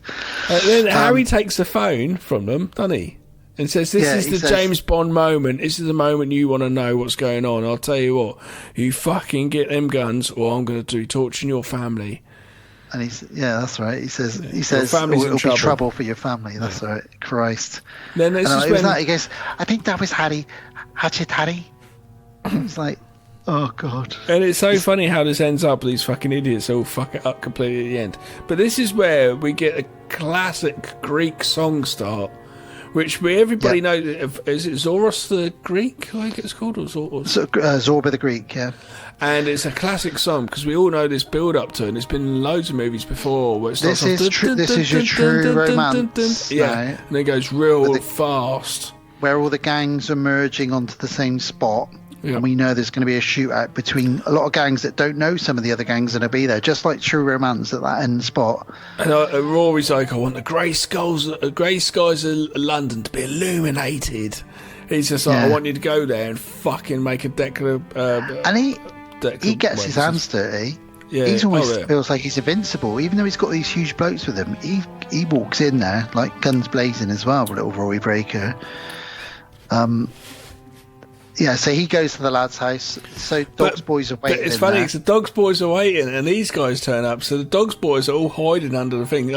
Plank's fucking under the bed like a little weasel. So these guys turn up. These big, massive guys turn up. They're black fucking leather jackets and all like leather clothes or whatever. These big guns, all of them, all look quite intimidating. Like the Black Panthers all just walked in, and he's just like, "What the fuck's going on?" Can you imagine, like, Plank, you ain't got nothing to get up there. And then he there shoots one of them in the foot by accident, and then it goes off. Yeah. So the boss everywhere. upstairs is in. He's been counting money, so he's going to jump out the stable window out the front. Yeah, he jumps out, lands. Finny Jones is there. Hello, all right, mate. And just takes the guns. He goes, "All right, you got something for me there, sunshine?" And he just nuts him, yeah. And then he's got the guns, great. So he's got what he wanted from Harry. That worked out well for Big Chris. But then you've got the fucking two Scousers there watching him going, he's got the money, he's got the guns, go get the guns. Go get the guns. I'm the driver. You get the gun. No, you get the fucking guns. And they're just arguing over that. So they go after Vinny. It's so good. Meanwhile, Dog gets up, and then is immediately run over by Matthew Vaughn in a cameo in a car. Oh, brilliant. Pulls him out of the car, calls him a fucking yappy, gets in the car and chases after Vinnie Jones. Vinnie Jones. Cut back to the boys arriving home. And it's just their house is just now destroyed with loads of dead bodies in it. But they turn up like, what the fuck's going on here? And obviously their money's gone. Everything's gone. Yep. All their stuff's been replaced by a load of dead corpses. Yep. They're like, we don't understand what's happening. We should also mention that the last man standing was Rory, but then he went over to kill Plank, and Plank still had a bullet left in his gun, so they shot each other exactly at the same time. So yeah, there's no one left now. Chris gives the guns to one of the growers, one who said it was going to finger which ones it was. He manages to get away. Winston. Yeah. Winston gets away. Chris gives the guns to Harry. He goes, "Here you go. Thought you might like these. I know you like this." And I got your money Harry. back as well. Well. Cheers. Where'd you get these Thanks from? very much, Chris. Oh, I'm not going to tell you. Yeah. And he rings up. He phones up Harry, doesn't he now? Eddie, and he says to him, "Well, I've got your money," and it's almost like he's going to let him off for the 500k. Because what I'm more interested in is where you got these guns.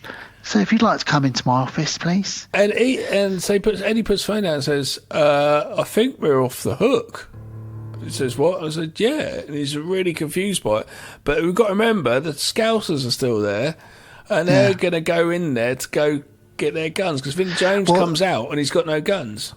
And they don't know. But they don't know that that's where who they're trying to get the guns for. At this moment in time, Harry the Hatchet and Barry the Baptist don't care about these Scousers, and they probably won't even think of them again, and that'll be it. And they might be in bed and go back to go to sleep and go, "Oh, those fucking Scousers."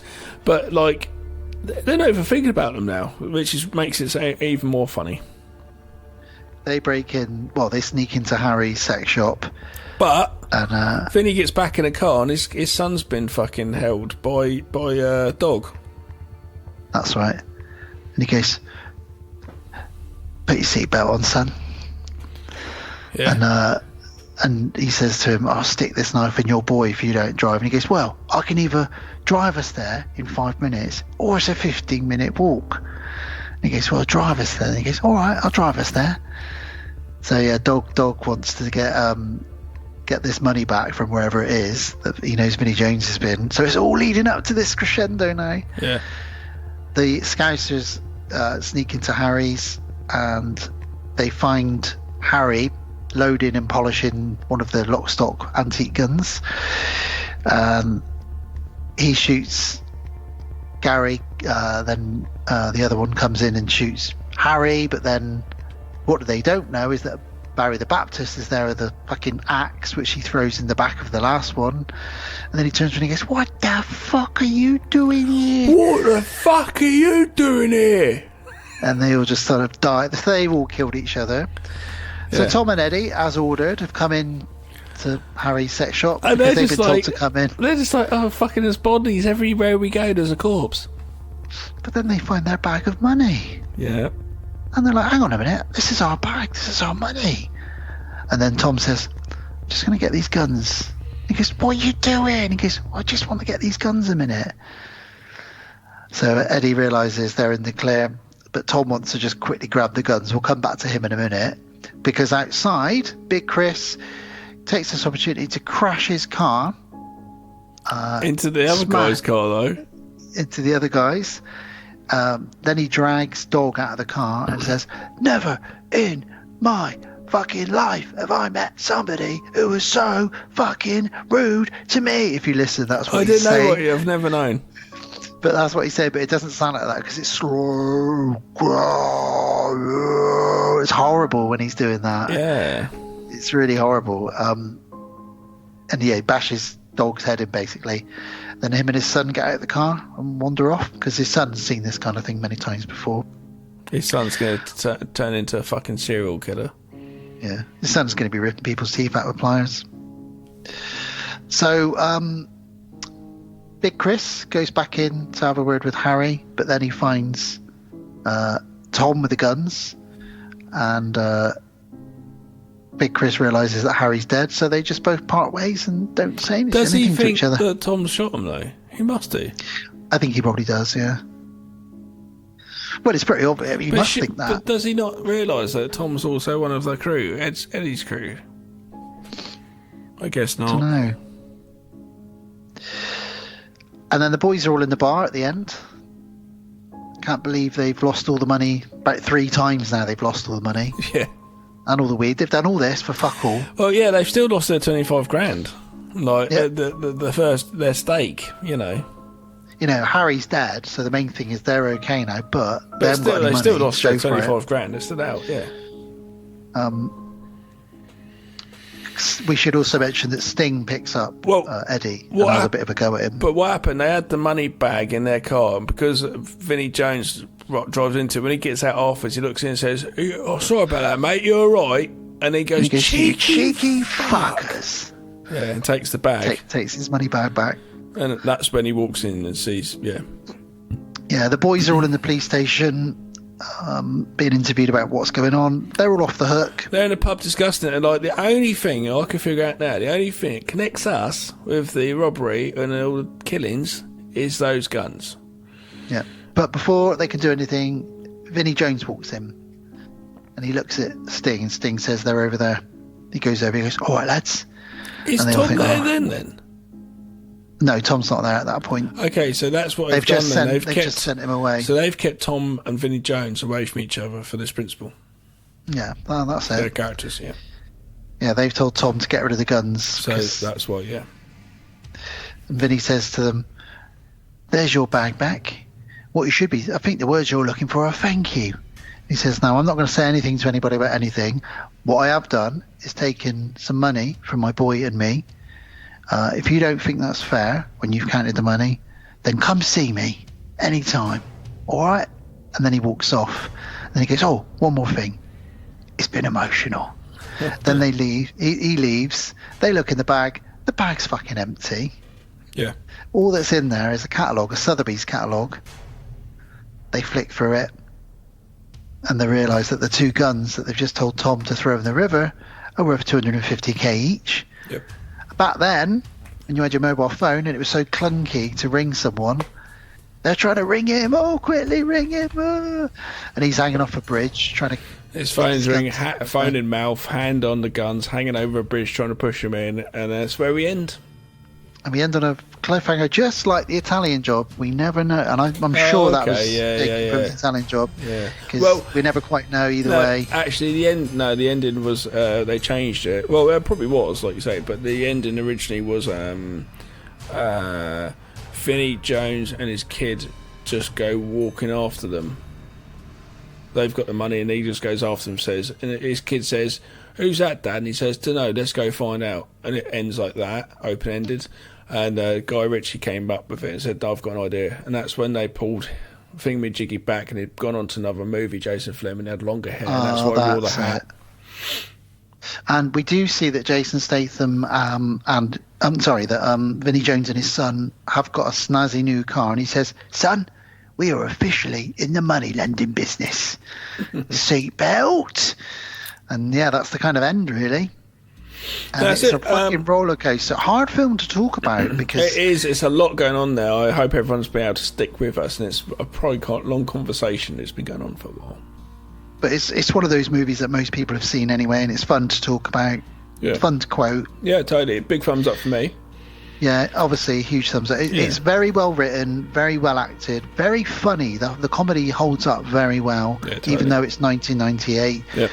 It's a very old film. It's getting on for 30 years, in a couple of years' time. It's mental, isn't it? Feels so fresh still. It still does, yeah. And I still think it's Guy Ritchie's best work. Yeah, I could show this to I could show this to, I don't know about my daughters, but I could show this to Elijah in 5-6 years, and he'd probably find it quite good. It's great. Yeah. It's pretty timeless, and it's timeless, but it's also dated. But that's what makes it work. It's a snapshot of that time. And speaking of time, let us get out of here and come back for the outro. Indeed. Thank you very much for your suggestions, RJ. Have been good choices. Thank you very much.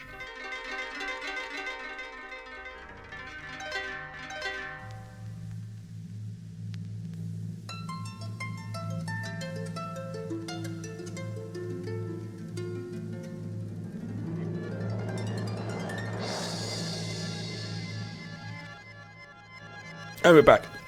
And we're back to say goodbye. And we must thank RJ McCready, our king matron of the episode, for selecting 2 fantastic London gangster films. If you've not seen either of them, or if you've only seen one of them, they're both 100% worth watching. Cream of the crop when it comes to London gangster stuff. So brilliant. But RJ, I must remove the crown from your head. Put it back in its little box, ready for a couple of episodes' time when the next patron will be wearing it. Great episode, great fun. Terrible accents that we did.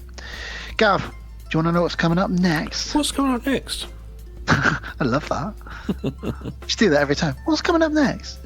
So, our next episode, 151, we're going to be getting lucky with Chucky.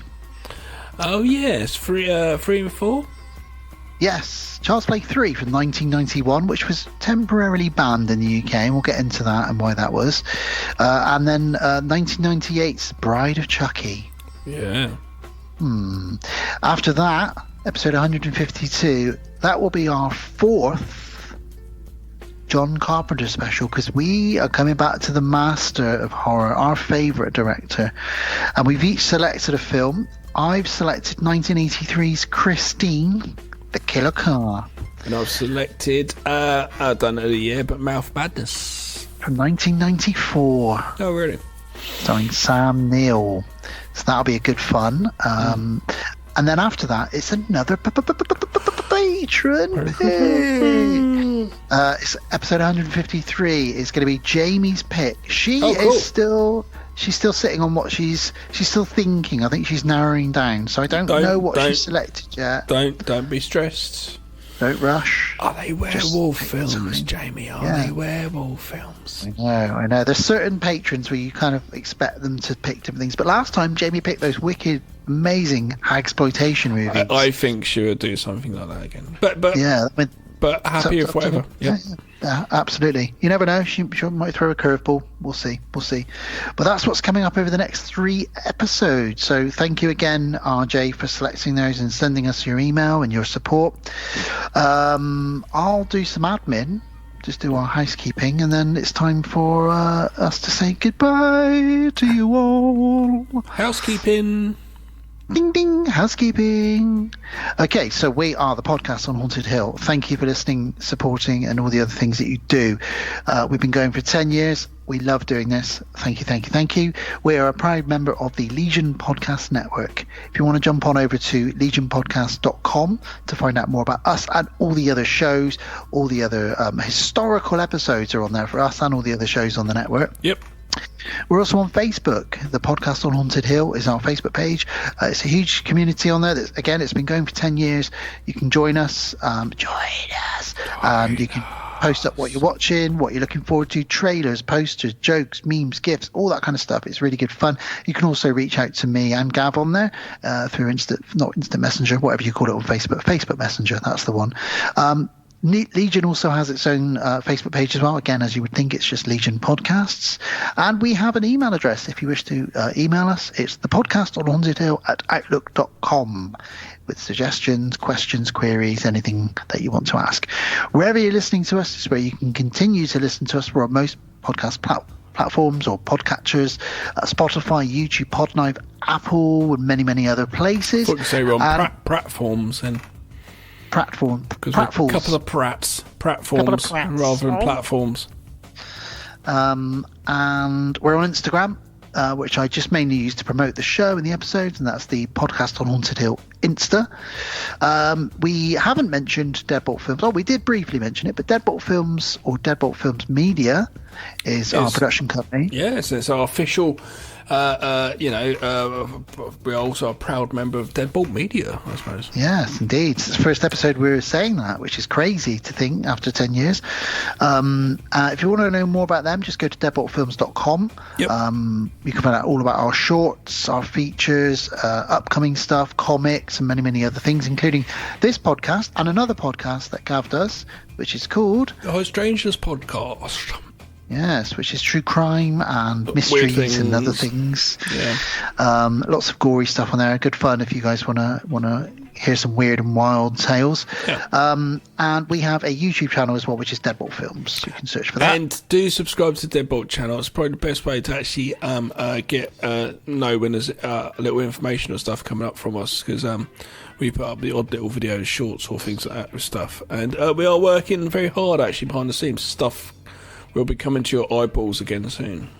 Indeed. We have some exciting things planned. Yeah, we're cracking on with stuff. I'm going out for a stuff meal. We weren't expecting as well. A meal a week today with the guys. Yep. I don't know why I did that. You're not coming. You can come if you want. I'd love to get away from the kids. I mean, I love my children, but what? And finally, Deadbolt Films is on Instagram. Just go find Deadbolt Films. And finally, the big one, because this was a patron pick, is thank you to all of our patrons. Thank you guys so much for all your support. If you want to become a patron, just go to Patreon and search for the Podcast on Haunted Hill. You can become a patron for as little as £1 or $1 a month, or as much as you like. It doesn't matter though. If you want to just keep listening for free, that's absolutely fine. Just maybe share the episode or tell people about us. But if you become a patron, you get access to our entire back catalogue. Every Freaky Friday we're posting up one of our old episodes in order. You also get a t-shirt in one of 3 colours in the size of your choice, and you get to select your own patron pick, which is where you can choose 2 films like RJ did for this episode. Tell us why you love them, read out a blurb or anything you want. You don't have to say anything, you can say as much as you want.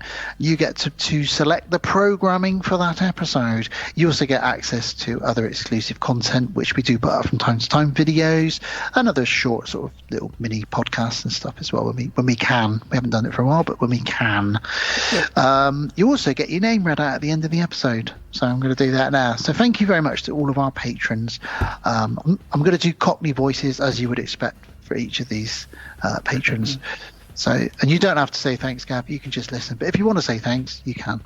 So thanks very much to D. Thanks, mate. Thanks very much to Don Collier. Thank you. Thanks very much to Matthew Goodley. Thanks very much to Jamie Jenkins. Cheers. Thanks very much to Giving Us 5. Ooh. Cheers to Sarah Kay. Yeah. Thanks a lot to Rachel. Ooh. Cheers to our old mucker, RJ McCready. Yeah, cheers, mate. Fucking hell, John. And last but not least, Jill Winston to Lex Boo. Fucking chill, Winston.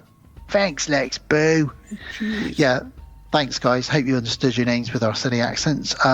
Appreciate, love all of you for your support over the years, and some of our more recent ones as well. We love you guys, and couldn't do this without you.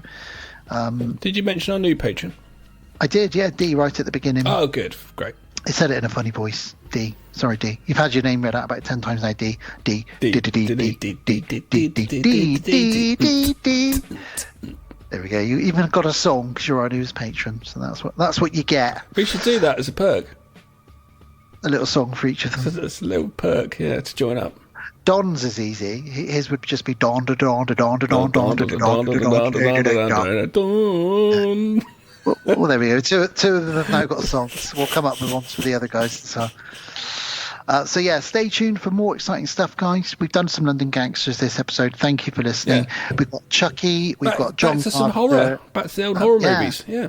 Indeed, and a franchise for the next one. So look forward to getting into some Child's Play stuff. And I've got part 3 on DVD. I saw got my two part 3 and part 4 on DVD over there. What's part 4 called? Bride of Chucky. Oh yeah, it's when he has the girl thing. Yeah. Okay. Cool. Yeah. I haven't got any more than that on DVD. I've only got the first 4 on DVD.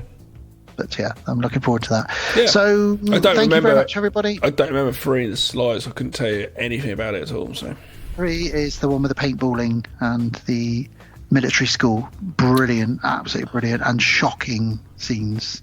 And the reasons it got banned. There was 3 reasons it got banned, which we'll talk about. It wasn't some of this shot at Brookwood Cemetery. I'm not sure, but it got banned because it was blamed for the death of a very young boy here in the UK by 2 boys that tortured him and killed him. And they said that it's because we watched Child's Play 3. Yeah, fuck off. We won't go into the details of that, but we will explain why it was temporarily banned in the UK. But enough of that. That's for the next episode. So it's a good night from Barry the Baptist. It's a good night from fucking hell, John. I'm just going to keep saying that. It's a good night from Chill Winston. And it's a good night from me. And it's a good night from me and Bob Hoskins soaping each other up in the hairy shower. Oh, God. In the hairy shower? What's the hairy shower? Is that a regular hair shower, but it's really hairy? Does hair come out the faucet instead? Like, yeah, like in Body Bags when the hair just starts growing all over. What's his name? Yeah. It's like that. There we go. Good night, Gav. Good night. By the way, do check on the